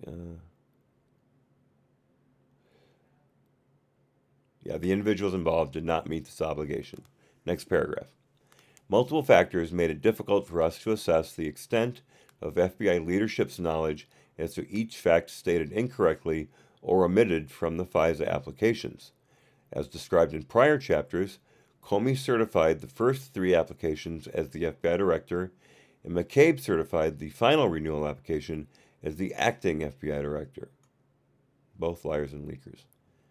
Continuing, as the FBI's senior leaders, Comey and McCabe would have had greater access to case information than the department leadership, and also more interaction with senior CD officials and the investigation team. Further, as described in Chapter 3, CD officials orally briefed the Crossfire Hurricane cases to FBI senior leadership throughout the investigation. Take a drink here.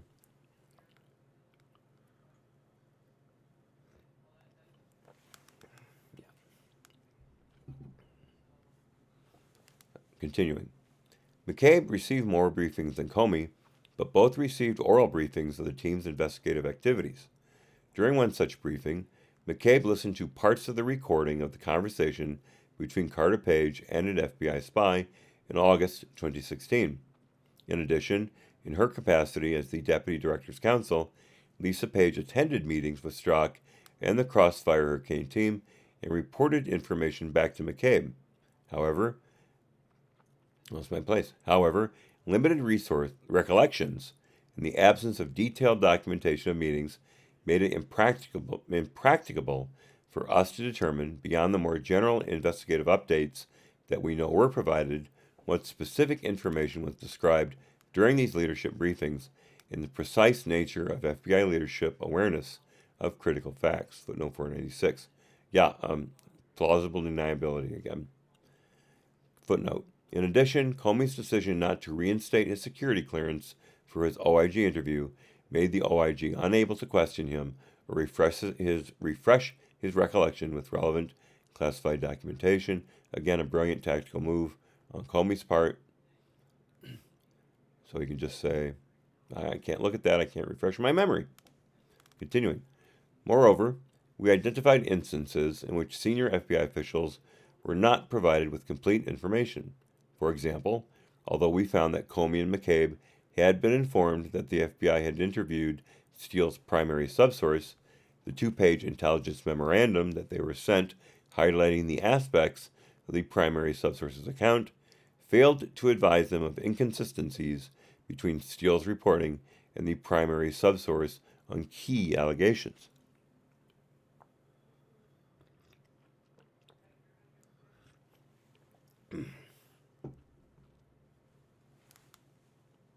Continuing. Thus, while we believe the opportunities for learning investigative details were greater for FBI leadership than for department leadership, we were unable to conclusively determine whether FBI leadership was provided with sufficient information or sufficiently probed the investigative team to enable them to effectively assess the evidence as the case progressed. You can all draw the proper conclusion from that.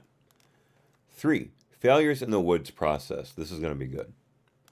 As more fully described in Chapter 2, the FBI's Woods procedures seek to ensure the accuracy of every factual assertion in a FISA application by requiring that an agent and his or her supervisor verify with supporting documentation that the assertion is correct and maintain the supporting document in the Woods file. In the case of renewal applications, this process involves re-verifying the accuracy of quote-unquote old facts from prior applications that are repeated and verifying and obtaining supporting documentation for any quote-unquote new facts that are added. We examined the FBI's compliance with the Woods procedures by comparing the facts asserted in the probable cause sections of the FISA applications to the documents maintained in each application's Woods file. Our comparison identified numerous instances in which a fact asserted in the application was not supported by appropriate documentation in the Woods file. The Woods errors we identified generally fell into three categories. 1. A fact asserted in the FISA application that had no supporting documentation in the Woods file. 2. A factual assertion had a corresponding document in the Woods file, but the document did not state the fact asserted in the FISA application. Or 3. The corresponding document in the Woods file indicated that the fact asserted in the FISA application was inaccurate. Excuse me.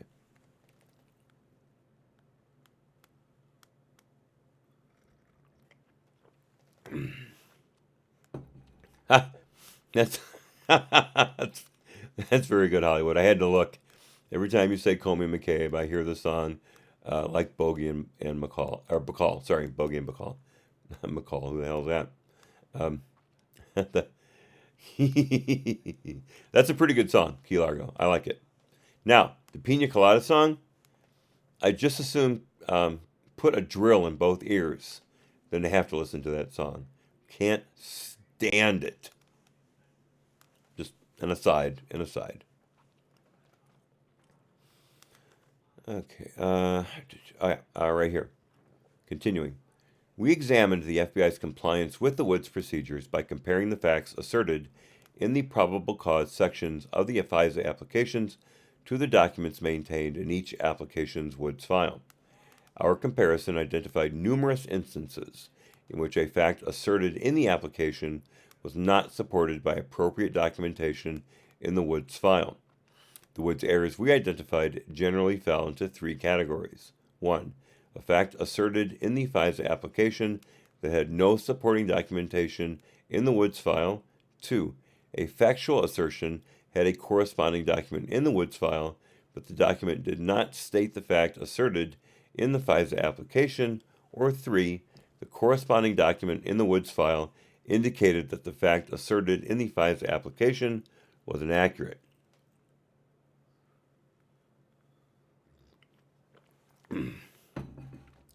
Sorry, Laura. Sorry for you. That's a shame. But, they can't all be gems, I guess. Continuing. Among the most significant Woods errors we identified in this review were 1. The failure to obtain the handling agent's approval of the source characterization statements for Steele and another FBI spy whose information was relied upon in the applications. 2. Documentation in the Woods file used to support the FBI's statement that Steele only shared his election-related research with Simpson actually stated that Steele also shared the information with the State Department. And 3.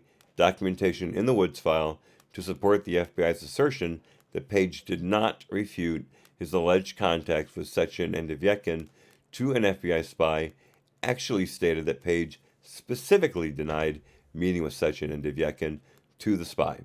Appendix 1 describes additional Woods errors that our review identified. Some of the Woods errors, including the ones highlighted above, were repeated in all 4 applications, demonstrating that the agents and supervisors performing the Woods procedures did not attempt to re-verify the accuracy of factual assertions repeated from prior applications, or if they did not read the documents completely, but only confirmed that a corresponding document appeared in the Woods file.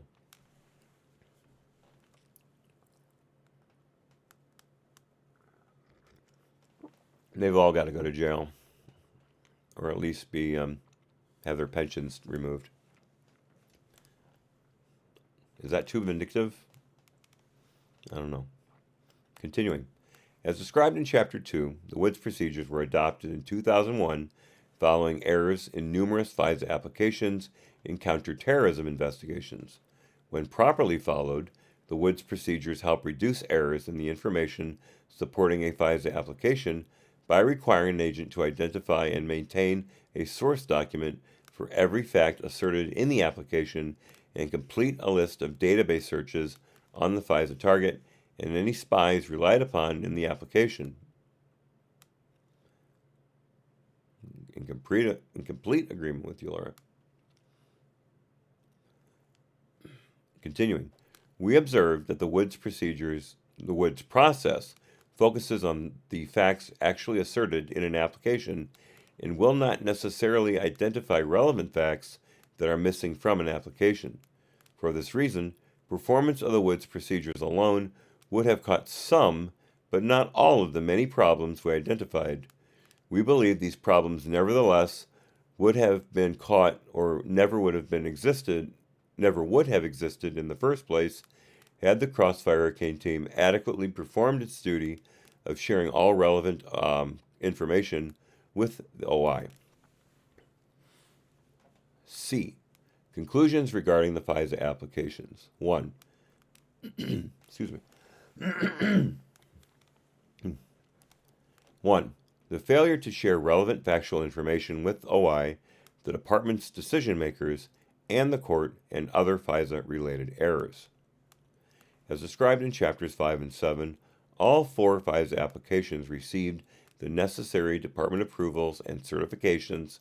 In each instance, the approval required for submission of the proposed application, or read copy, was appropriately executed by the OI unit chief, and the final application was certified by the FBI director or acting director and approved by the DAG, or, in the case of the second renewal application, the acting attorney general. Excuse me.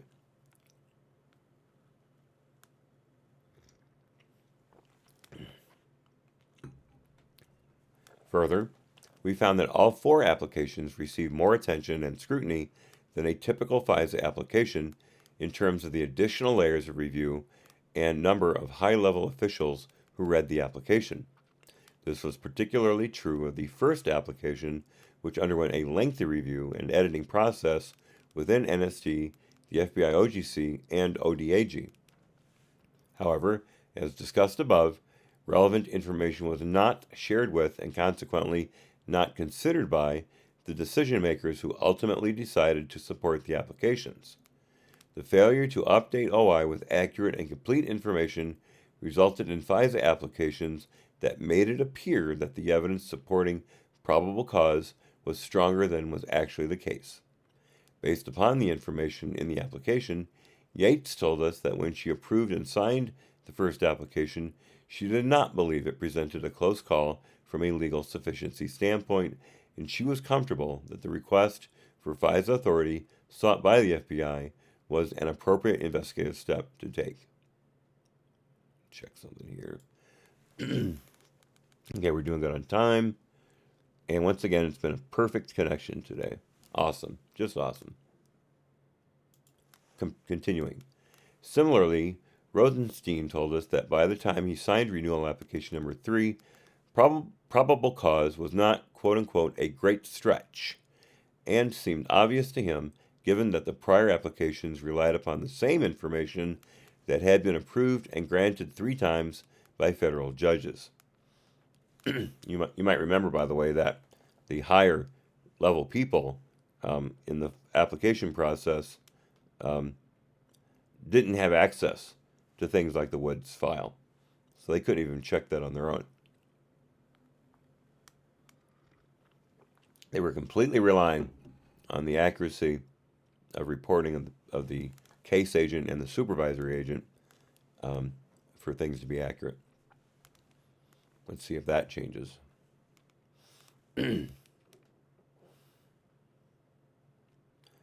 Continuing. As detailed in this report, these assessments by these decision makers were not based on a complete understanding of all relevant information that was available to the FBI at the time the applications were submitted. Indeed, by the time Rosenstein signed the final application, among other things, the following information had not been provided to the decision makers. 1. Steele's primary subsource had not confirmed the allegations regarding Carter Page to the FBI and instead gave an account that was inconsistent with and contradicted them. And 2. testimonial, and documentary evidence obtained by the FBI tended to show that other Trump campaign officials, not Page, were responsible for influencing the Republican platform change. Fuck you, Horowitz. It was not a change. Sorry, kids. Language. Sorry. That slipped out. Sorry. There's no reason for me to use that kind of language. Continuing.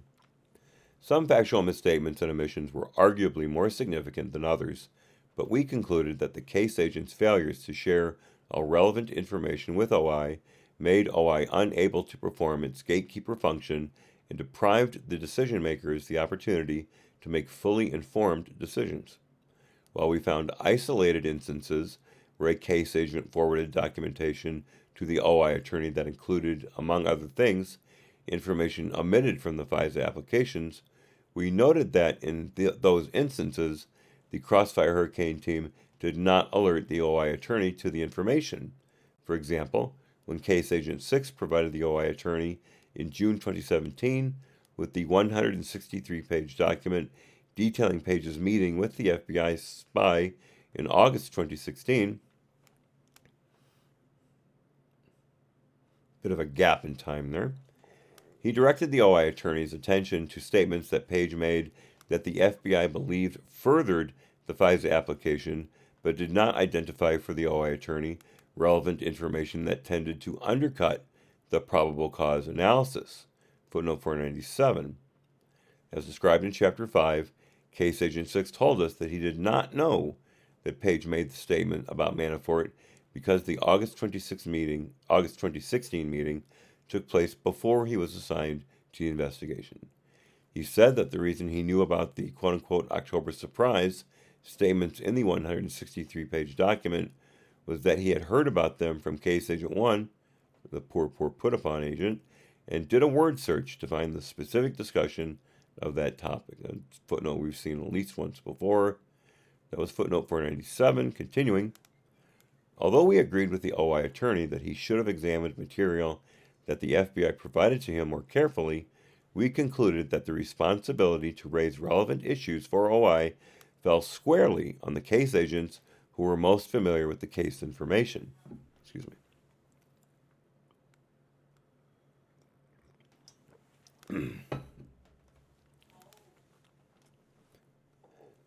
Further, we found instances when the OI attorney asked the Crossfire Hurricane team the right questions, such as in September 2016, when he asked the case agent about Page's relationship with the CIA, yet was provided with inaccurate or incomplete information. Yeah, but there's no bias. As noted previously, we do not speculate whether the correction of any particular misstatement or omission, or some combination thereof, would have resulted in a different outcome.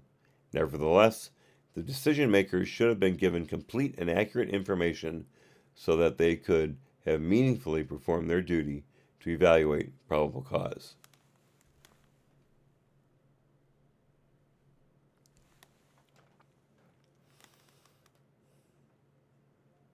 Lost my place. Hang on here.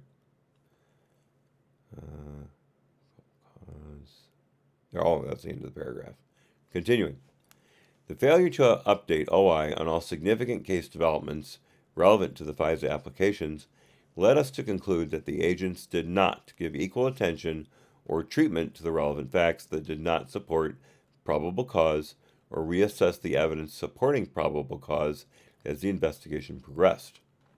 The FISA request form does not specifically ask the case agent to share with OI information that, if accurate, would tend to undermine or would be inconsistent with the information being relied upon to support the government's theory, in whole or in part, that the target is a foreign power or an agent, of a foreign power.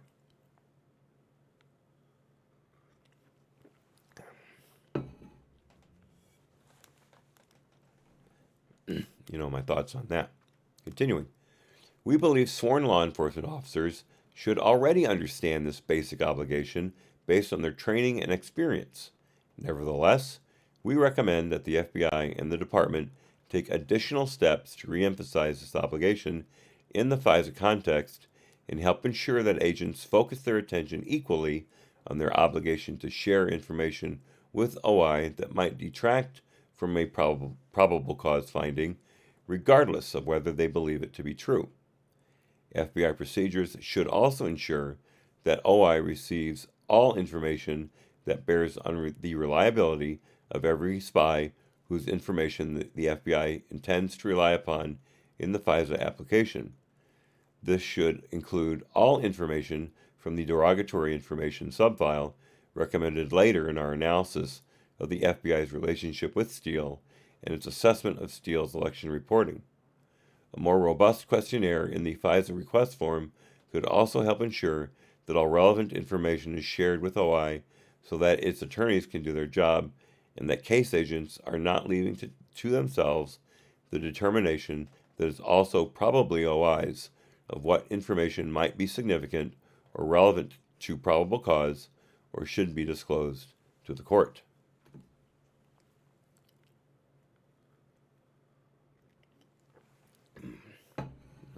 Another layer to be blown off. Continuing.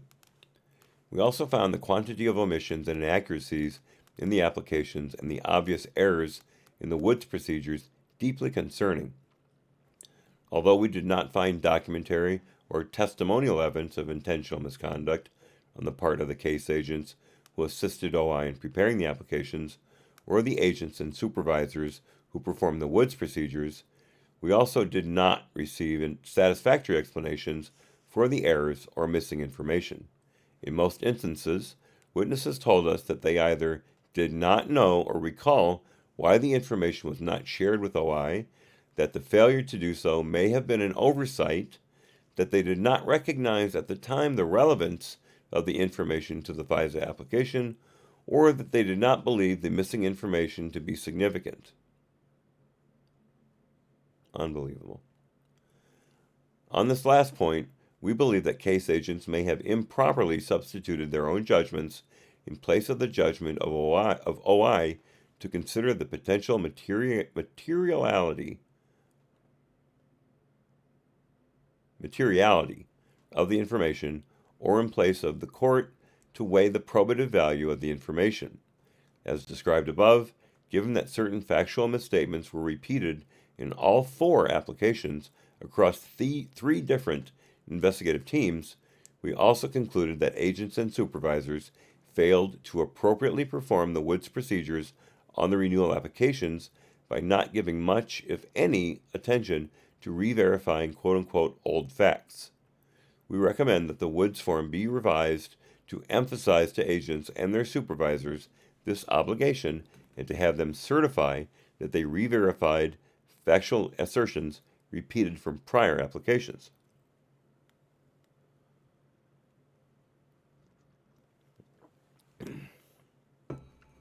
Ray Kimbrell states, "Ask me the right question and I will tell you, no knowingly knowledgeable."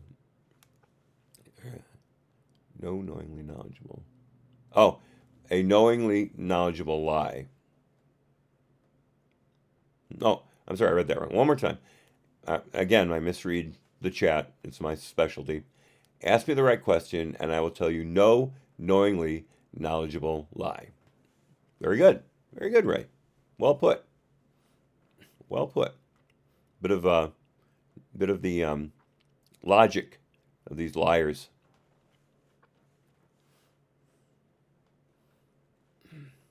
Continuing.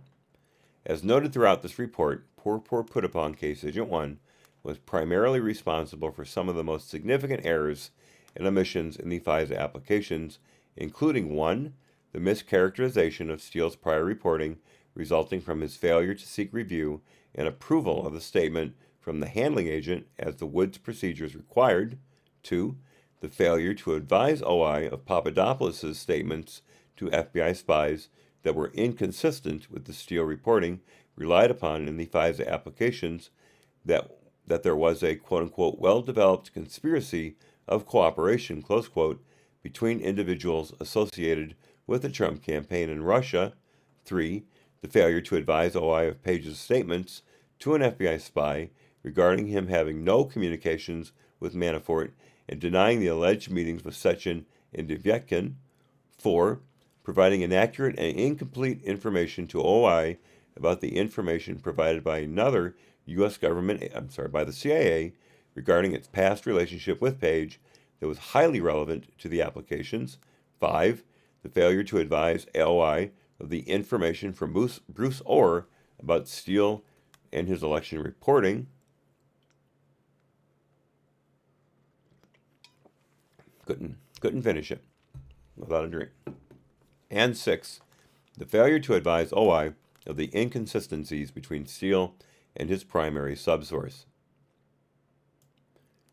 This is why I refer to him as poor put upon Case Agent 1, because I'm sure he sees all of this as mischaracterizations of his work and that he didn't do nothing wrong.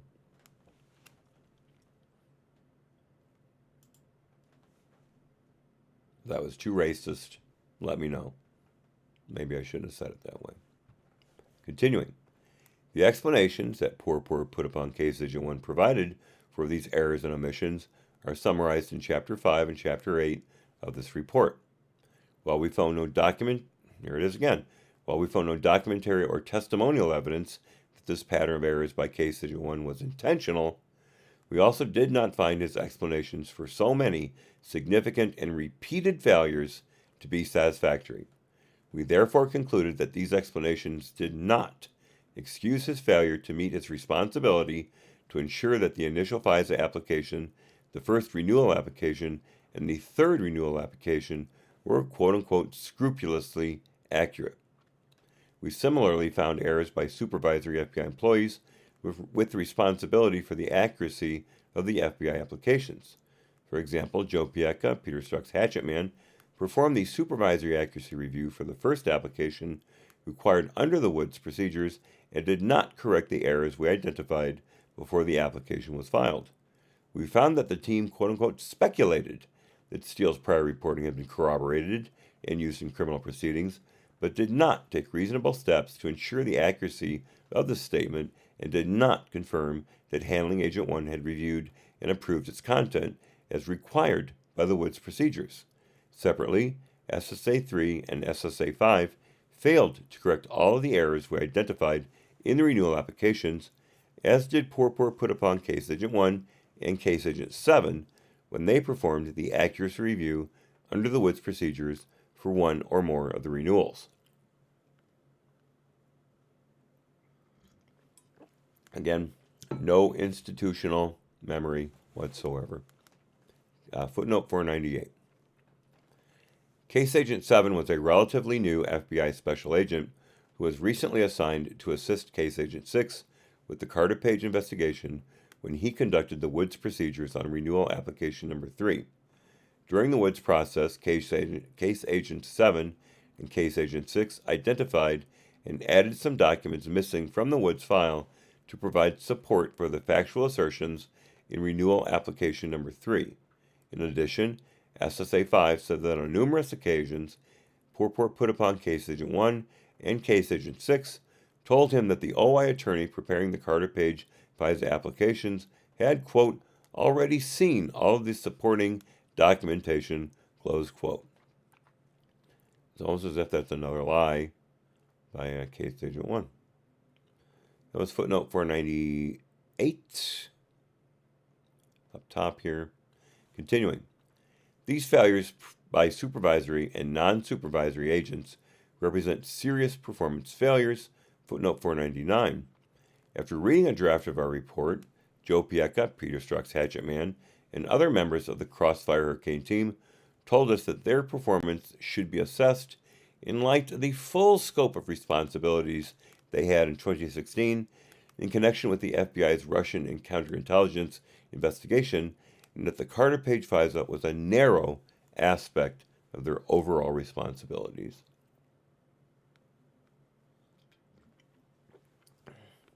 I didn't do my job, but I was busy.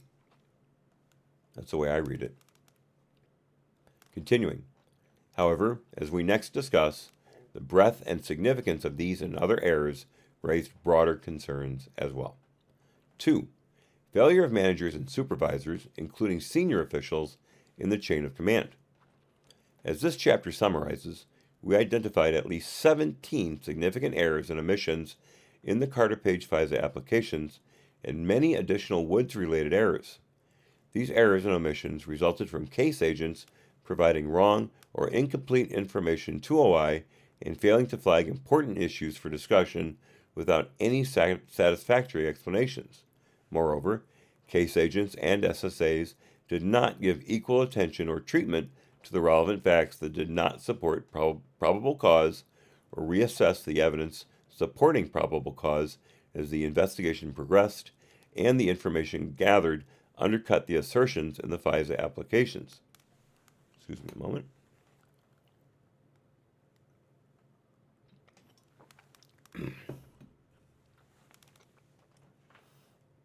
Continuing. Moreover, did I get that right?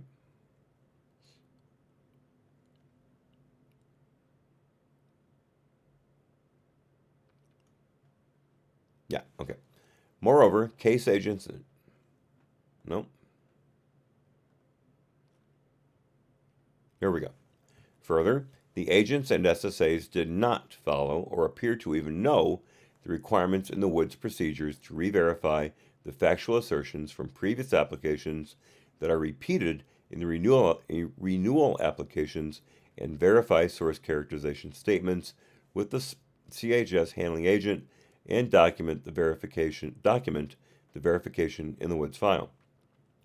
That so many basic and fundamental errors were made on 4 FISA applications by 3 separate, hand-picked teams on one of the most sensitive FBI investigations.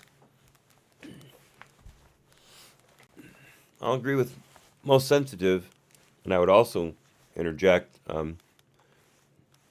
most, what's the word I'm looking for? Most illegal, or at least most ill-advised.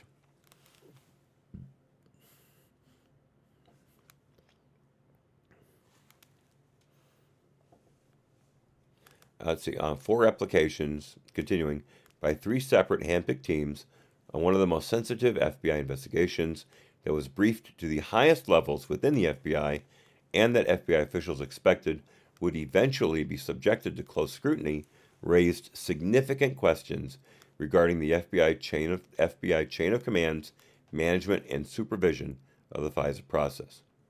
As described in prior chapters, FBI headquarters established a chain of command for Crossfire Hurricane that included close supervision by senior CD managers who then briefed FBI leadership throughout the investigation. Although we do not expect managers and supervisors to know every fact about an investigation or senior leaders to know all the details of cases they are briefed on, in a sensitive, high-priority manner like this one, it is reasonable to expect that they will take necessary steps to ensure that they are sufficiently familiar with the facts and circumstances supporting and potentially undermining a FISA application in order to provide effective oversight consistent with their level of supervisory responsibility. Hell, Obama knew everything that was going on. Why shouldn't the people below him?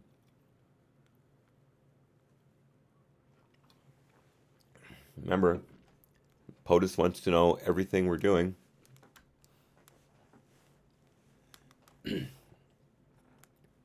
Continuing, we did not find that this was the case with the Carter-Page FISA applications.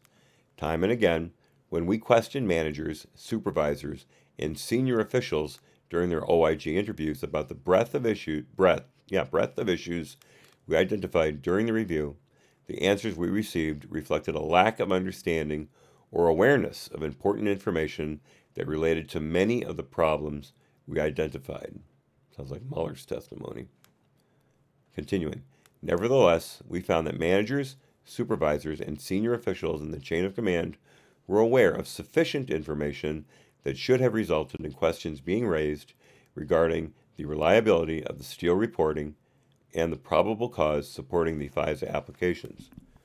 For example, after months of effort, the Crossfire Hurricane team had not corroborated any of the specific substantive allegations against Carter Page contained in the election reporting and relied on in the FISA applications, confirming only limited factual details such as Page's dates of travel, or any other evidence implicating Page.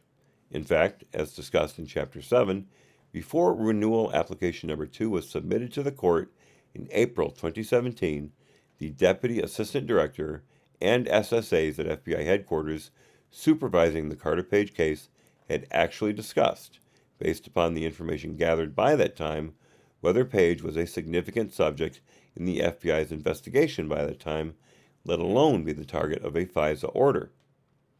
We're up to footnote 500, folks. Here it is. Under existing FBI policy, the CD Assistant Director has no role in the review or approval of FISA applications. Pre-Step told us that, in comparison to the FBI Director, Deputy Director, and their staffs, the Assistant Director is in a better position to understand the facts supporting FISA applications, though he cautioned that review and approval of FISA applications by an Assistant Director should be limited to only the most significant cases if the FBI policy is changed in this way. Again, that was footnote 500. Let me find it here. Forgot to mark my spot. There we go. In addition, senior FBI officials were aware of Steele's political ties and his disclosure of information to Mother Jones and other third parties. The Crossfire Hurricane team had also received information directly from persons with direct knowledge of Steele's work-related performance in a prior position that he had a history of demonstrating poor judgment, and they were aware of the information from Orr concerning Steele's motivations and potential bias. Excuse me.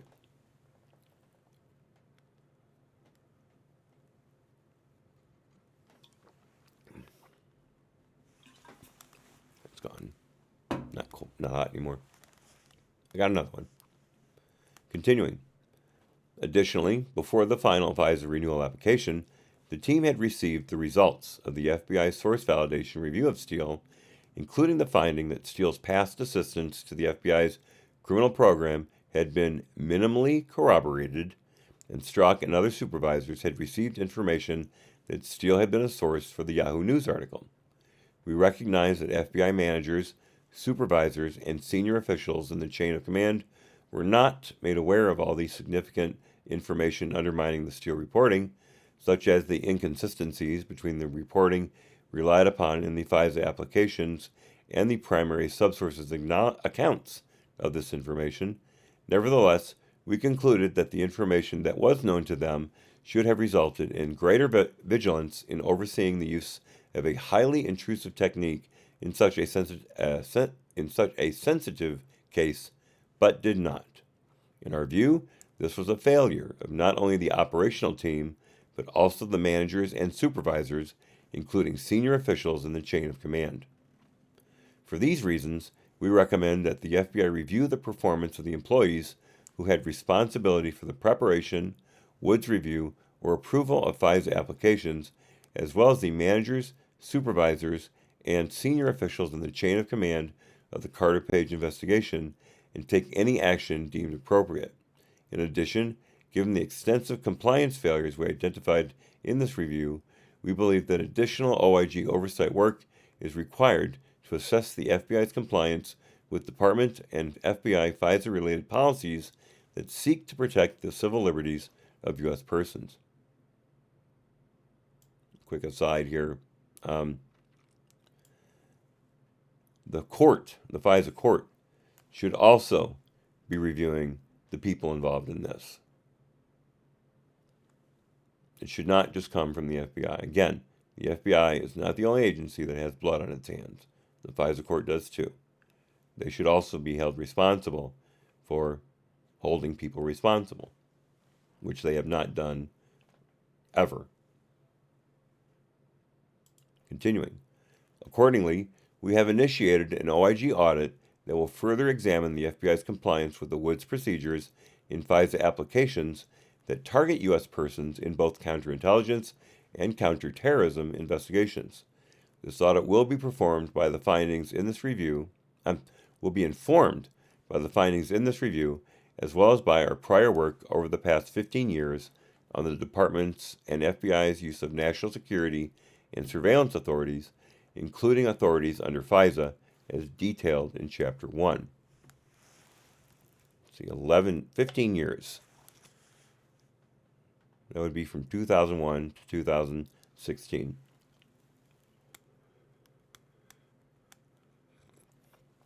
I'm comfortable with that. Continuing. 3. Clarification regarding OGC legal review during the Woods process. As described in Chapter 2, the Woods procedures do not currently explain the steps that should be taken during OGC's final legal review of a final FISA application, or require that documentation of the final legal review be maintained in an appropriate FBI file. And as described in Chapter 7, the FBI was unable to provide the OIG with documentation of the OGC legal review of renewal application numbers 1 and 2. We therefore recommend that the FBI revise the Woods procedures to specify what steps must be taken and documented during the legal review performed by an OGC line attorney and SCS level supervisor before submitting the FISA application package to the FBI director for certification. Because we were advised that the SCS level review is sometimes delegated to a non-SCS level supervisor, we also recommend that the FBI revise the Woods procedures to clarify which positions may serve as the supervisory reviewer for OGC.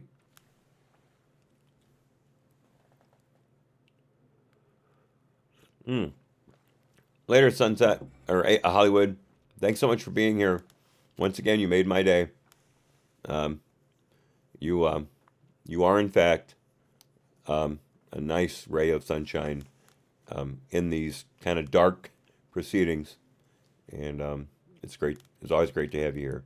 So have a great rest of your day. Hopefully we can see you tomorrow. God bless. God bless.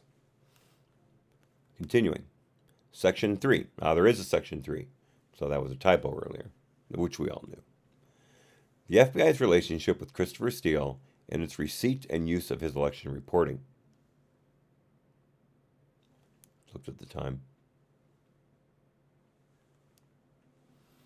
In this section, we analyze the FBI's handling of Christopher Steele and its use of his election reporting in Crossfire Hurricane, and whether the FBI's receipt and use of his reporting during that investigation complied with FBI confidential human source policies and procedures. As described in Chapter 4, Steele is a former intelligence officer with MI6 who was a spy in Russia, and then the director of the Russian desk, who in 2009 formed a consulting firm specializing in corporate intelligence and investigative services. It's amazing what's redacted in this thing. Seriously. Stuff that is known to everyone who's paid even a lick of attention to this thing. I'm sorry. I promised. Okay, continuing.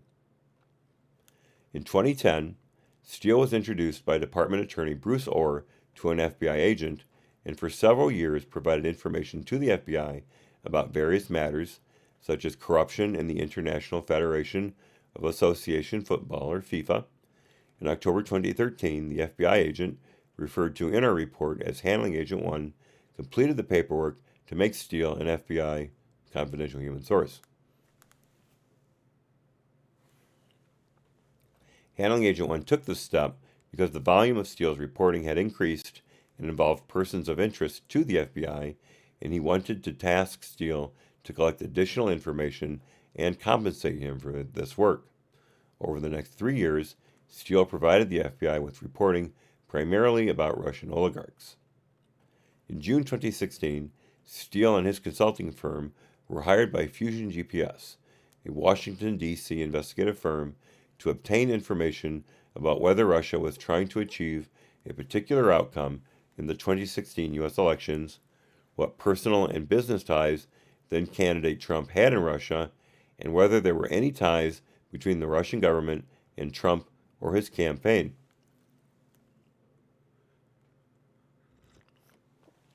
Yeah, but Steele had no idea who this information was supposed to be for. Right. Let's see. Continuing.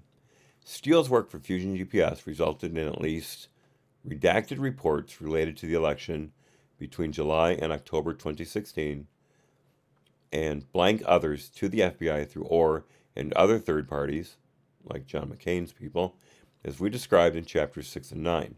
Brings us to footnote 501. Following his attorney's review of a draft of this report, Steele advised us through his attorney that it was important to note that his election reporting consisted of information transmitted by word of mouth by a number of individual sources. According to Steele, this is a necessary practice to obtain information in a closed society like Russia, and the election reports are descriptions of what certain individual sources deemed to be reliable by Steele's consulting firm, or Orbis, stated. Further, in Steele's view, his election reports should not have been treated as facts or allegations, but as the starting point for future investigation, which he said was the intended use of the reports furnished to Fusion GPS.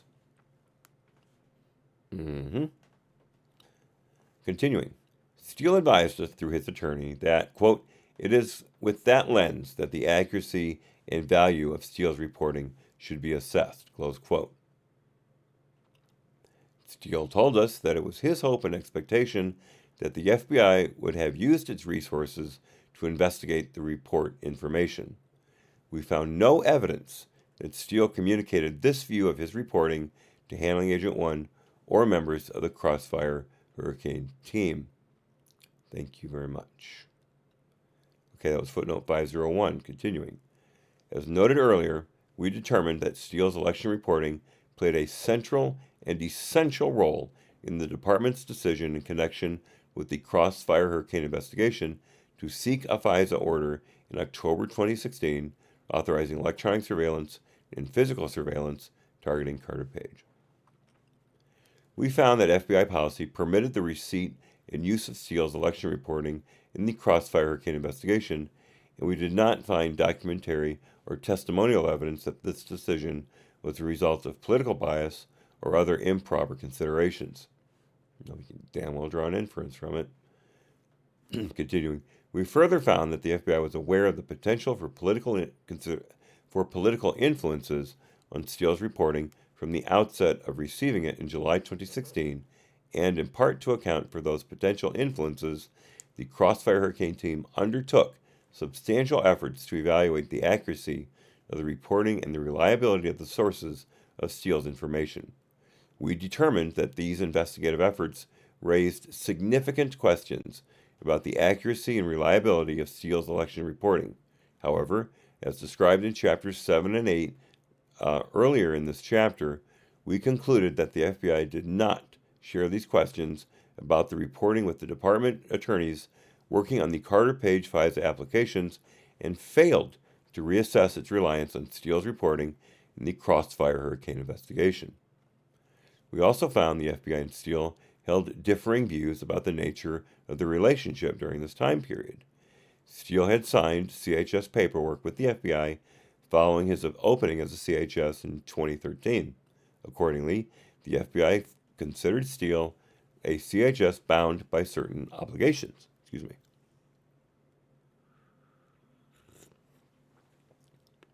Steele, however, considered himself a business person whose firm, not Steele, had a contractual CHS agreement with the FBI and whose election-related work was not undertaken pursuant to that agreement, but instead was conducted solely on behalf of his firm's client, Fusion GPS, not the FBI. This disagreement led to divergent expectations about Steele's conduct, affected the FBI's control over Steele during the Crossfire Hurricane investigation, and ultimately resulted in the FBI formally closing Steele as a CHS, although as we discussed later in this chapter, we found the FBI continued its relationship with Steele through Orr. I have to make one comment here. Steele saying that his work should have been viewed as basically raw intelligence and was to be a starting point for further investigation into those allegations. As Horowitz stated, there was no evidence that he told anyone in the FBI that. What I'd like to know is, did he tell Isikoff or Korn that same thing? That this should be looked at through the lens of basically raw intelligence. If that's the case, and they had any journalistic integrity, which they don't, but still, they would have never have published that data, those memos. They would have had to have tried to corroborate them. Otherwise, they would be putting out pure hearsay, which would result in their being open to significant lawsuits.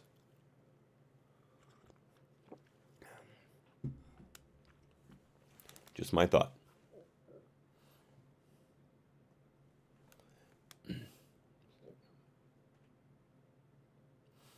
Let's see.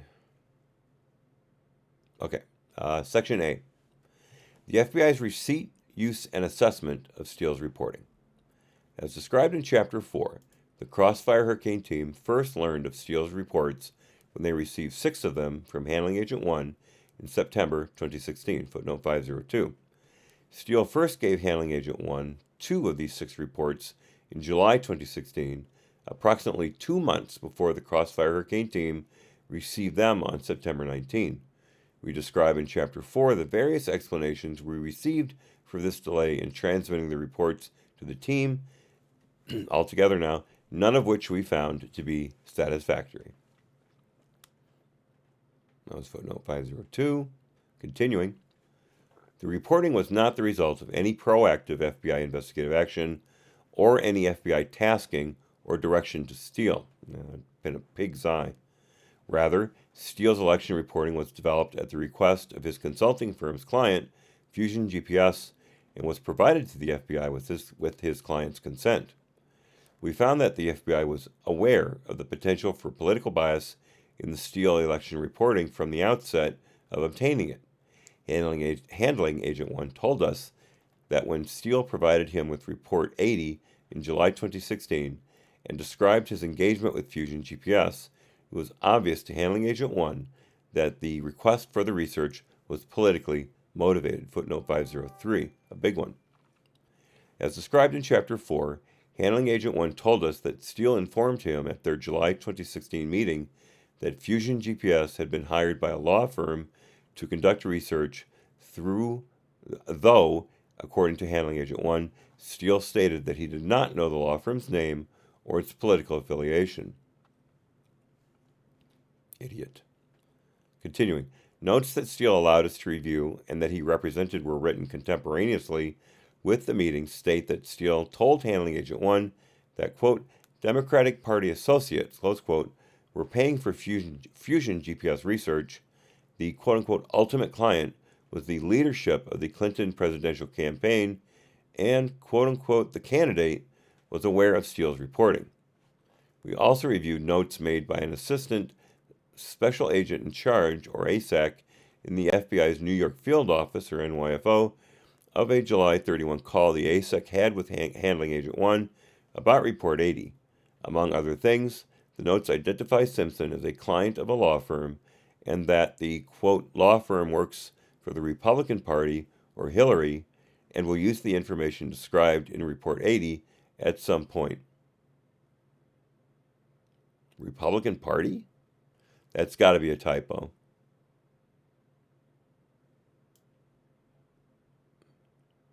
Does anybody see that any other way? That could be anything other than a typo? A huge typo. People do that sometimes, but still. Works for the Republican Party or Hillary?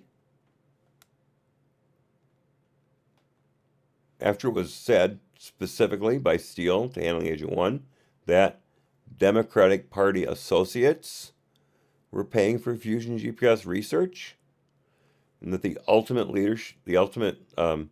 client was the leadership of the Clinton campaign. It's got to be a huge typo.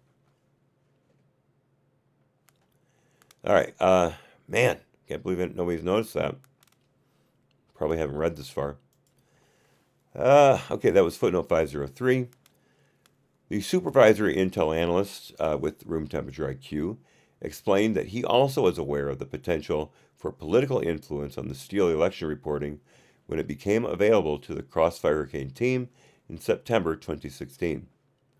We determined that the FBI's decisions to use Steele's information in Crossfire Hurricane and to task him in October 2016 were based on multiple factors unrelated to political considerations,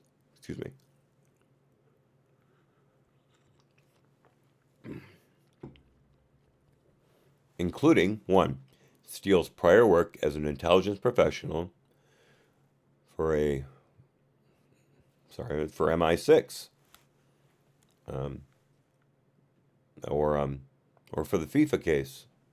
It's got to be one of those two. FIFA case wouldn't be redacted though.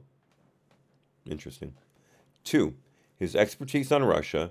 3. His past record as an FBI confidential human source, which included furnishing information concerning the activities of Russian oligarchs and investigative leads involving corruption in FIFA. Okay, that's what I was saying.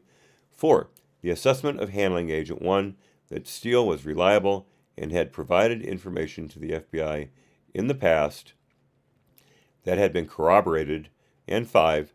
That Steele's reporting was consistent with the FBI's knowledge at the time of alleged Russian efforts to interfere in the 2016 U.S. elections. Yeah, that's a very good point, justifiable. Does anyone read this before it's released? I have to admit, though, there have been very few errors in this report. Formatting, syntax, punctuation, etc. I think it's incredibly well written, but that was a big boo-boo. Big boo-boo. I just turned on my Android by saying boo-boo. I guess it thought that was Google. Never. Screw Google. Had been corroborated. And 5, that Steele's reporting was consistent with the FBI's knowledge at the time of alleged Russian efforts to interfere in the 2016 U.S. elections. The fact that Steele had been retained to conduct political opposition research did not require the FBI, under either department or FBI policies, to ignore the information. The FBI and federal law enforcement regularly receive information from individuals with potentially significant biases and motivations, including drug traffickers, convicted felons, and even terrorists. The FBI is not required to set aside such information. Rather, under CHS policy, the FBI is required to critically assess the information in light of any potentially significant biases and motivations. The, quote, FBI must, to the extent practicable, ensure that the information collected from every CHS is accurate and current and not given to the FBI in an effort to distract, mislead, or misdirect FBI organizational or governmental efforts. Syntax. Yep, that's Canada and New York and Illinois. For sure, David. By the way, welcome. I didn't see you sneak in. We're glad to have you. That was footnote 504. All right, that's just a lot of references to OIG reports. Quite a few are OIG reports. Okay, that was 504. Continuing, past OIG reviews of the department's law enforcement components have found that the use of information from such individuals presents significant risks, and that's footnote 505.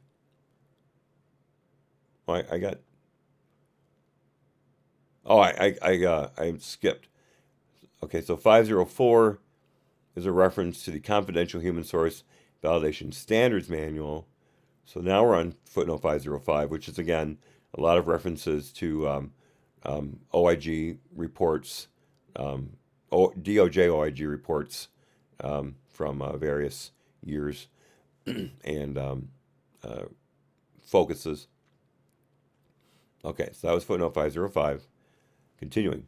In the Crossfire Hurricane investigation, as described in detail in chapters 4 and 6 of this report, the team undertook substantial efforts to verify Steele's election reporting, including interviewing Steele, identifying and interviewing certain of Steele's subsources, and should be certain Steele subsources, the of doesn't belong there, undertaking CHS and spy and other spy meetings with Papadopoulos, Page, and a high-level Trump campaign official, who was Sam Clovis, conducting database inquiries, open source research, and seeking information from other U.S. government intelligence agencies.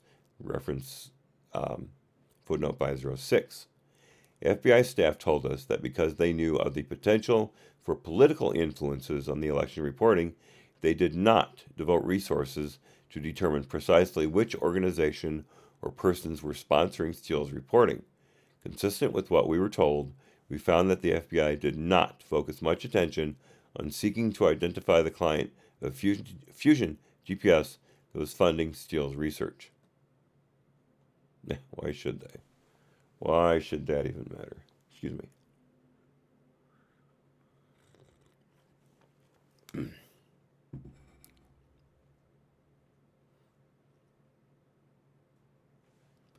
Oh, David, I'm so sorry to hear that. Power went off twice last night, and your asthma kicked in from the damp basement. Oh, that's... Sorry to hear that, man. That sucks. That absolutely sucks. See, here I am with the humidifier on in the room. People, just goes to show, different infirmities require different solutions. Continuing. However, we found that corroboration for the election reporting proved to be elusive for the FBI to identify. FBI officials told us that the singular nature of the reporting, ergo its recounting of conversations between a small number of persons, made it extremely difficult to verify.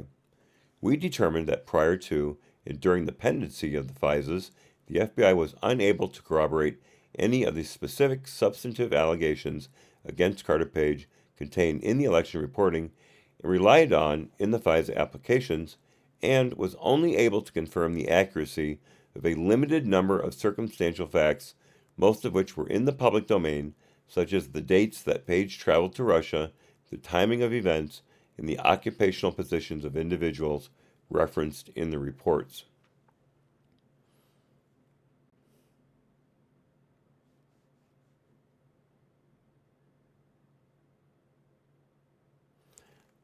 I just have to. Yet we heard from the media time and time again, and everybody can say this from memory, that more and more of the Steele dossier is being verified every day, over and over again for 2 years.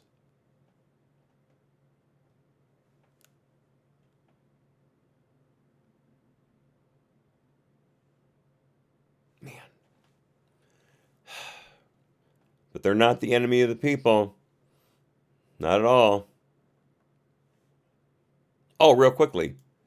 I'm sure everyone heard that Soleimani, the general in charge of the Iraqi Revolutionary Guard Corps Hood Division, the International Terrorism Division, was killed last night in a drone strike at the Baghdad airport as he was driving away along an airport road.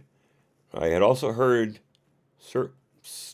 only one source, I believe Sean Spicer, but one source said that the head of Hezbollah was also in that car. Great news, incredible news. And of course, the Democrats are saying that this is an act of war that Trump had no business doing without congressional approval. You know, they've certainly never heard of the War Powers Act. They've certainly never heard of terrorists being on kill lists. Nothing like that. Obama goes into Syria for 30 days, and it turns out to be years and years and years. You don't hear Congress bitching about that. Like Sean says, Trump cures cancer, the Democrats come out in favor of cancer. That's all there is to it. Continuing. Now that's a hell of a day. That is a great day on the calendar. Mark January 1st as one of the great days in American history. Military history, at least. Continuing. In addition to the lack of corroboration, we found that the FBI's interviews of Steele, the primary subsource, and a second subsource, and other investigative activity revealed potentially serious problems with Steele's description of information in his election reports. For example, as noted above, the primary subsource's accounting of events during his January 2017 interview with the FBI after the filing of the first FISA application and renewal application number 1, but before the filing of renewal application number 2, was not consistent with and in fact contradicted the allegations in reports 95 and 102 attributed to person 1, as well as those in report 94 concerning the meeting between Page and Sechin. In addition, another subsource told the FBI in August 2017, after the filing of renewal application number 3, that information in Steele's election reporting attributable to him had been quote-unquote exaggerated. Because the subsources themselves could have furnished exaggerated or false information to Steele, as well as to the FBI during their interviews, the cause of these inconsistencies remains unknown. According to the supervisory intel analyst of room temperature IQ fame, the FBI ultimately determined that some of the allegations contained in Steele's election reporting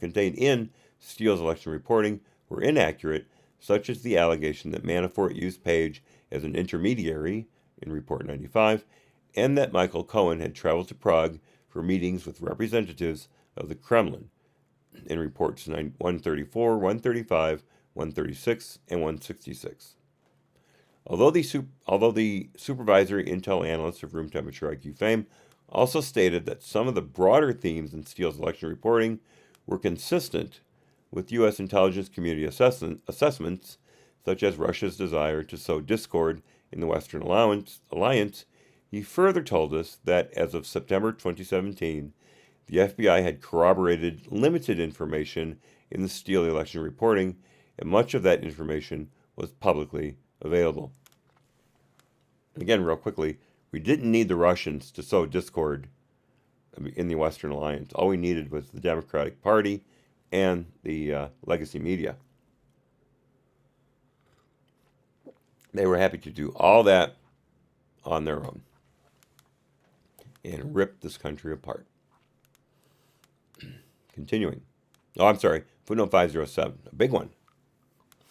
As discussed in detail in Chapter 6, FBI leadership, including Comey and McCabe, advocated for the Steele election reporting to be included in the Intelligence Community Assessment, ICA, on Russian election interference that was being prepared in December 2016. It's amazing how quickly they put that entire assessment together, isn't it?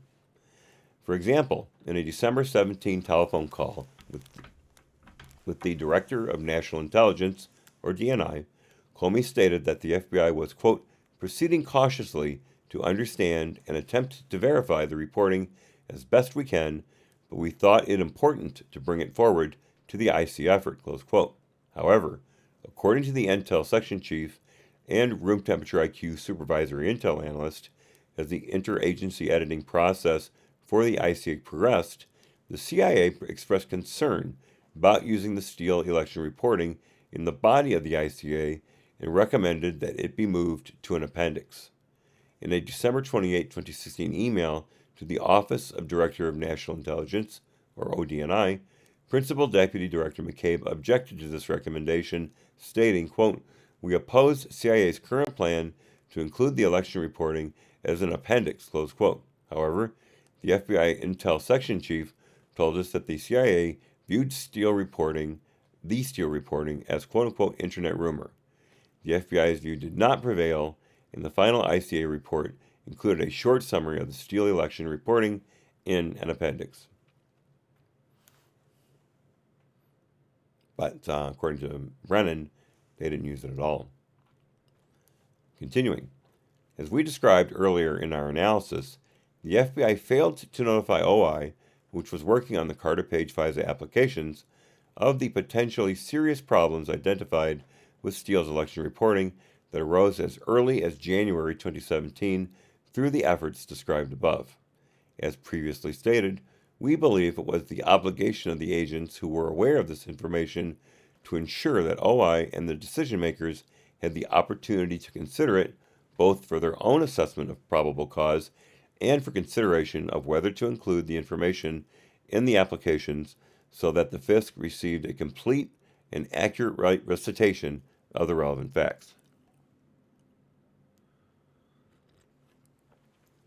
Continuing. Moreover, even as the FBI developed this information, we found no evidence that the Crossfire Hurricane team reconsidered its reliance on the Steele reporting in the FISA renewal applications. In addition to these investigative efforts by the Crossfire Hurricane team to evaluate Steele as a source, the FBI's Validation Management Unit, or VMU, completed a human source validation review of Steele in March 2017. Why so late? We examined the VMU's assessment and, in doing so, identified two procedural problems that affected the usefulness of its work product that, if not addressed by the FBI, could negatively affect VMU's future CHS assessments. Footnote 508. We note that, by the date of the VMU Human Source Validation Review in March 2017, the Crossfire Hurricane team had identified potentially significant issues with Steele's reporting, and the VMU Validation Review did not make any findings that would have altered that judgment. That was footnote 508. Continuing. First, we found instances where information we deemed significant about Steele was not included in his Delta file and therefore was not available to VMU so that it could be taken into account during VMU's validation review. The information omitted from Steele's Delta file included facts that the Crossfire Hurricane team learned in December 2016 about Steele relating to his work-related performance in a prior position, that would have been his position with MI6, and the FBI Transnational Organized Crime Intelligence Unit's concerns about the number of contacts that Steele purportedly had with Russian oligarchs. Real quickly. Carter Page, General Flynn, George Papadopoulos, tangentially Papadopoulos, have contacts with Russians, and they're seen as spies. Christopher Steele has friendly relationships with Russian oligarchs, and they take him as a serious crime fighter. I see no disconnect there. All right, continuing. We have raised issues in prior OIG reviews about the FBI's handling of derogatory CHS information, footnote 509. And this is a reference to a number of OIG reports. Let's see, that was footnote 509. Here we are. We believe the FBI needs to assess how to better ensure that derogatory information about its spies is included in Delta and the Delta files and is readily Delta database and is readily identifiable once added. The FBI should establish enhanced procedures to ensure the completeness of its Delta files, including for investigations that are operated from FBI headquarters. Excuse me.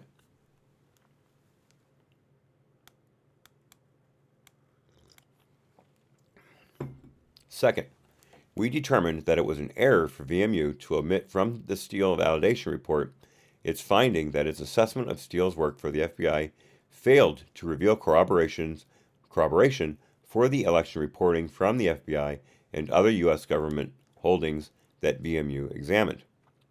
The supervising unit chief told us that the reason for the omission was VMU's practice of reporting on, quote, what we positively find, close quote, and not on what is lacking. As a result, the VMU report acknowledged Steele's contribution to the FBI criminal program, but did not elaborate on his contributions, or lack thereof, to the counterintelligence program. In Steele's case, VMU's approach misapprehended the reason for the CD's request. Misapprehended? I think that should be misunderstood. I say that this is such a well-written report, and now I'm finding it mistake after mistake. Excuse me, slouching. Shows how good I am at predicting things. Misapprehended, or misunderstood, the reason for CD's request for the validation review. CD's interest in Steele resulted from his election reporting, so any conclusions that VMU reached about it would be of intense interest to CD. According to Priestap, who had previously overseen the work of VMU in his capacity as Deputy Assistant Director in the Directorate of Intelligence,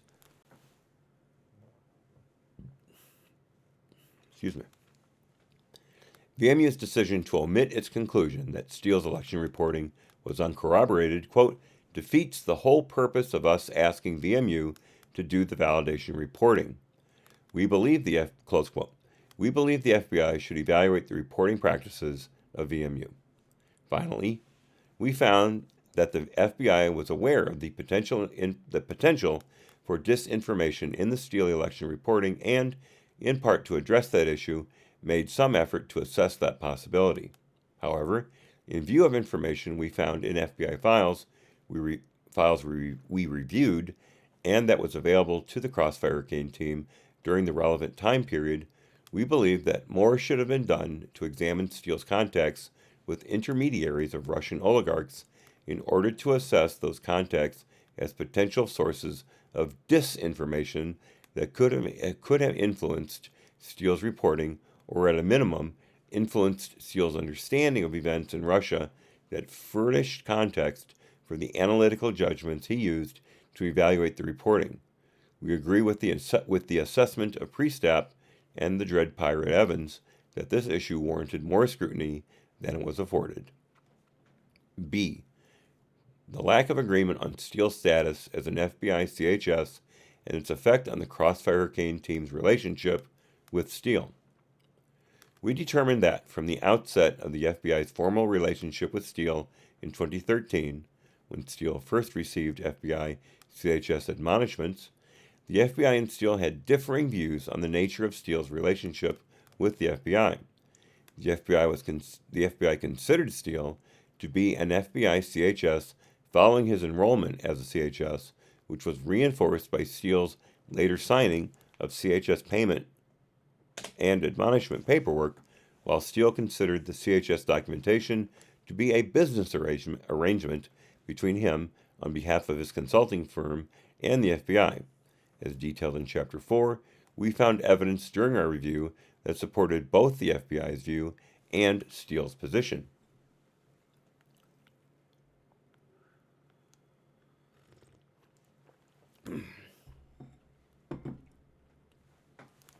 Continuing. The paperwork enrolling Steele as a CHS in 2013 was the FBI's standard CHS opening documentation. The FBI documented Steele's receipt of CHS admonishments, and the documentation did not reference in any way a relationship between the FBI and Steele's consulting firm. Similarly, on multiple occasions thereafter, Steele signed, using his FBI-assigned code name, FBI payment forms that were plainly denominated as CHS documentation and that did not reference his consulting firm. However, we also identified material indicating that Steele made known to Handling Agent 1 from the outset of their discussions in 2010 that he could not be a CHS for the FBI due to his prior work as a former intelligence professional. We also identified a memorandum that the FBI sent to Steele's redaction, probably Steele's former employers at MI6, prior to opening Steele as a CHS in 2013, explaining that, quote, Mr. Steele is providing the FBI with information, close quote, while also stating that the information the FBI was to obtain would be furnished, quote, primarily through Mr. Steele's privately owned company, close quote, and that the FBI would, quote, treat any material provided as information obtained through a confidential human source, close quote. Similarly, Steele's letter to his redacted, dated around the same time as the FBI memorandum, informed the redacted that Steele's consulting firm, rather than Steele, was planning to enter into a commercial relationship with the FBI. Now, this is actually, instead of MI6, these redactions could be referring to a client of Steele's at the time, or clients of Steele's at the time. So that's possible. You could read that either way, although I'm more inclined, as I think about it, to believe it was reference to clients and not to MI6. Let's see. Continuing. Given the similarities between the FBI and Steele memoranda to Steele's redacted, the FBI's description of Steele appears crafted to satisfy Steele's concerns and, in our view, is indicative of the understanding reached between Steele and the FBI concerning his status, that both sides would leave unresolved their differing perspectives on the nature of their relationship in order to keep information flowing to the FBI and to ensure that Steele could be paid for any work he performed on behalf of the FBI. Unbelievable. Unbelievable.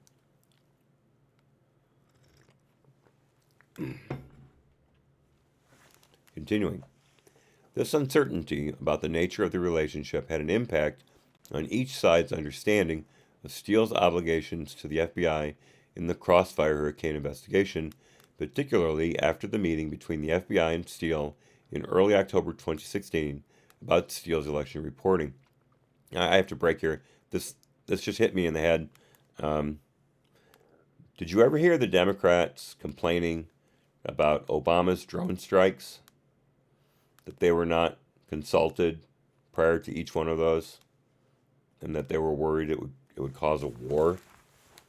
Did you ever hear that once while Obama was droning the living hell out of the Middle East?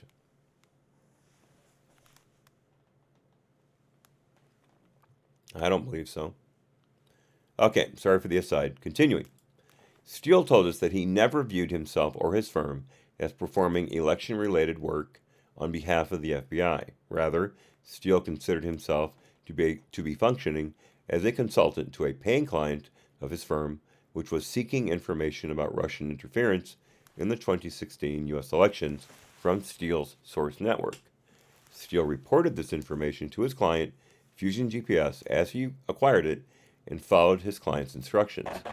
In contrast, we found that the FBI agents viewed Steele as a former intelligence officer colleague who was an FBI CHS with obligations to the FBI, and that the agents displayed insufficient awareness of the priority Steele placed on his business commitments.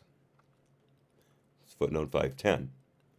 In comments on this report, Handling Agent 1 told us that he was well aware of Steele's business priorities, but that he was not aware that Steele would be a quote-unquote front man in dealings with the press, and that Steele would fail to inform him of these and other contacts that violated the FBI's instructions at the early October meeting.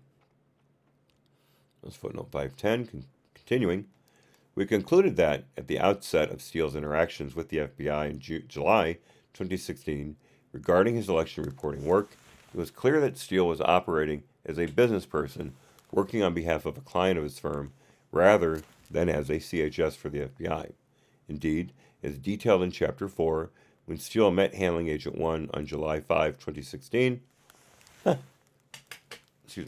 That's a pretty important date.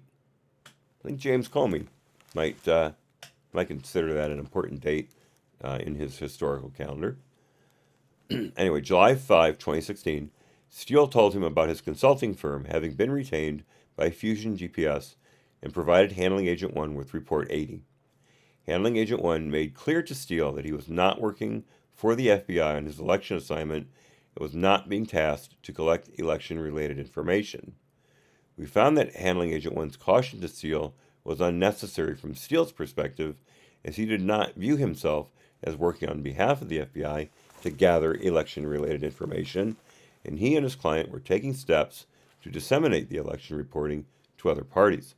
Excuse me.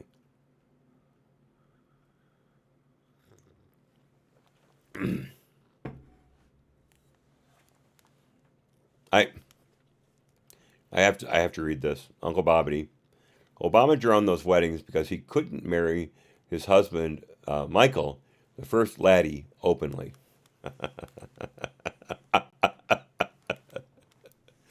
Oh, droll. Very droll. I love it. I love it. Let's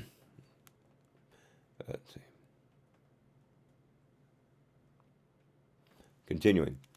Handling Agent 1 told us, however, that from his perspective, he believed his caution to Steele was necessary because he believed Steele was a CHS and his election-related activity would be harmful to Steele's relationship with the FBI. As detailed in Chapter 9 and discussed later in this chapter, beginning in July 2016, Steele had multiple contacts with Department Attorney Bruce Orr about his reports. That same month, Steele first provided his election reporting to the State Department. In August 2016, the FBI received correspondence from members of Congress that described information included in the Steele reports, and in September 2016, Steele met with journalists from the New York Times, the Washington Post, Yahoo News, the New Yorker, and CNN about his work. Steele, in fact, was the Western intelligence source referenced in the September 23 Yahoo News article entitled U.S. Intel Officials Probe Ties Between Trump Advisor and Kremlin.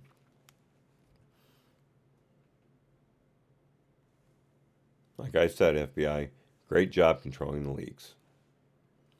Kremlin, that described efforts by U.S. intelligence to determine whether Carter Page had opened communication channels with Kremlin officials. The FBI did not ask Steele whether he was a source for the article, nor did it question Steele about the apparent dissemination of his election reporting to other parties. However, the caution provided by Handling Agent 1 to Steele at their July 2016 meeting that Steele was not being tasked to collect election-related information changed in early October 2016 when Crossfire Hurricane investigators met with Steele and attempted to task him as a CHS.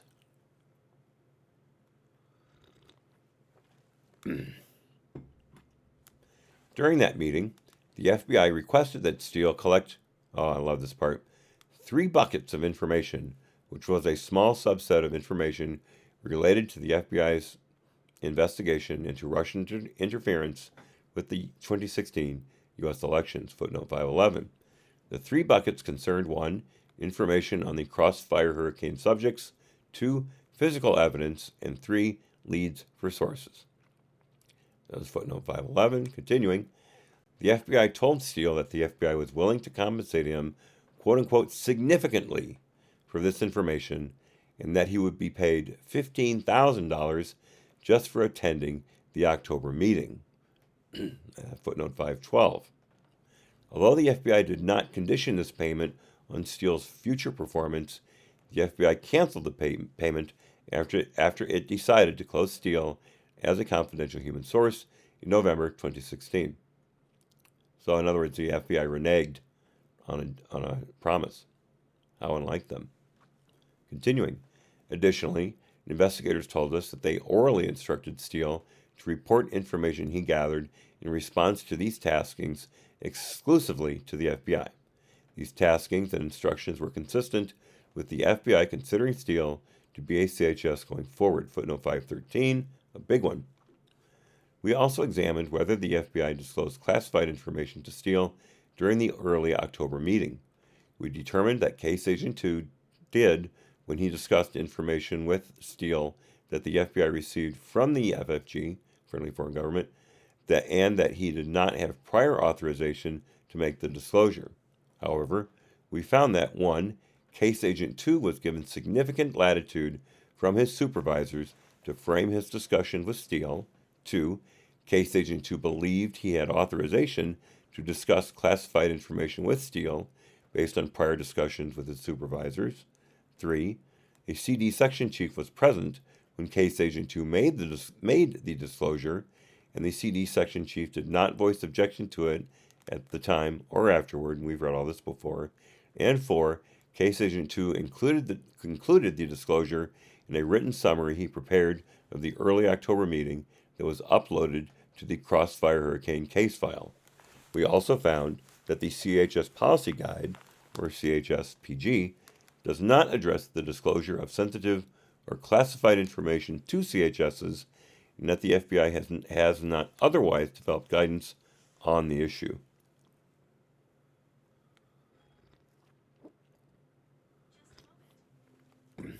Premier law enforcement agency in the world. Continuing, footnote.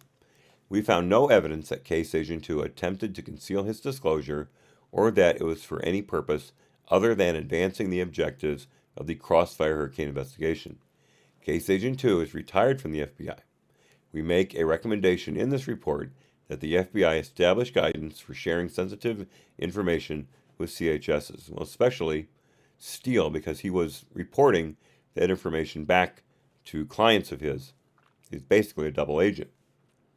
Continuing, based on the testimony we obtained from participants in the early October meeting and the documents we reviewed that memorialized it, Steele appears to have made no commitments in response to this FBI request for exclusivity, though we found that he did not expressly reject it either. From the surrounding circumstances, we concluded it was unlikely that Steele agreed to the FBI's request. Steele was a business person with a paying client for whom he had worked on other projects and had committed to assist the client on the election project. Steele told us that any attempt by the FBI to interfere with his assignment from Fusion GPS would have been a quote-unquote showstopper. Case Agent 2 could not recall Steele agreeing to anything during the meeting in early October and acknowledged to OI following the meeting that they needed to be quote-unquote realistic about the prospects of Steele limiting the dissemination of his reporting to the FBI. Footnote 514. As we described in Chapter 4, Handling Agent 1 believed that Steele failed to abide by FBI instructions when he continued to meet with the media and the State Department about issues over which the FBI had sought to establish an exclusive reporting relationship at the early October meeting. Case Agent 2 told the OIG that he thought it was terrible for Steele to complain to the FBI about leaks during the meeting, given that he had been meeting with media outlets in September and had provided information that was used in the Yahoo News article. According to Case Agent 2, in hindsight, clearly Steele wasn't truthful with us. Clearly. Steele denied to us that he ever lied or purposely misled the FBI. And that was footnote 514. Continuing. Nevertheless, we found that, following this October meeting, the FBI viewed Steele as a CHS with respect to these taskings and considered him bound by the standard, quote-unquote, CHS admonishments that he had received initially in 2013 and renewed most recently in January 2016, which committed him to, quote, abide by the instructions of the FBI, close quote, and to, quote, provide truthful information to the FBI, close quote, footnote 515. The FBI form memorializing Steele's receipt of admonishments in 2016 states that Handling Agent 1, quote, verbally admonished the CHS with CHS admonishments, which the CHS fully acknowledged, signed, and dated. The FBI could not locate the signed admonishment form, however.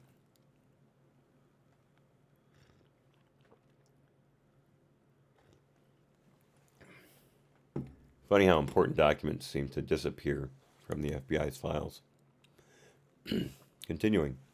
Handling Agent 1 told us that he previously had provided oral instructions to Steele that included not divulging the existence of his relationship with the FBI to others and not sharing with third parties the information he was providing to the FBI, aside from his client paying for the research.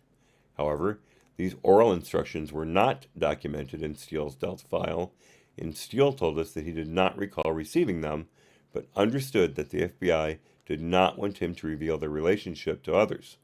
We also found that the FBI's standard admonishment form does not include an instruction to the CHS not to disclose the existence of the CHS's relationship with the FBI to others absent the FBI's permission, footnote 516.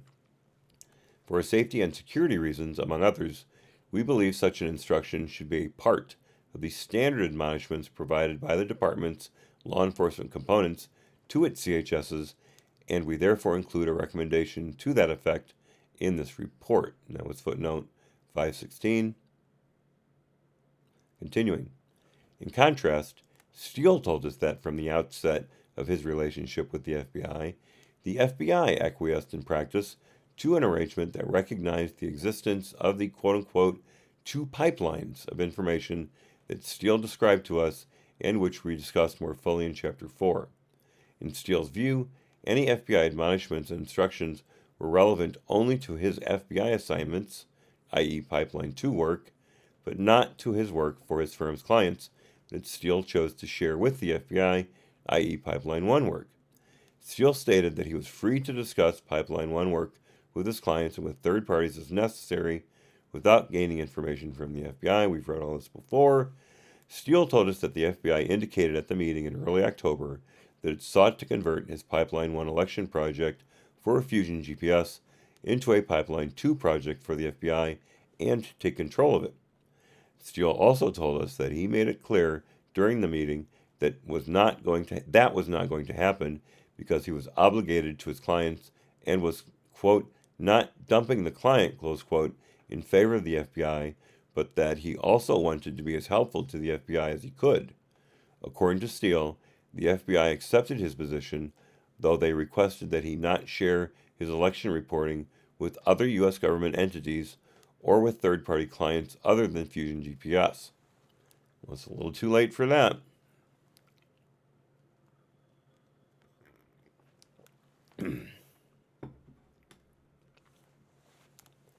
Hey, Barefoot Sounds, welcome back. Good to see you. Sorry I didn't sneak you in earlier. I've really been lasering in on this text here, so I'm not paying as much attention to the chat as I normally do. Anyway, I'm glad you're back, and sorry to hear you're burning out. That's a shame. I've been there. I've totally been there. That's okay. Thanks. I forget a lot of you guys are like professional lurkers, but it's great to see you in the chat. You're more than welcome to contribute as much as you always do. It's great to see you here. Okay, where the hell was I?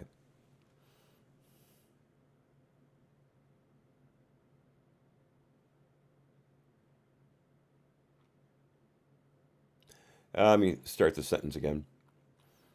According to Steele, the FBI accepted his position, though they requested that he not share his election reporting with other U.S. government entities or with third-party clients other than Fusion GPS. Steele said he could not recall if he agreed to this FBI request, but believed that the request was not resolved at the meeting. FBI attendees at the early October meeting told us they had no recollection of Steele rejecting the request that he provide information on the quote-unquote three buckets exclusively to the FBI, and if he had rejected the request, it would have been documented. Let's remember, Steele was a professional spy. He's a professional listener. Try not to give away your inclinations. Continuing, consistent with their inability in 2013 to reach a shared understanding on Steele's status with the FBI, we concluded that the FBI and Steele in October 2016 appeared to reach a similarly imperfect agreement that reflected the competing needs and interests of each party. The FBI provided instructions to Steele, but Steele did not make any express commitments to abide by specific terms. The FBI also sought exclusivity for information Steele developed in response to the tasking, but we found that Steele did not make an express commitment to the FBI to honor this request. I think that should be an expressed commitment. Anyway, Continuing. As described in Chapter 6, the FBI closed Steele as a CHS for cause in November 2016 after determining that Steele breached an obligation when he divulged his FBI relationship to a journalist for Mother Jones the month before. This obligation was based upon the oral admonishment the FBI said it previously provided to Steele, an admonishment Steele said he did not recall receiving or agreeing to, but one that he said reflected an expectation he understood.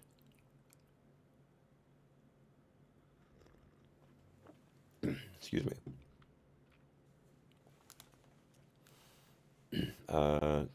Continuing.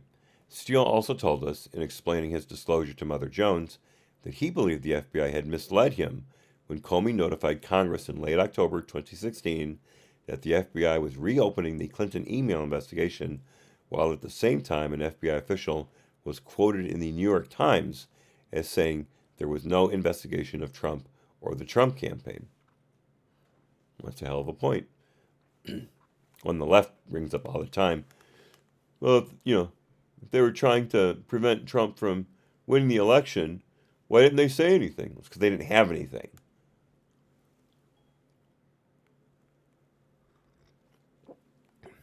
They had an investigation, but they had no actual information to back up that investigation. Not that they weren't leaking it anyway. It's a bunch of crap that the FBI was keeping it under wraps. Let's see here. We believe that the FBI's decision to close Steele, as well as its failure to press him about his role in the September 2016 Yahoo News story and his October 2016 visit to the State Department, were consequences of the FBI's and Steele's inability to come to a shared understanding on the terms of their relationship. We also believe that the FBI allowed the arrangement with Steele to exist because its expectations about Steele's behavior were heavily influenced by his background as a former intelligence officer and his past assistance to the FBI in that capacity, with insufficient focus on Steele's current business interests and obligations, even though Steele disclosed them to the FBI. Indeed, as we describe in the next section, we found that even after the FBI closed Steele as a CHS in November 2016 for cause, and as a result under FBI policy, should have ceased its contact with Steele absent exceptional circumstances or reopening him as a CHS, the FBI continued its relationship with Steele by allowing Steele to regularly provide information to the FBI through a senior department attorney, Bruce Orr, with whom Steele was friendly. Wow, we're at section 4, and it's 5 o'clock. I think this is the best spot to take our break and resume tomorrow. We got a lot further than I had expected. Let's see, we're on page 390, and according to my notes, this goes to page 409.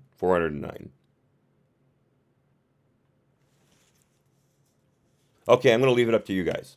We've got 19 pages to go. This is all recapitulation of things we've already said, so I don't see myself having any more input into these points as we've already done. So give me a 1 if you want to finish up chapter 11 today, and then tomorrow will be a short day where we go over chapter 12 and the appendices. Or would you like to break now and leave section 4 and then chapter 12 and the appendices for tomorrow? Give me a 1 if you want to take a break now. I'll hang back and see what you say. Thank you, King James. I always appreciate your compliments. Thank you. Okay, so we've got a 1 from David.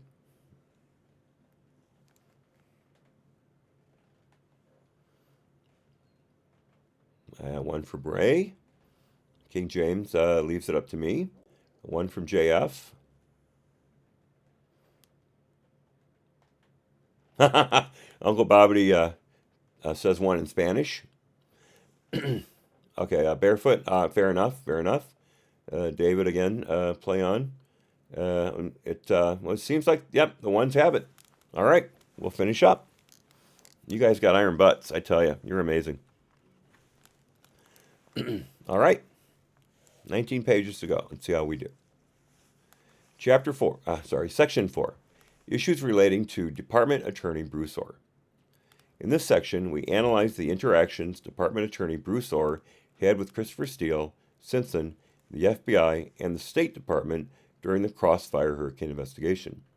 We also analyze Orr's interactions with department attorneys and FBI officials concerning the department's criminal investigation of Paul Manafort. One from Laura, too. Thank you.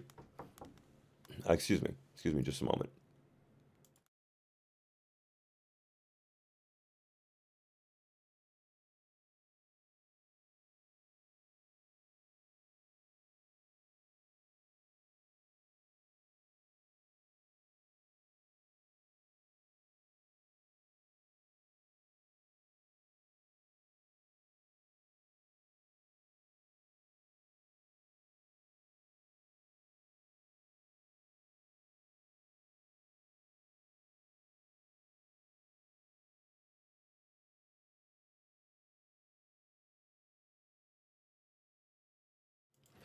Thanks for your patience. Picasso knows was checking on my coffee supply. Lovely, lovely executive producer that she is. All right, let's see here. These glasses are still kind of hurting my ear.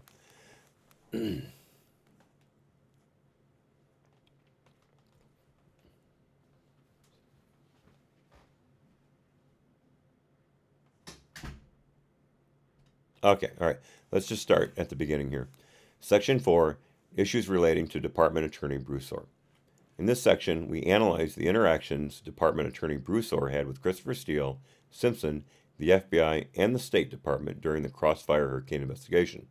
We also analyze Orr's interactions with department attorneys and FBI officials concerning the department's criminal investigation of Paul Manafort. At the time of these activities, Orr was an Associate Deputy Attorney General in ODAG and the Director of the Organized Crime and Drug Enforcement Task Force, or OCD-ETF. As described more fully in Chapter 9, at about the same time that Steele was engaging with the FBI on his election reporting, Steele was also sharing his reporting with Orr, with whom he had a pre-existing professional and quote-unquote friendly relationship since at least 2007. Beginning in July 2016, Steele had contacted Orr on multiple occasions to discuss information from Steele's election reports. At Steele's suggestion, Orr also met in August 2016 with Simpson, the owner of Fusion GPS, to discuss Steele's reports. At the time, Orr's wife Nellie Orr worked at Fusion GPS as an independent contractor. Orr had a second meeting with Simpson in December 2016, at which time Simpson gave Orr a thumb drive containing numerous Steele election reports.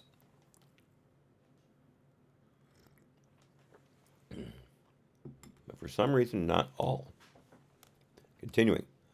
On October 18, 2016, 3 days before the first FISA application was submitted to the FISC, and after speaking with Steele that morning, Orr requested a meeting with, and that same day met with, McCabe to share Steele's and Simpson's information with him. Thereafter, Orr met with members of the Crossfire Hurricane Team 13 times between November 21, 2016, thank you, Picasso knows, and May 15, 2017, concerning his contacts with Steele and Simpson. All 13 meetings, excuse me, just 1 second.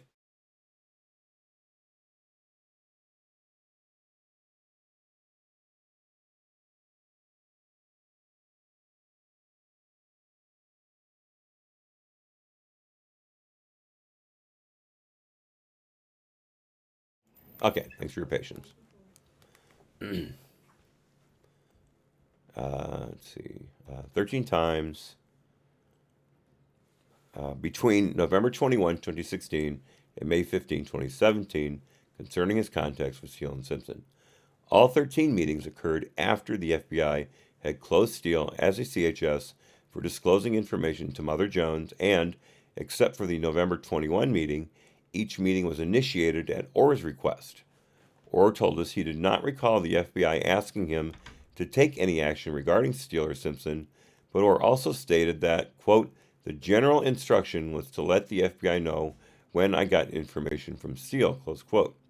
At two of these meetings, both in December 2016, after Nellie Orr had left Fusion GPS, Orr provided the FBI with open source research Nellie Orr conducted on Manafort while working at Fusion GPS. The Crossfire Hurricane team memorialized each meeting with Orr as an quote-unquote interview using a 302 form. In addition to the FBI, Orr met with senior State Department officials in November 2016 to discuss State Department efforts to investigate Russian influence in foreign elections. On this and several other days, Orr had separate discussions with State Department Deputy Assistant Secretary Kathleen Kavalek. Ah, there she is. I had that name completely wrong. Kathleen Kavalek.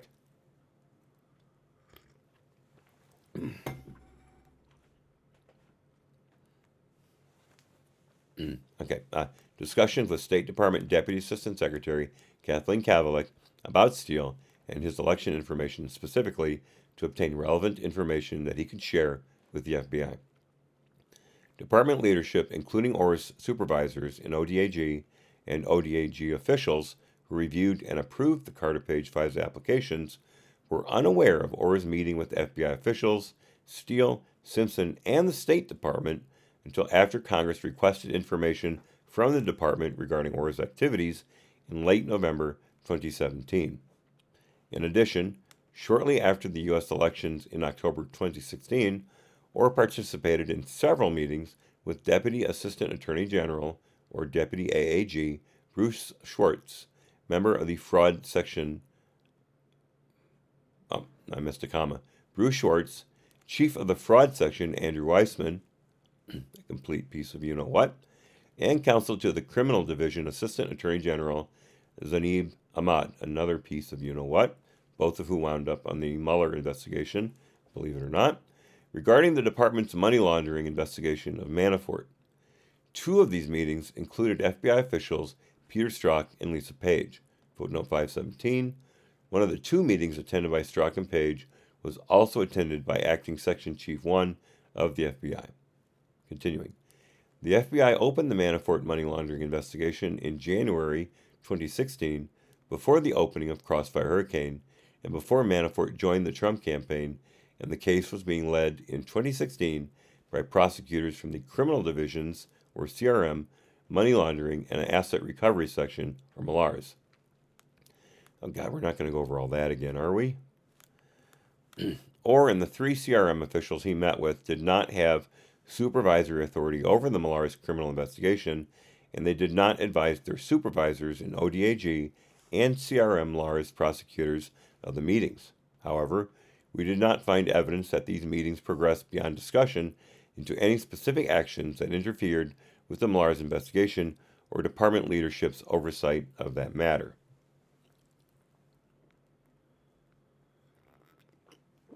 David Von Kettering makes an interesting point. 302 should be abandoned. I'd have to think about that. I would certainly say that I don't like the fact that 302s are written after the meeting and are a summary of the agent's memory of the meeting. I don't see why the FBI can't take notes during a meeting, or at least record the meetings on an audio tape. I mean, we know that George Papadopoulos, his interviews with the FBI in April of 2017, and I believe May, was it March? I think it was May of 2017. Those were both recorded without Papadopoulos' knowledge.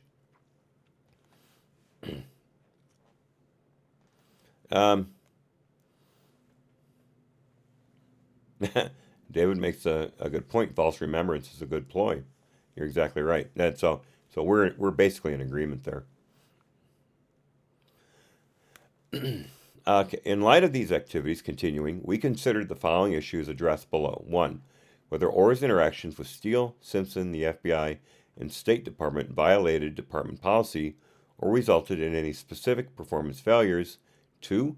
Whether the FBI's interactions with Orr concerning Steele and Simpson after Steele was closed as an FBI CHS violated department or FBI policy. 3. Whether Nellie Orr's work for Fusion GPS implicated any ethical rules applicable to Orr, and 4, whether the meetings between Orr, CRM officials, and the FBI regarding the Malaras investigation violated department policy or resulted in a specific performance failure. So, God, we are going to go over that again. We already know there was no policy against meeting about a department you have no control over and bitching about what they were doing, which is all those meetings were. Anyway, all right. A. Bruce Orr's interactions with Steele, Simpson, and the State Department and the FBI. We did not identify a specific department policy prohibiting Orr from meeting with Steele, Simpson, or the State Department and providing the information he learned from those meetings to the FBI. And as we said before, how could you possibly have a rule against something that no one could imagine happening? I'm going to shut up. Sorry, I promised. Further, we found no evidence that the FBI expressly requested that Orr obtain information from Steele or anyone else on the FBI's behalf. However, as described in Chapter 9, Orr told us that, quote, the general instruction he received from the FBI was to let them know when I got information from Steele, close quote. Similarly, Joe Pietka, Peter Strzok's hatchet man, told us that Orr likely left their initial November 21, 2016 meeting with the impression that he should contact the FBI if Steele contacted him, which is what Orr did. In this regard, we concluded that Orr committed consequential errors in judgment by 1, failing to advise his direct supervisors or the DAG that he was communicating with Steele and Simpson, and then requesting meetings with the FBI Deputy Director and Crossfire Hurricane Team on matters that were outside his areas of responsibility, and 2, making himself a witness in the investigation by having direct communications with Steele about his reporting and activities and providing Steele's information to the FBI. Footnote 518, we did not find evidence that Orr shared non-public information with Steele or Simpson. Continuing, we found that Orr's failure to advise his supervisors resulted in Orr being aware of relevant information that was not made known to department officials, thereby interfering with those officials' supervisory responsibility for the Crossfire Hurricane investigation and the Carter Page FISA applications. As described in Chapter 8, Yates, Bente, and Rosenstein told us that they had no knowledge at the time they reviewed and approved the Page FISA applications that Orr had provided the FBI with information related to the Crossfire Hurricane investigation and that was relevant to the FISA applications. Other ODAG officials who reviewed one or more of the applications told us that they were also unaware of Orr's activities at the time, including the Associate Deputy Attorney General responsible for ODAG's national security portfolio, who interacted with NSD and OI officials on the FISA applications and was aware of their efforts described in Chapter 5 to evaluate the Steele information being relied upon to support probable cause. I don't think I remember all that coming up before about people in above him being involved with the Crossfire Hurricane and FISA stuff.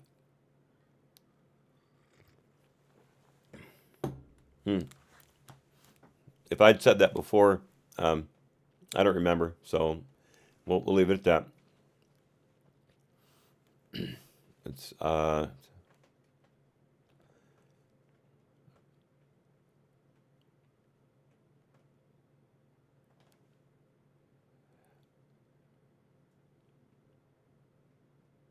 okay.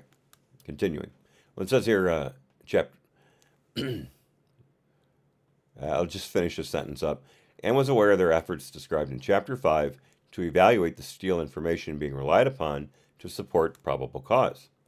Although we found no information suggesting that Orr knew about any of the FISA applications before they were filed, by failing to advise his supervisors of his interactions with Steele, Simpson, and the FBI, Orr deprived those supervisors of the ability to ensure that the ODAG officials working on the applications were made aware of information relevant to evaluating the Steele reporting in the applications.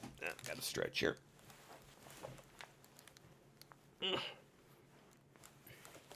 Okay. Sit up straight again. Continuing.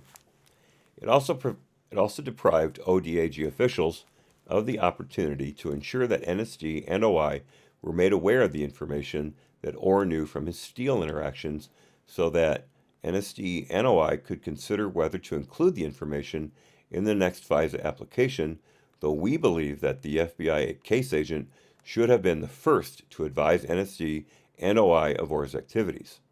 As described in Chapter 8, the late discovery of Orr's interviews with the FBI prompted NSD to submit a Rule 13 letter to the court over a year after the final FISA orders were issued to inform the court, among other things, of information that Orr had provided to the FBI, but that the FBI had failed to inform NSD and OI about, including that Steele was, as we all know, quote, desperate that Donald Trump not get elected and was passionate about him not being the U.S. president. And what did the FISA court do about it? Continuing. Additionally, as described in earlier chapters, beginning in early 2017, Bente and later Rosenstein requested multiple briefings on the Crossfire Hurricane investigation, which included, among many topics, updates on the FBI's continued efforts to assess Steele and his information.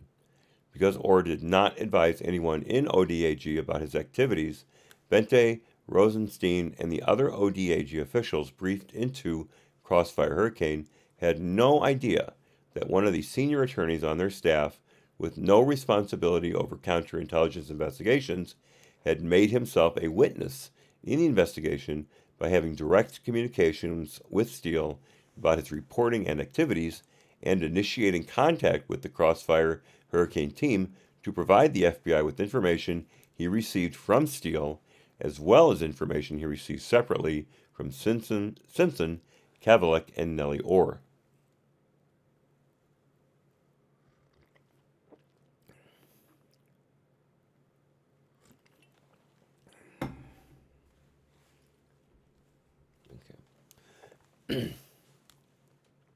Continuing.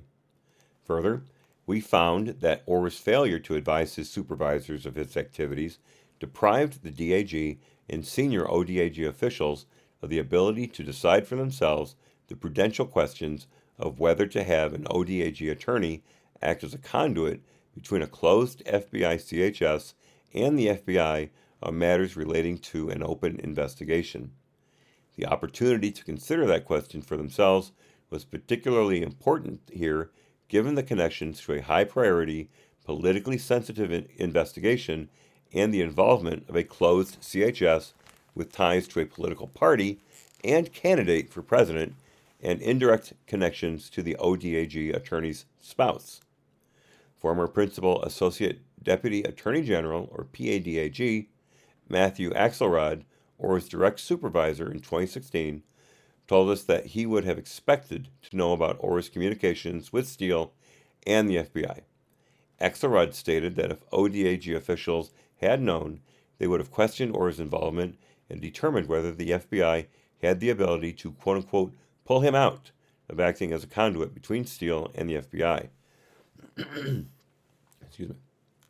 He said that he thought it, quote, unlikely that we would have been comfortable with Orr continuing to play that role, unquote. Axelrod's immediate successor, former PADAG James Kroll, who supervised Orr in 2017, told us that he was, quote-unquote, flabbergasted when he learned of Orr's interactions with the FBI regarding Steele. I believe Hollywood came up with that word yesterday. Continuing. According to Kroll, Orr should have informed ODAG officials of his relationship with Steele and Simpson and his interactions with the FBI, especially after Rosenstein appointed the special counsel and began directly supervising the investigation because, quote, a potential fact witness, unquote, was on Rosenstein's staff. Kroll told us that he would have taken steps to eliminate any appearance that Orr was involved in ODAG oversight of the investigation. We found that, while no department or ODAG policy specifically prohibited Orr's activities, Orr was clearly cognizant of his responsibility to inform his supervisors of his interactions with Steele, the FBI, and State Department. Indeed, Orr acknowledged to the OIG that the possibility that he would have been told by his supervisors to stop having such contact may have factored into his decision not to tell them about it.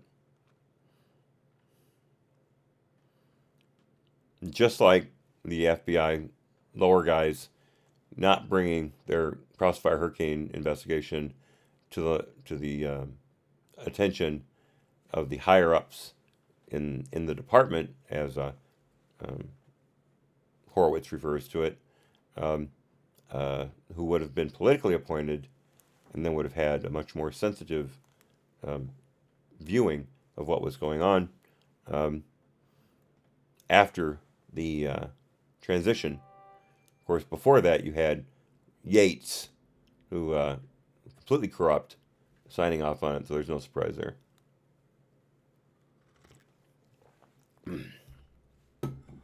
Bente, again, I don't know enough about to make a judgment one way or the other. And we all know about Rosenstein, so whatever. Okay. Continuing. Precisely because of this possibility and the reasons more fully described above, we concluded that Orr committed consequential errors in judgment by failing to advise his direct supervisors or the DAG that he was communicating with Steele, Simpson, and the FBI on matters related to the Crossfire Hurricane investigation, and that this performance failure had a negative impact on the investigation and ODAG's fulfillment of its own management responsibilities. We are referring our findings to the Department's Office of Professional Responsibility for any action it deems appropriate. We are also providing our findings to Orr's current supervisors in CRM for any actions they deem appropriate. Well, he's already been demoted a couple times. It'll be interesting to see what comes up now. Remember, Orr's civil service. He's not a political appointee. Very difficult to fire civil service employees. Section B. I'm sorry. Whatever. FBI's interactions with Orr concerning Steele and Simpson. As described in Chapter 2, the FBI's CHS Policy Guide, or CHS-PG,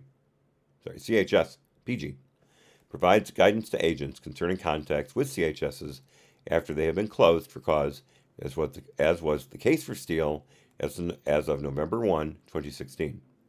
According to the CHS-PG, a handling agent must not initiate contact with or respond to contacts from a former CHS who has been closed for cause, absent exceptional circumstances that are approved in advance whenever possible by an SSA. Where there is contact with the CHS following closure, whether or not for cause, new information, quote, may be documented, close quote, to a closed CHS file. However, the CHS-PG requires the reopening of the CHS if the relationship between the FBI and the CHS is expected to continue beyond the initial contact or debriefing. Reopening requires high levels of supervisory approval, including a finding that the benefits of reopening the CHS outweigh the risks. Once again, easier to ask for forgiveness than for permission.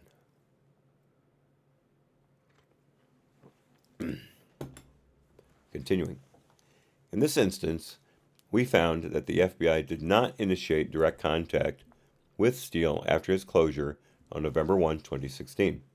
However, the FBI did respond to numerous contacts made by Steele to the FBI through Orr. Orr himself was not a direct witness to the facts and circumstances that were the focus of the Crossfire Hurricane investigation.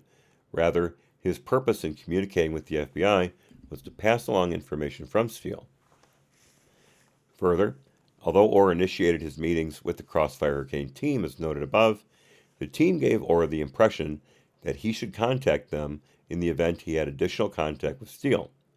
While the FBI's CHS policy does not explicitly address indirect contact between an FBI agent and a closed CHS, we concluded that the FBI's repeated acceptance of information from Steele through a conduit, or Orr, was equivalent to responding to a contact from Steele, and therefore should have triggered the CHS policy requiring that such contact occur only after an SSA determines that exceptional circumstances exist.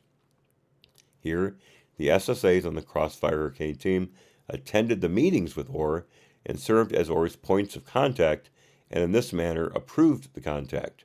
However, we found no evidence that the SSAs made a considered judgment that exceptional circumstances existed for the repeated contact. In the absence of such a circumstance, the FBI's re-engagement of Steele did not fully comply with the FBI's CHS policy. In addition, the Crossfire Hurricane team memorialized the meetings with Orr and the information Orr provided in in 302s serialized to the case file. Although the information was not separately documented in Steele's closed CHS file, the guidance regarding documentation is discretionary. New information, quote, may be documented, close quote, to a closed CHS file. We believe the FBI should make such documentation mandatory so that the CHS file contains all relevant information about the CHS, another loophole in the FBI policy. Go figure. Continuing. As noted above, the CHSPG contemplates the reopening of the CHS if the relationship between the FBI and the CHS is expected to continue beyond the initial contact or debriefing, which helps ensure that high-level supervisors weigh the risks presented by re-engagement with the CHS and that the operational assessments of the CHS are undertaken.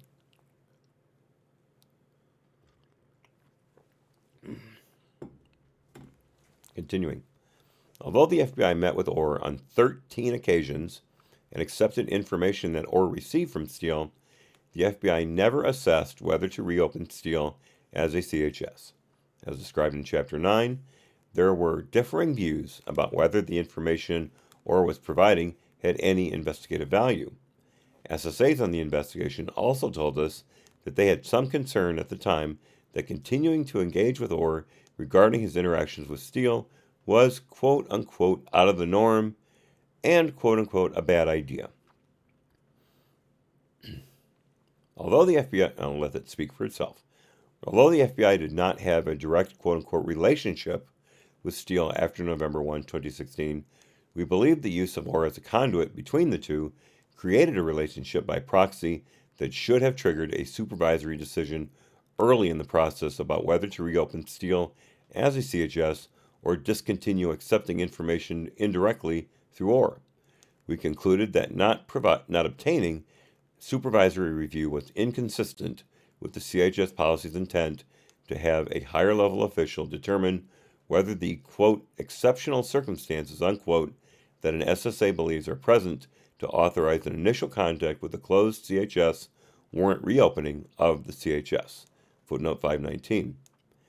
Even if the SSAs had determined that exigent circumstances existed for the initial re-engagement with Steele, once it was clear the contact between FBI and Orr was expected to continue beyond the initial contact, we believe FBI policy required the SSAs, to either reopen Steele at that time or discontinue accepting his information indirectly through Orr.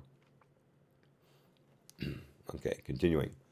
We found that the Crossfire Hurricane team did not consider Orr providing the FBI with information from Steele to be a re-engagement of their relationship with Steele. Rather, the team viewed Orr as just another, quote, stream of reporting, unquote. On the other hand, Pre-Step told us that he was not aware of the full extent of Orr's communications with Steele and the Crossfire Hurricane team, and that the number of times Orr provided the FBI with information from Steele would have raised, quote-unquote, red flags for him. We believe that additional policy guidance would be helpful to clarify the considerations and requirements that apply in the third-party context. Accordingly, we recommend that the FBI revise its CHS policy to explicitly address the situation that occurred here, namely the steps that should be followed before and after accepting information from a closed CHS indirectly through a third party, and the considerations that should be taken into account before doing so. Further, we recommend that the CHS policy be clarified to require that contact with a closed CHS be documented in the CHS file. Real quickly, this is all common sense stuff. None of this should have been left open to multiple interpretations. It's pathetic that Horowitz has to tell the FBI how to handle this.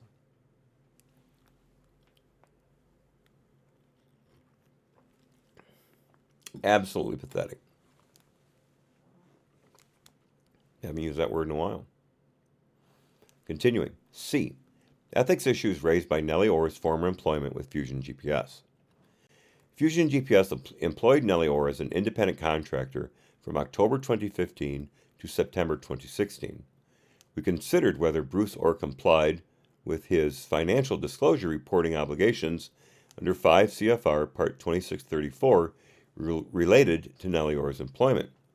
On his annual financial disclosure forms covering calendar years 2015 and 2016, Orr listed Nellie Orr as an independent contractor, quote unquote, and reported her income from that work on the form.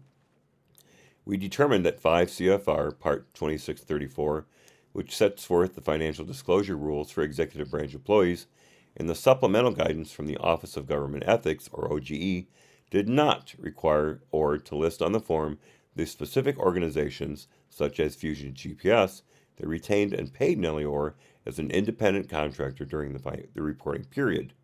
We further noted that, consistent with OGE practice, Orr's financial disclosure form, which listed Nellie Orr as an independent contractor, quote unquote, and reported her total income, but not the specific sources of the income, was reviewed and approved for filing by the ODAG and Department Ethics officers before being submitted to OGE.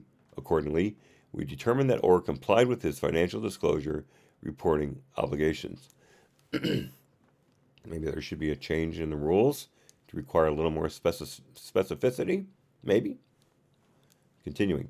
We separately considered whether the standards of ethical conduct for employees of the executive branch required Orr to recuse himself from participating in activity related to the Crossfire Hurricane investigation because of Nellie Orr's prior work for Fusion GPS as an independent contractor, specifically 5 CFR Section 2635 502A. Provides that an employee should not participate in a matter unless Agency Ethics Counsel authorizes participation, quote, where an employee knows that a particular matter involving specific parties is likely to have a direct and predictable effect on the financial interest of a member of his household, and where the employee determines that the circumstances would cause a reasonable person with knowledge of the relevant facts to question his impartiality in the matter, close quote. Section 402b1 defines, quote, direct and predictable effect, unquote, as, quote, a close causal link between any decision or action to be taken in the matter and any expected effect of the matter on the financial interest, close quote. We found that Nellie Orr's relationship with Fusion GPS ceased on September 24, 2016, which was prior to Orr's meeting with McCabe on October 18, 2016, as well as all 13 of his meetings with the Crossfire Hurricane team, the first of which was on November 21, 2016. Excuse me.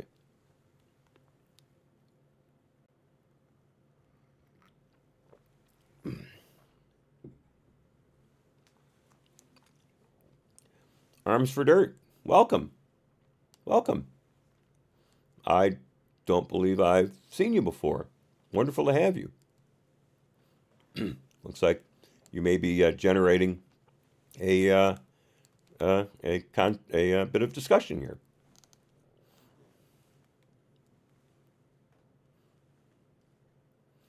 here. Continuing. Lost my place for a second there. Here we go.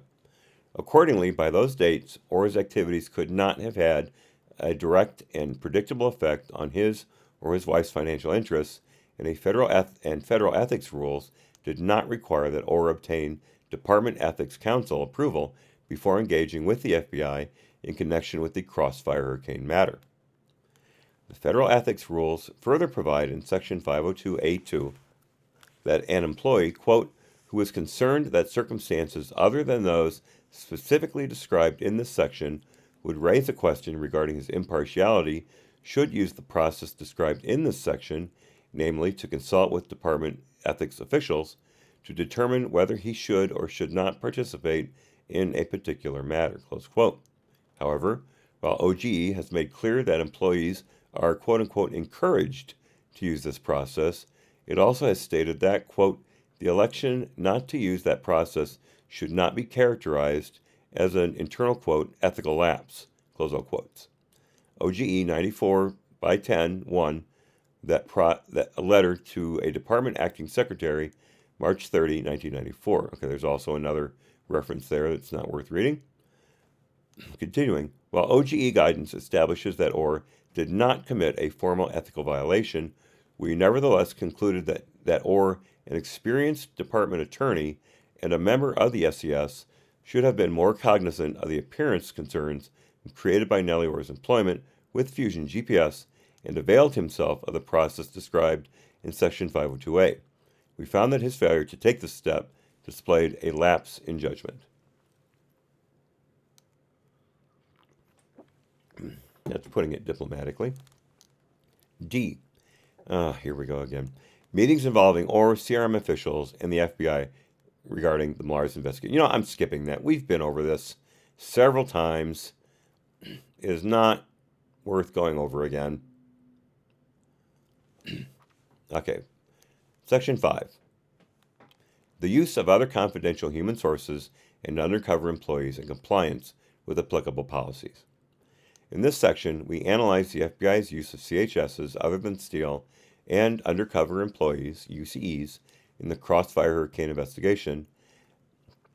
We're talking about spies and other spies, and discuss whether the FBI placed any spies or other spies within the Trump campaign or tasked any spies or other spies to report on the Trump campaign. Additionally, we analyze whether the Crossfire Hurricanes team use of such individuals complied with department and FBI policies. We also discussed Joe Piecka, Peter Strzok's Hatchet Man's participation on behalf of the FBI in a strategic intelligence briefing given by the Office of the Director of National Intelligence, or ODNI, to candidate Trump and his national security advisors, including General Michael Flynn, in a separate strategic intelligence briefing given to candidate Clinton and her national security advisors, and the observations that said Hatchet Man made of Flynn and others as a result of his participation in those briefings.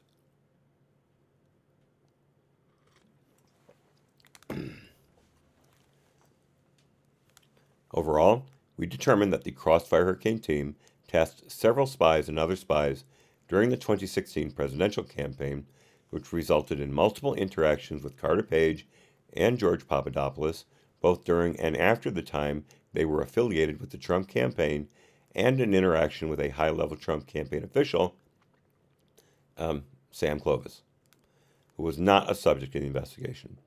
The Crossfire Hurricane team also attempted to contact Papadopoulos through additional spies, but those efforts were unsuccessful. We further determined that the Crossfire Hurricane team received general information about Page and Manafort from another FBI spy, but that this spy had no further role in the Crossfire Hurricane investigation. Additionally, we identified several individuals who had either a connection to candidate Trump or a role in the Trump campaign and were also FBI spies who the Crossfire Hurricane team could have tasked but did not. We found no evidence that the FBI placed any spies or other spies within the Trump campaign or tasked any spies or other spies to report on the Trump campaign. No, just people in the campaign. And, real quickly, that discourse between Halper and Sam Clovis, that was all about the campaign. All about it. So I think Horowitz is missing a huge piece of the puzzle here. Let's see. Continuing.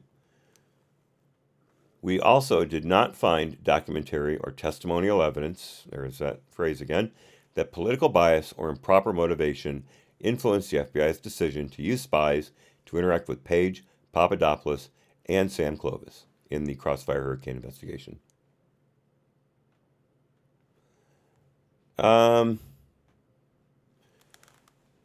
Irrepressible. If you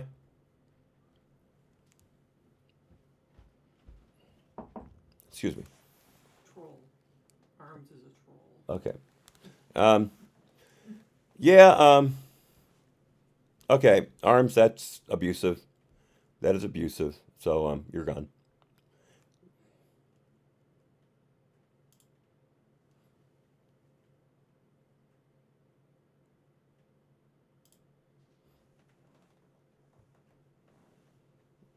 Okay, done. Done. I don't mind. I don't mind active discussion, but what little I read, what I saw is abusive behavior, and that's enough of that.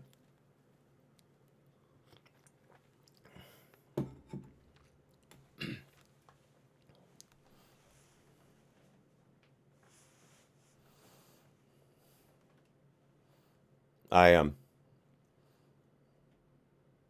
real quickly, if I let that go too far, that's on me. But I do appreciate you bringing it to my attention. Um, Laura makes a good point. I have just a quick biographical note here. Um, I have had a number of interactions on the channel, on my channel, in the previous iteration of it, where I thought I was going to have a productive discourse, and it turned into a complete. Um, okay, let me just put it. I turned it into a complete shit show, and I cut them off. Only 2 or 3 times did I actually block someone, but I did have to tell people to go away. And what I would normally do is a little psychological warfare on my part. I would say, after they devolved into name calling, I would say, okay, here's my opinion of that. Now, I'm going to let you have the last word because I think it'll be cute. So that put them on notice that I wasn't going to interact with them anymore, but that if they did take the last word, it was going to be seen as, just I have to have the last word kind of thing, as opposed to continuing the discussion. So it was kind of a double-edged slam at them. But I don't know how you got back in, but oops, sorry. Excuse me just a second. He's back. Yeah, I did it wrong. Okay. All right, I did it wrong, guys. Taken care of. I've never had to block anyone in the channel before, so that's taken care of. I've never had to do this, so I really don't know what I'm doing. Anyway, so let's see if that took care of it. Let's see. Let me try to find my place that really threw my concentration.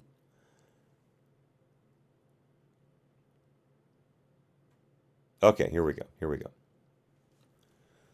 We concluded that the investigative activities undertaken by the Crossfire Hurricane team involving spies and other spies received the necessary FBI approvals and complied with applicable department and FBI policies.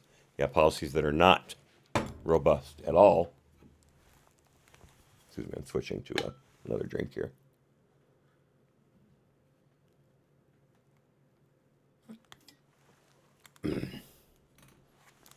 Good call, David.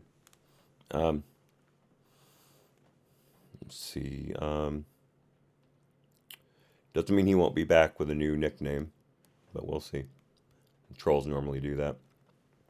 And again, you guys just alert me if it gets abusive.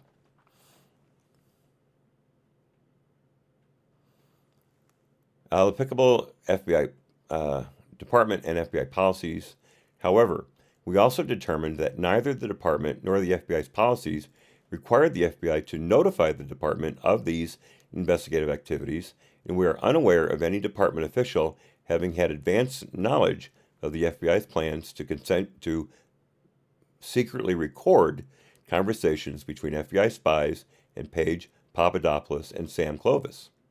We concluded that department and FBI policies do not, in these circumstances, provide sufficient oversight and accountability for investigative activity that has the potential to gather sensitive information involving protected First Amendment activity.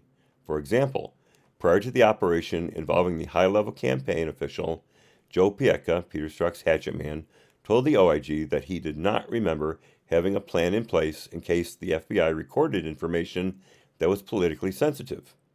We believe that notification to department officials in such situations would help to ensure that the FBI has planned sufficiently to address the incidental collection of political information and make an assessment prior to that collection of whether the potential impact on constitutionally protected activity outweighs any potential investigative efforts.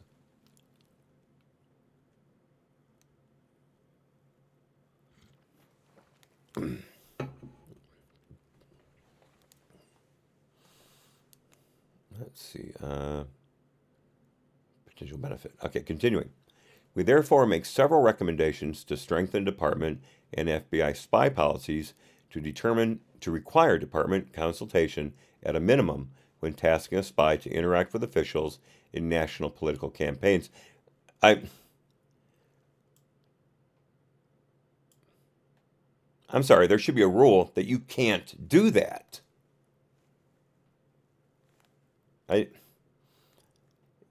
Not that you should notify the Department of Justice that you're doing it.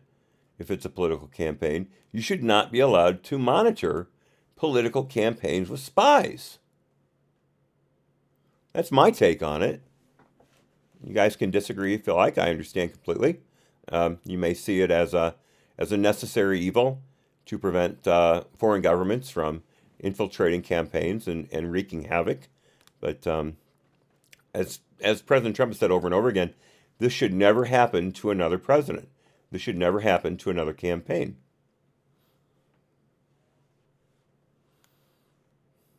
So, again, that's my take on it.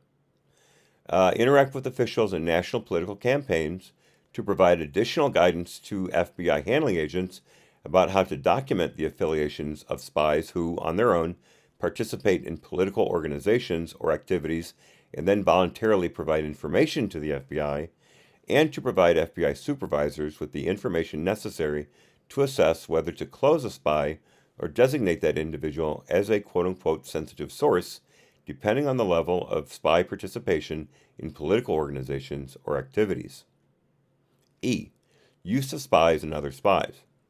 The agents, analysts, and supervisors assigned to the Crossfire Hurricane investigation told us that spies are routinely used in FBI counterintelligence investigations and that they view spy operations as one of the best methods available to quickly obtain information about the predicating allegations in the Crossfire Hurricane investigation while preventing information about the nature and existence of the investigation from becoming public and potentially impacting the presidential election.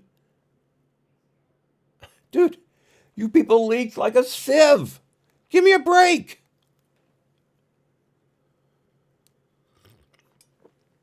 That's insane. It shouldn't happen, but we let it happen. That's the FBI for you. Continuing, in Chapter 10, we described multiple spy operations undertaken by the Crossfire Hurricane team, including the tasking of spies and other spies during the 2016 presidential campaign. And once again, you did not include Azra Turk. Why did you not include Azra Turk?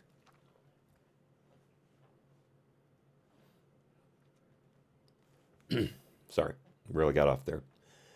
These investigative activities included numerous spy interactions with Page and Papadopoulos to collect information about the predicating allegations while both were Trump campaign advisors and after they were no longer affiliated with the Trump campaign. In addition, an FBI CHS was tasked to interact with Sam Clovis, who was not a subject of the Crossfire Hurricane investigation, in an attempt to gather information potentially relevant to the predicating allegations. We also determined that the FBI attempted to contact Papadopoulos through additional spies, but those attempted contacts did not lead to any operational activity. Shift here. Starting to slouch again. Seems to become a real bad habit of mine. Continuing.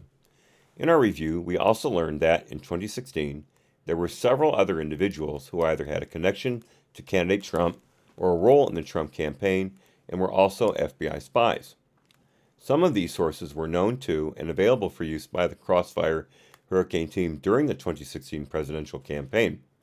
The Crossfire Hurricane team received general information about Page and Manafort from one such spy, but that spy did not further assist the Crossfire Hurricane team in any way.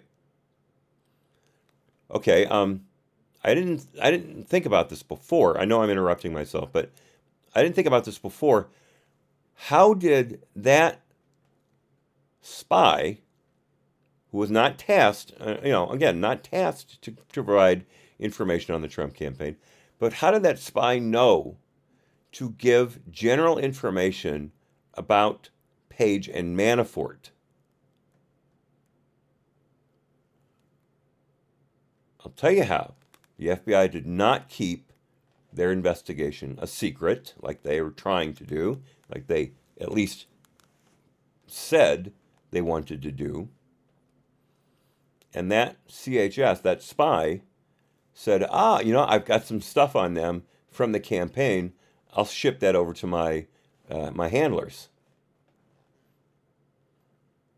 That's the only way that CHS could have known to send that information to the FBI, was because there was a leak. Or the FBI let slip to those CHSs that they were looking for information on Papadopoulos and Page and Manafort and Flynn. And that's all this guy had, or girl, and sent it to them. But they did that without tasking them specifically to get that information. So in other words, under the table.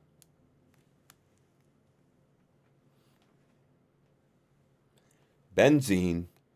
Jesus, that's a carcinogen, man. And you're using carbon tetrachloride for the floors? Holy shit. Man. Wow. Oh my God. I remember I used to use trisodium to clean deep fryer baskets and buckets. And I used to be a line boy at FBO, which means a flight service, and I was one of the guys who did the dirty work. And one of the things I used to do was wipe off the oil that collected on the bottom of aircraft from the engine exhaust. And what did I use? Oh man, it was really wicked stuff. I'll be damned if I can think of it now. But we did it without gloves, without respirators. It would get completely up to my elbows as it ran down my arm as I was underneath the plane on my back, wiping it off. Can't believe I don't remember the name of it, but I'd go home with a huge rash on my arm every day from wiping off those aircraft.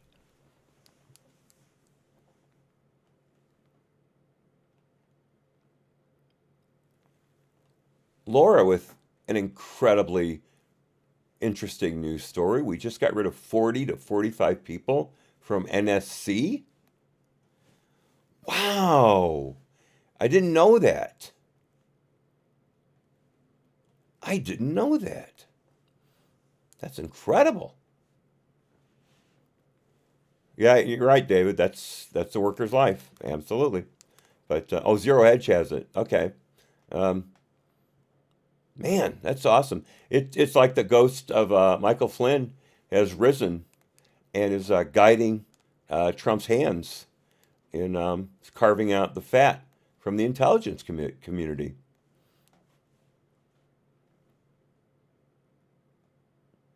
There, conspiracy theory here. I know I'm getting away from it. It's still conspiracy theory here. Flynn is advising Trump on the side, as he would have if he was the national security advisor on how to handle the intelligence community. Wouldn't that be awesome? Uncle Bobby makes a good point. They'll all have jobs on CNN and MSNBC anyway. Good point. Good point. I'm sure George Papadopoulos will give them. I mean, no, sorry. What's Stephen?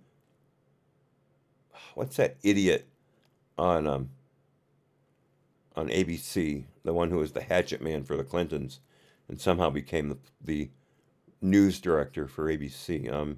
George Stephanopoulos. There you go. Okay. All right. Let's see if I can find where we were. I really got wrapped around the axle there with that good news.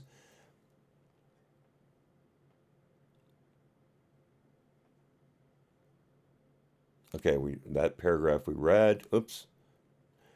Let's see.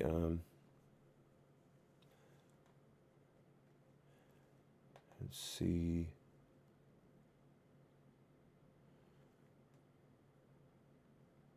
General information about Page and Manafort. Okay, here. This may be a sentence too early, but we found no evidence that any members of the Crossfire Hurricane team ever suggested inserting this CHS, the spy, into the Trump campaign to gather investigative information.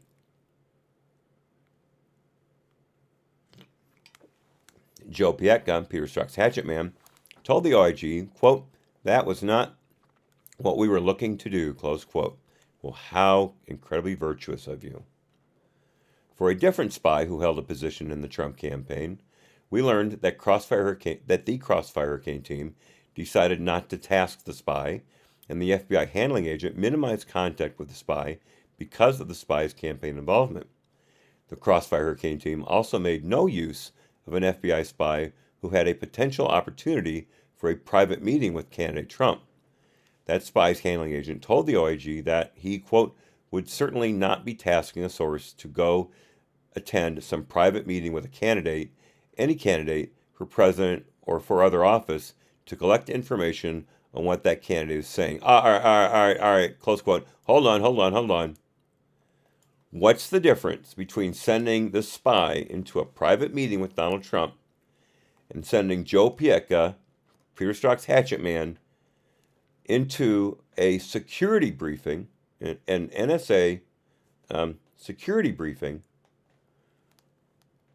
for candidate Trump, and including General Flynn in that meeting, and observing them for possible information that would help the predicate for Crossfire Hurricane, and would help wrap General Flynn up in a conspiracy, if you will. What's the difference between those two things? If anyone can think of it, please let me know. I am all ears. Flag me in the comment so I'm sure not to miss it. If you have a difference of opinion or a different way of reading that, please let me know, because I see zero difference. It's virtue signaling, that's all it is. Continuing. Although the Crossfire Hurricane team was aware of these spies during the 2016 presidential campaign, we were told that operational use of these spies would not have furthered the investigation, and so these spies were not tasked with any investigative activities. Footnote 523. We were troubled by some of the language contained in certain documents we reviewed regarding the use and possible use of some of the spies, as we detail in Chapter 10. However, we saw no evidence that the FBI, or specifically the Crossfire Hurricane team, actually used any spies as a quote-unquote passive listening post for the Trump campaign, or to quote-unquote obtain insight regarding the incoming Trump administration. Halper did a detailed interview with Sam Clovis about the workings of the campaign, about the direction of the campaign. And again, Pietga tried to get information on Trump and Flynn, General Flynn, by sitting in on an entire ODNI briefing when he was only supposed to be there for 10 to 15 minutes.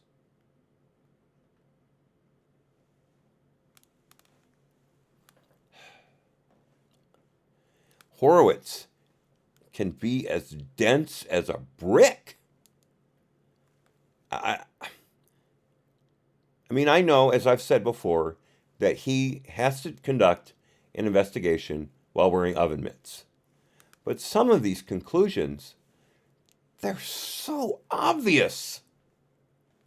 And he's just overlooking them. Again, I'm not that smart. I have a little knowledge about a few things, but I'm not a political operative. I'm not a spy. I've never been a law enforcement officer in any capacity. This is the DOJ IG. This is not his first rodeo.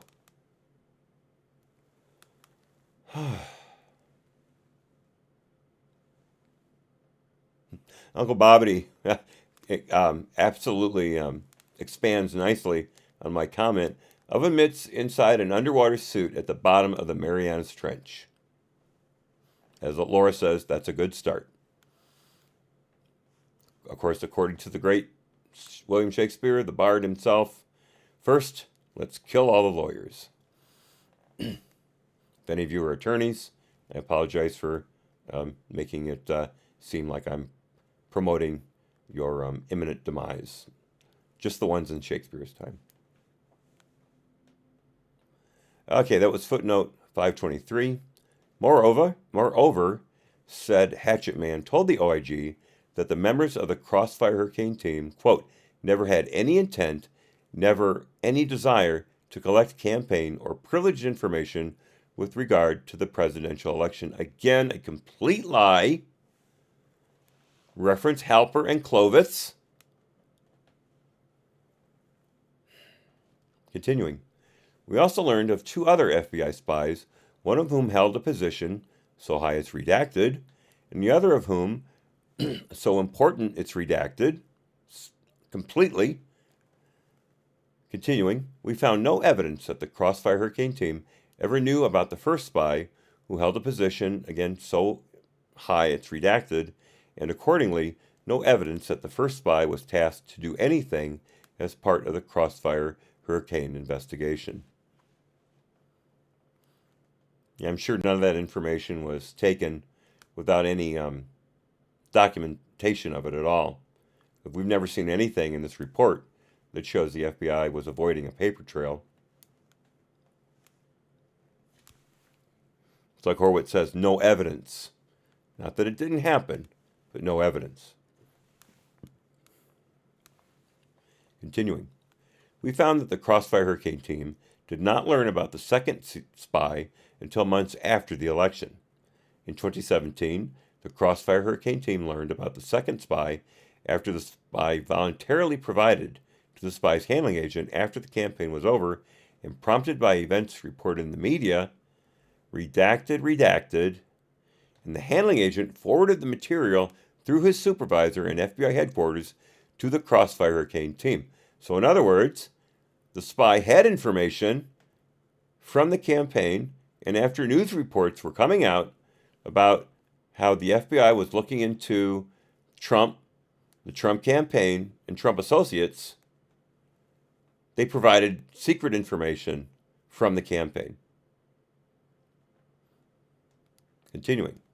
The team determined that redacted. The handling agent told us that when he subsequently informed the Crossfire Hurricane team that the CHS had redacted. An intelligence analyst assigned to the Crossfire Hurricane team asked the handling agent to collect redacted from the spy, which the handling agent did. We learned that the Crossfire Hurricane team determined that there was not, quote, anything significant, unquote, in this redacted, and never tasked the CHS to interact with anyone redacted.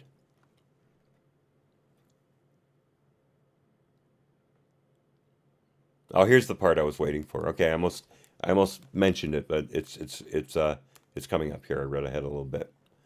While we found that no action was taken by the Crossfire Hurricane team in response to receiving redacted, we nevertheless were concerned to learn that the handling agent for the second spy redacted that the CHS had voluntarily provided into the FBI's files.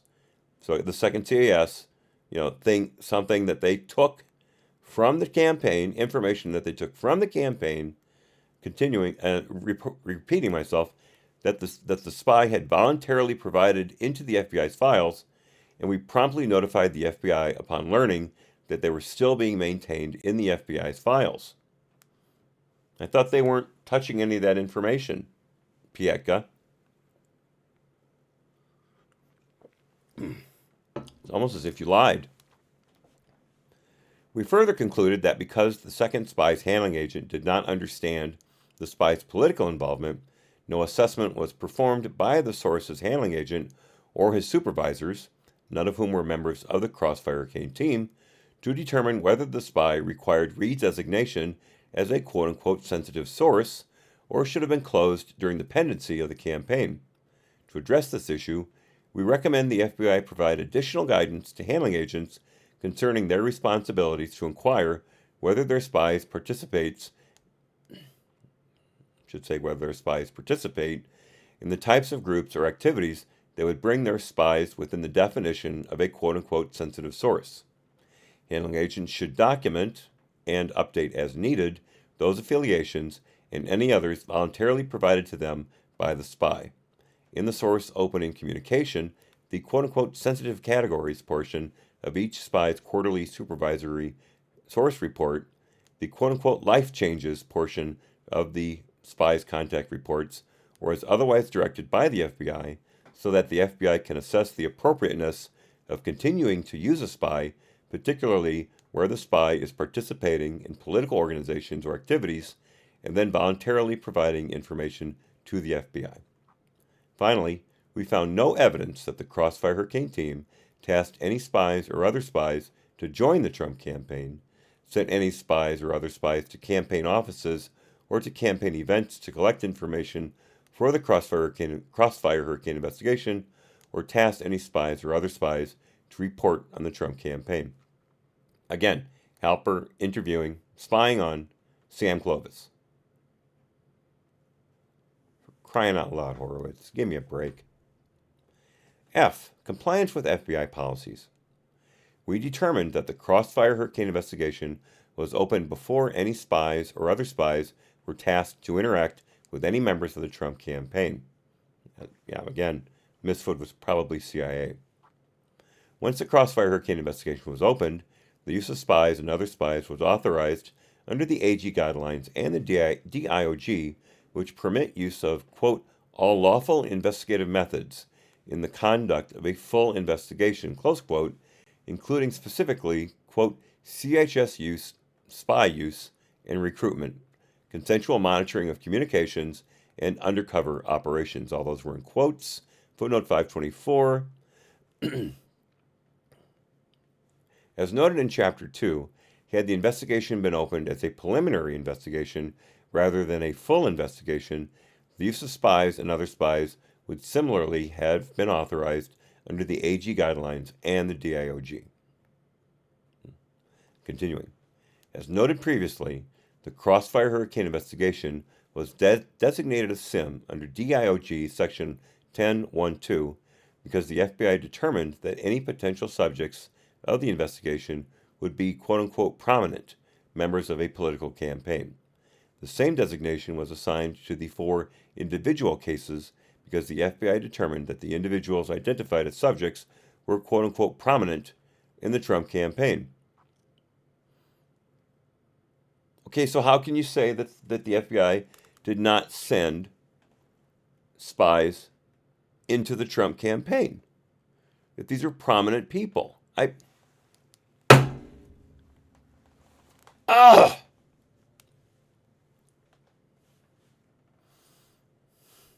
take a deep breath. Oh my God.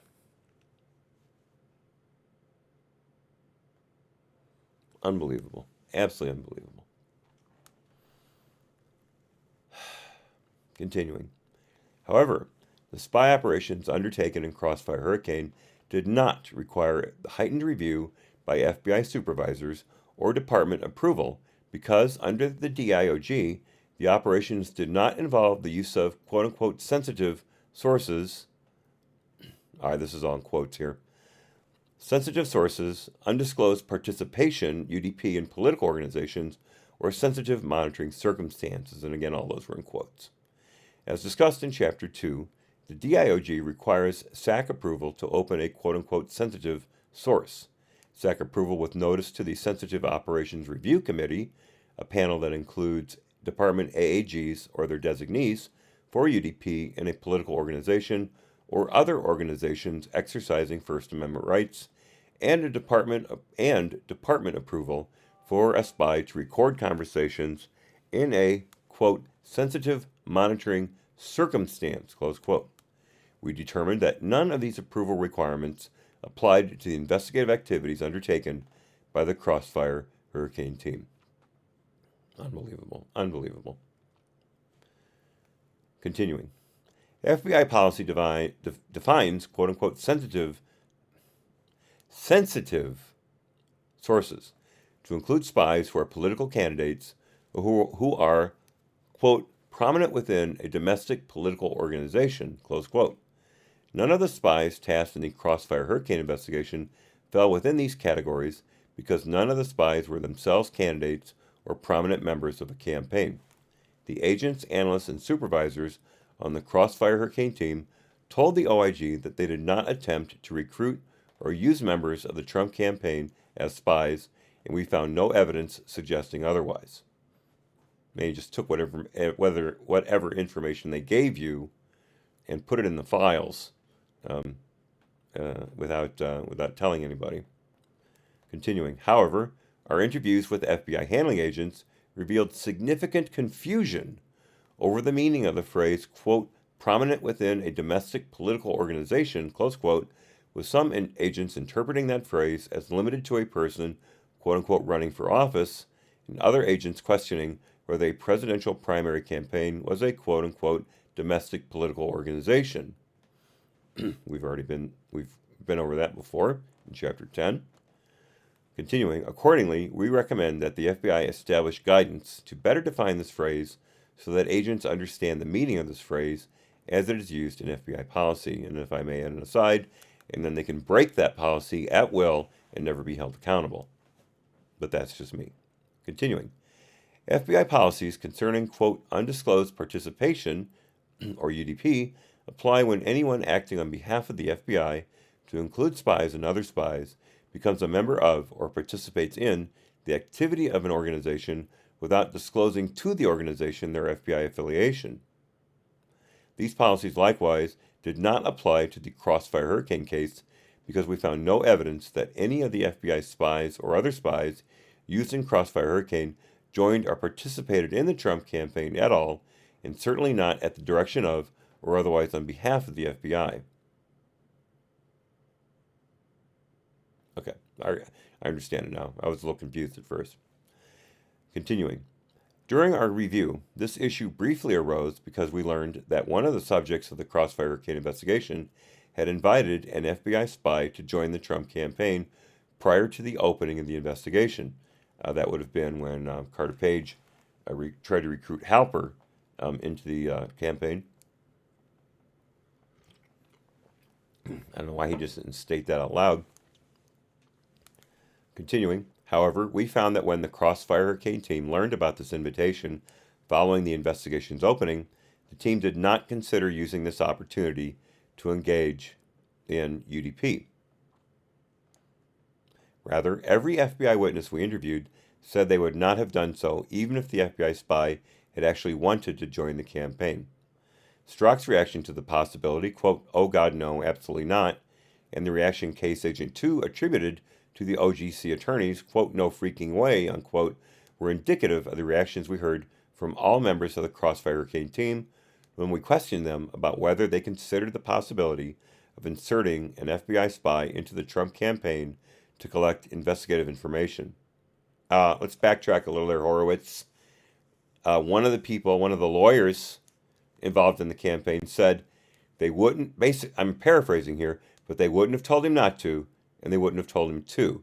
They would have left it up to Halper's discretion. I think that should have been included in this little tete-a-tete here.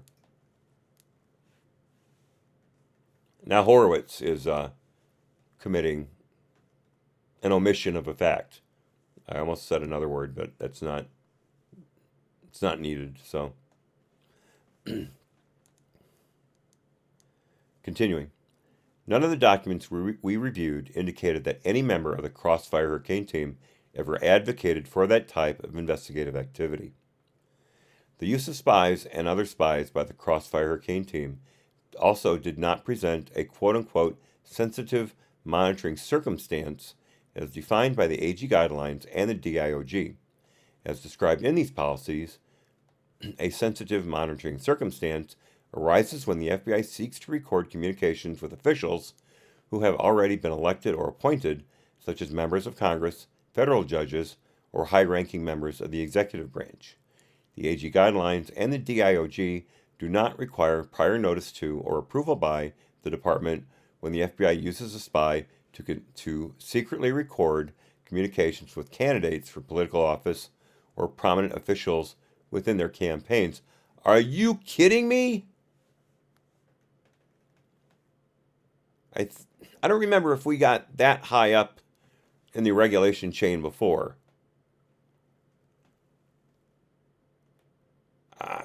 I know I'm breaking away here, but still,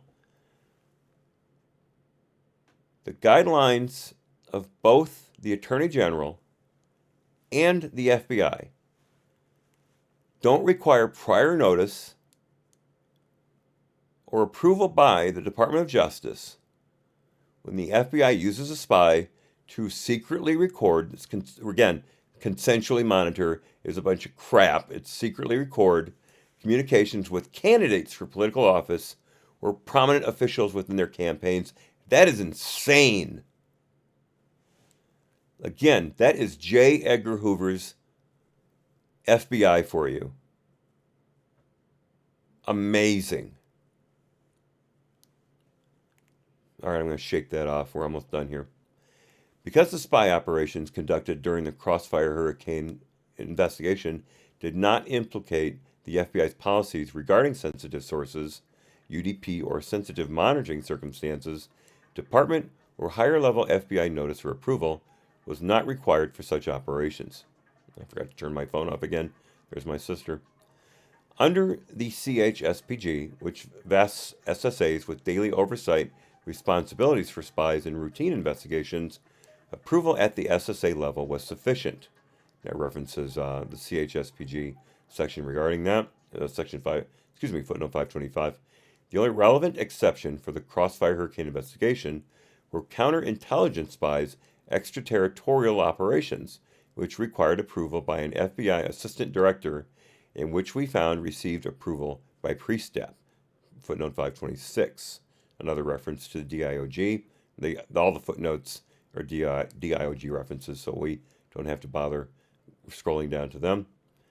Continuing, we determined that the day-to-day decisions concerning whether and how to use spies and other spies in the Crossfire Hurricane investigation were made by the investigative team with the approval of Joe Piekka, Peter Strzok's hatchet man, as required by FBI policy. We further found that said hatchet man briefed the FBI supervisors in his chain of command, Strzok, Priestap, and on one occasion McCabe, all completely unimpeachable people. Sorry, a bit of an aside there. Continuing, about the spy operations planned by the investigative team. Priestap told the OIG that he remembered knowing about and approving of all the spy operations in Crossfire Hurricane, even though review and approval at his level was not required by the DIOG for operations conducted within the United States. Take a drink here.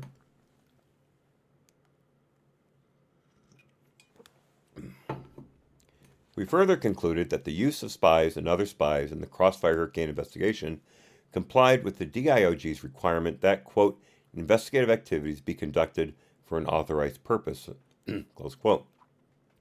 As discussed previously, the Crossfire Hurricane investigation was opened for an authorized purpose, which means, quote, to detect, obtain information about, or prevent or protect against federal crimes or threats to the national security, or to collect foreign intelligence, close quote. That's not overly broad at all.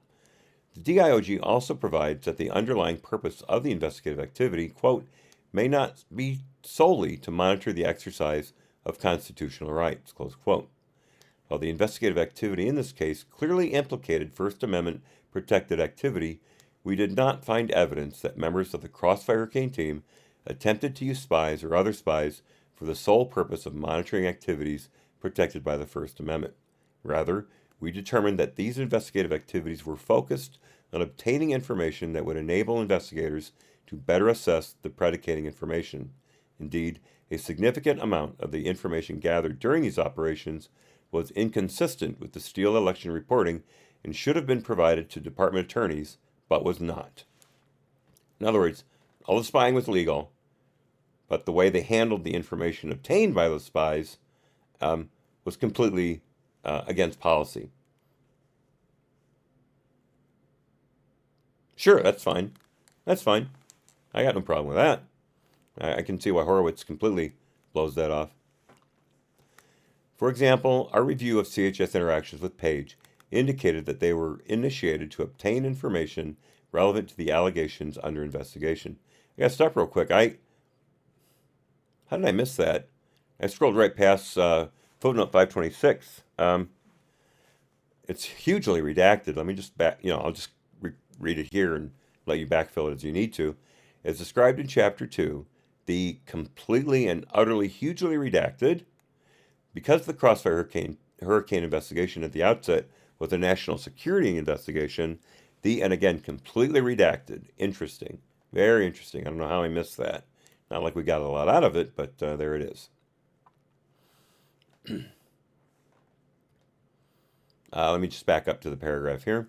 For example, our review of spy interactions with Page indicated that they were initiated to obtain information relevant to the allegations under investigation.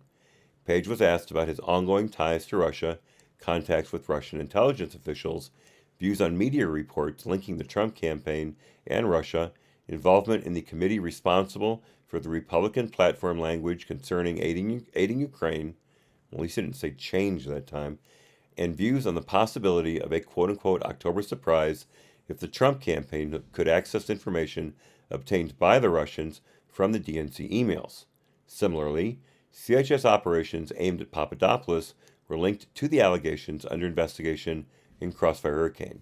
For example, when Papadopoulos was asked about the Trump campaign, the questions were focused on obtaining information about other Crossfire Hurricane subjects, Page and General Flynn, or determining whether the Trump campaign benefited from, or anyone in the Trump campaign had knowledge of, Russian assistance or the WikiLeaks release of information that was damaging to the Clinton campaign. Papadopoulos' response that the Trump campaign was not, quote, advocating for this type of activity because at the end of the day, it's illegal, close quote, clearly pertained to the issues under investigation and, as discussed elsewhere in this report, should have been provided to the department's attorneys for evaluation as part of the FISA applications. Likewise, the high-level Trump campaign official was asked about the role, we're talking about Sam Clovis again, was asked about the role of three Crossfire Hurricane subjects, Page, Papadopoulos, and Manafort, in the Trump campaign, and also asked about allegations in public reports concerning Russian interference in the 2016 U.S. elections, the campaign's response to ideas featured in Page's Moscow speech, and the possibility of an October surprise. These areas of inquiry were focused on the allegations under investigation in an effort to elicit pertinent information. So Horowitz is completely ignoring his earlier reporting on the other things that Clovis was pumped about, information Clovis was pumped for by Halper. Suddenly, everything that he mentioned beforehand isn't included in this little wrap-up here where he absolves the FBI of going outside the bounds in the interview with Clovis, in the spying on Clovis. What the hell? What the hell, Horowitz?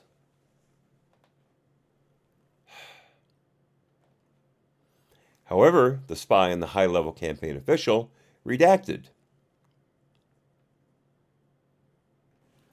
We found that the Crossfire Hurricane team made no use of any information collected from Sam Clovis because the team determined that none of the information gathered was germane to the allegations under investigation. So you do know that that was done. At least you mentioned it. Continuing, however, as noted above, we were concerned that the Crossfire Hurricane team did not recall having in place a plan prior to the operation involving the high-level campaign official, Sam Horowitz, to address the possible collection of politically sensitive information. Okay, he mentioned it before, and now it's redacted. I did jump too quickly. I should have waited a little bit to read the rest of the next paragraph before I jumped all over Horowitz. But come on, man. Come on.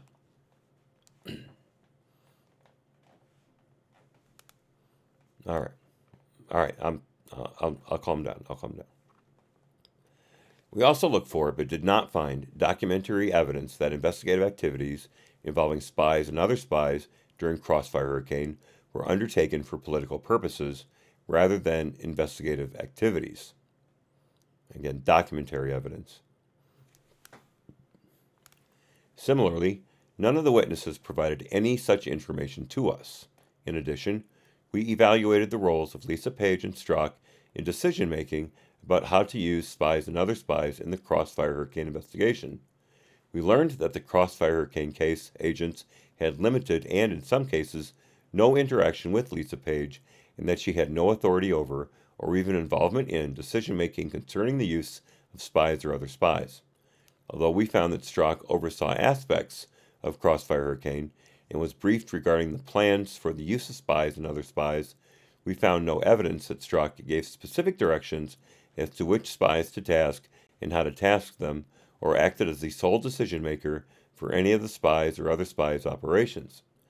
In addition, none of the Crossfire Hurricane team members stated that they believed Strzok's political views impacted the use of spies or other spies, and we did not find any documentary evidence suggesting such an impact. Let's not forget the two most important messages between Strzok and Page, in my opinion. The first being the insurance policy text or message, whatever you want to call it, and the second being the POTUS wants to know everything we're doing message. Let's not forget those. Continuing.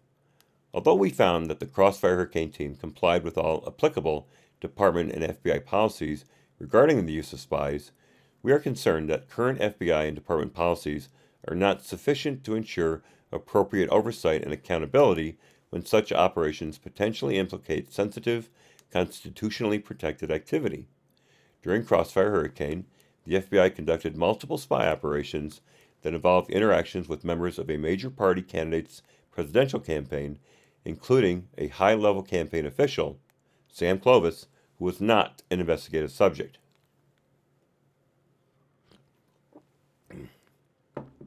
You can't begin to explain to me how that is considered at all appropriate.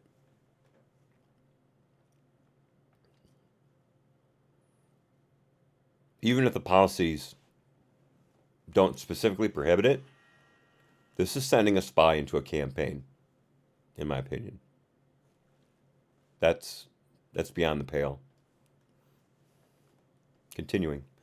Under current department guidelines and FBI policy, those operations only required the approval of an FBI SSA, a first-level supervisor, although here, as noted above, an FBI assistant director approved of all of the spy operations. Yeah, and again, these guys were all in the bag for Hillary, so there's a hell of a bit of oversight. Continuing, the FBI was not required to notify the department of those investigative activities, and we are unaware of any department official having had advanced knowledge of the FBI's plan to secretly record conversations between spies and Page and Papadopoulos, both during and after the time they were affiliated with the Trump campaign, and a conversation with Sam Horowitz. The then chief of NSD's Counterintelligence and Export Control Section, David Loffman, told the OIG that he believes such activity should require department authorization. We agree. We recommend that the department and FBI assess the definition of a quote-unquote sensitive monitoring circumstance contained in the AG guidelines and the DIOG to determine whether to expand its scope to include secret recording of major party domestic political candidates for federal office or individuals prominent within those domestic political organizations, so that at a minimum, department consultation is required when tasking a spy to interact with officials in national political campaigns. Such a change would be consistent with other currently existing FBI and department policies intended to ensure appropriate approval and oversight where certain constitutionally protected activity is concerned. Examples include the FBI's heightened approval requirements for sensitive UDP that is likely to affect the exercise of First Amendment rights by members of an organization, the FBI's definition of, quote, sensitive investigative matters, close quote, which includes domestic political candidates and prominent members of domestic political organizations, the department's approval requirements for consensual monitoring. Let me back up that. The department's approval for requirements for secretly recording when investigating alleged misconduct by a senior member of the executive branch or a member of Congress, and the department's requirement for Attorney General approval for toll record subpoenas and search warrants directed at members of the media.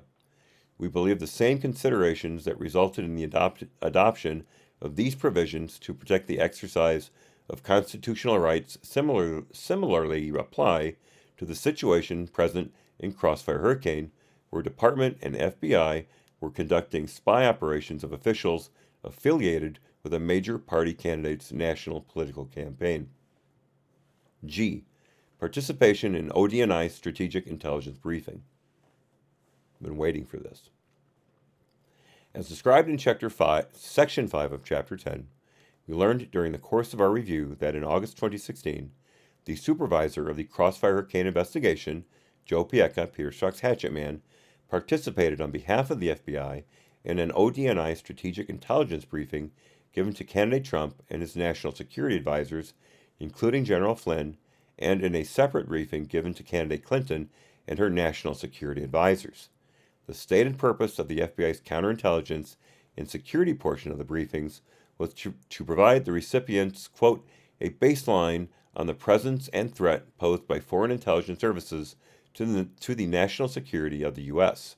However, we found the FBI also had an investigative purpose when it specifically selected said hatchet man, a supervisor for the Crossfire Hurricane investigation, to provide the FBI briefings. Hatchet man was selected in part because General Flynn, who would be attending the briefing with candidate Trump, was a subject in one of the ongoing investigations related to Crossfire Hurricane.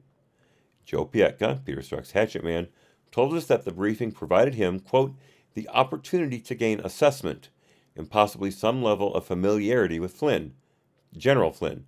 So we should get to the point where we need to do a subject interview. I would have that to fall back on, close quote.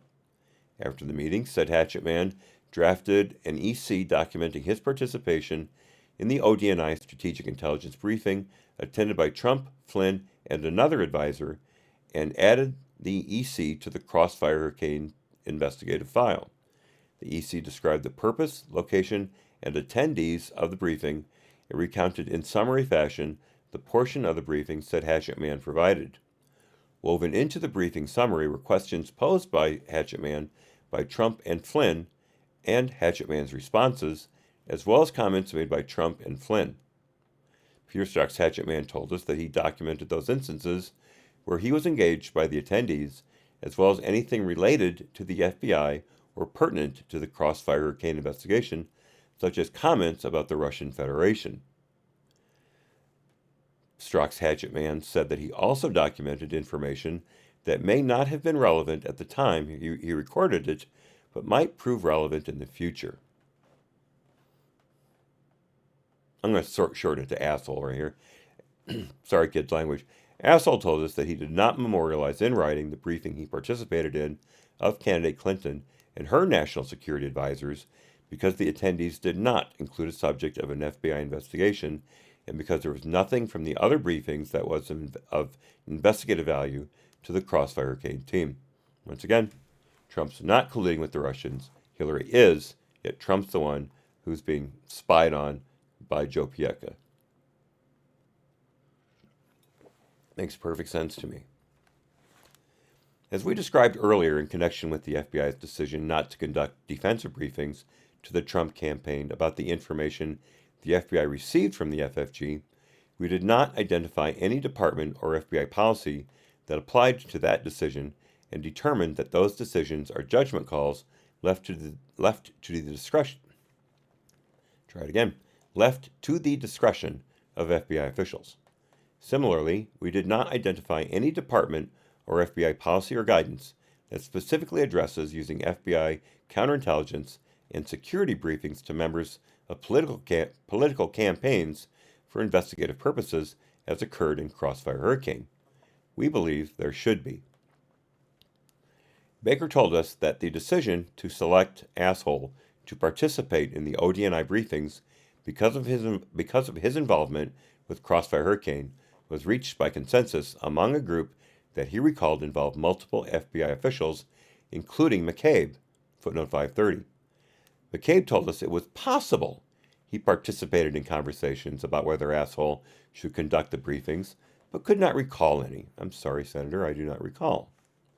If accurate, Asshole's selection at least was discussed and approved by high-level officials at the FBI, which we believe should occur in advance of such activity. However, there is nothing in FBI policy requiring high-level approval. Further, the department was not informed that the FBI was using the ODNI briefing of a presidential candidate for investigative purposes, nor was ODNI made aware that the individual providing the FBI's portion of the briefing would be memorializing information from the briefing into an FBI case file for investigative purposes. ODNI strategic intelligence briefings of the type that were provided to candidates Trump and Clinton convey sensitive information to familiarize the recipients with certain national security issues, and the FBI's counterintelligence and security portion of the briefings highlights why the recipients, once given access to such information, should assume they will be targets of foreign intelligence services. The briefings are important because they attempt to prepare both national political party candidates on an equal footing for the national security threats facing them if elected. The transfer of information, the exchanges of questions and answers that can occur, and the effectiveness of this process rely on an expectation of trust and good faith among the participants. The FBI's use of such briefings for investigative purposes potentially interferes with this expectation and could frustrate the purpose of future counterintelligence investigations. Potentially and could frustrate? Seriously? Again, Horowitz has to investigate with oven mitts on, but this kind of fence sitting is Tim Pool at his worst. So, although I don't remember fence sitting in quite some time by Tim Pool, he's been pretty aggressive lately. I haven't had a lot of beefs with him in recent memory. He's getting red-pilled slowly but surely. But Horowitz, come on, man, come on. Potentially interferes with this expectation? Give me a break. Continuing.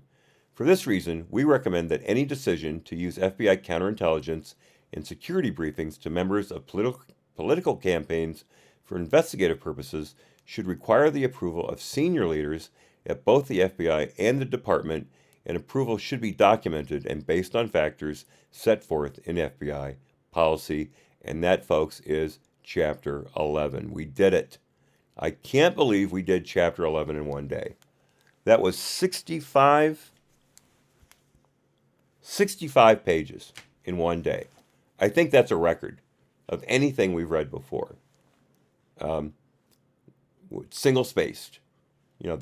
Obviously the closed-door sessions, those were numerically longer, but they're all double and triple spaced, so that's different.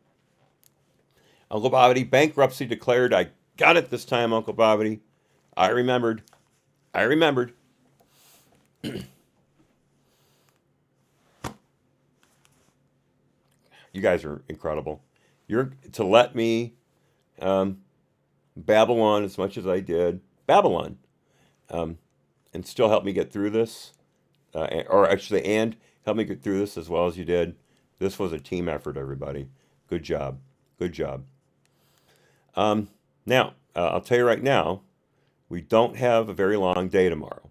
The chapter 12 is not very long, and the appendices aren't very long, but we'll get into it. We'll do everything we can to make it effective and enjoyable. I'm thinking, give me your views on this. I'm thinking it's starting at 12 local time, 1 p.m. real time, 2 p.m. Atlantic time, which of course would be 11 Mountain time and 10 Pacific time. Because I see no reason to start earlier than that, since we're not going to be on that long. It'll give you time the whole morning to yourselves, even time for lunch for those of you further east, and we can get into it. If you have any objections to that, put them in the comments section of the video, and feel free to respond to what's his name, Bear Arms. I don't remember, whatever, because I have a very strong suspicion that person is going to pop up in the comments section on this video, if not many other videos. Arms for Dirt. Thank you, Uncle Bobby. Thank you.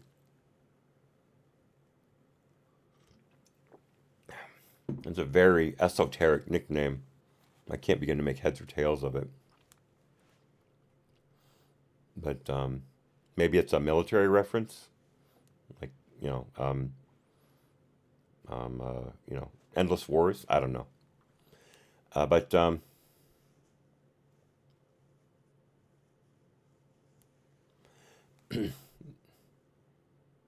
Gun grabber. Oh, that's quite possible, Uncle Bobby. Good point. I only looked at one or two, or I should say, of his chats. The first one where he was engaging with Laura, and it was obvious that he was taking a contrary view to our positions. But I thought, I'm not here to be a babysitter. If this guy isn't abusive, you all can have as much of a conversation with that person as you want. But when you brought it to my attention that he was, getting out of hand, and I saw his reaction to that, it was very obvious that he was a troll and needed to be removed. I really appreciate your help with that.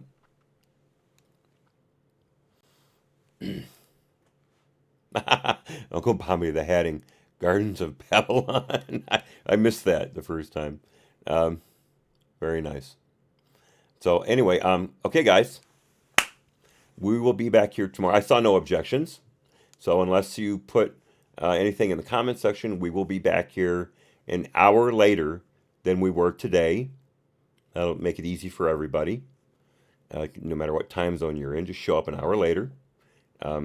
I realized that today I did not post the countdown for the show.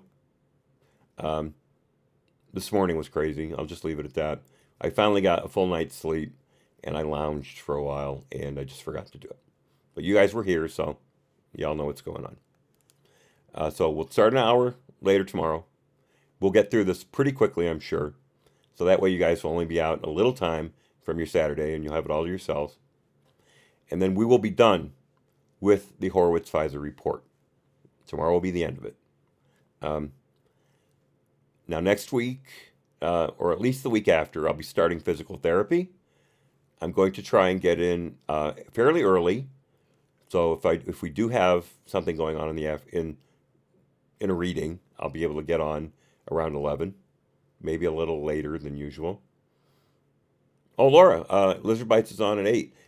Drive-in movie. I really enjoyed the one I was at before. I know a lot of people didn't, but I had fun with that movie. Reminds me of my old days as a projectionist. But anyway, I will. I'll see you all tomorrow. I don't think there's anything more to say. Thank you again for being such wonderful Mad Hatters and making this day complete. You guys are the best, and I do it. Picasso knows, and I do this in a large part because of and for you guys. So you are really an essential part of this whole process. So until tomorrow, Be well. God bless. Happy trails. See you tomorrow.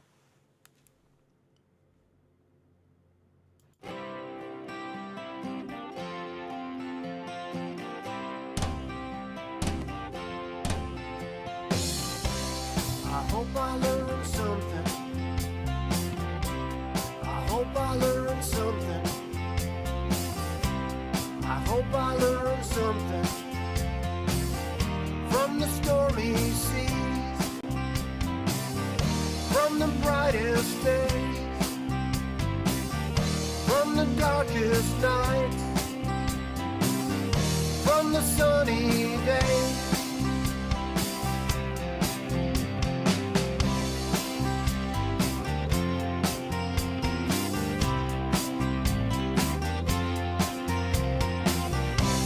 I hope you learned something. I hope you learned something. I hope you learned something from the stormy seas, from the brightest days, from the darkest nights, from the sunny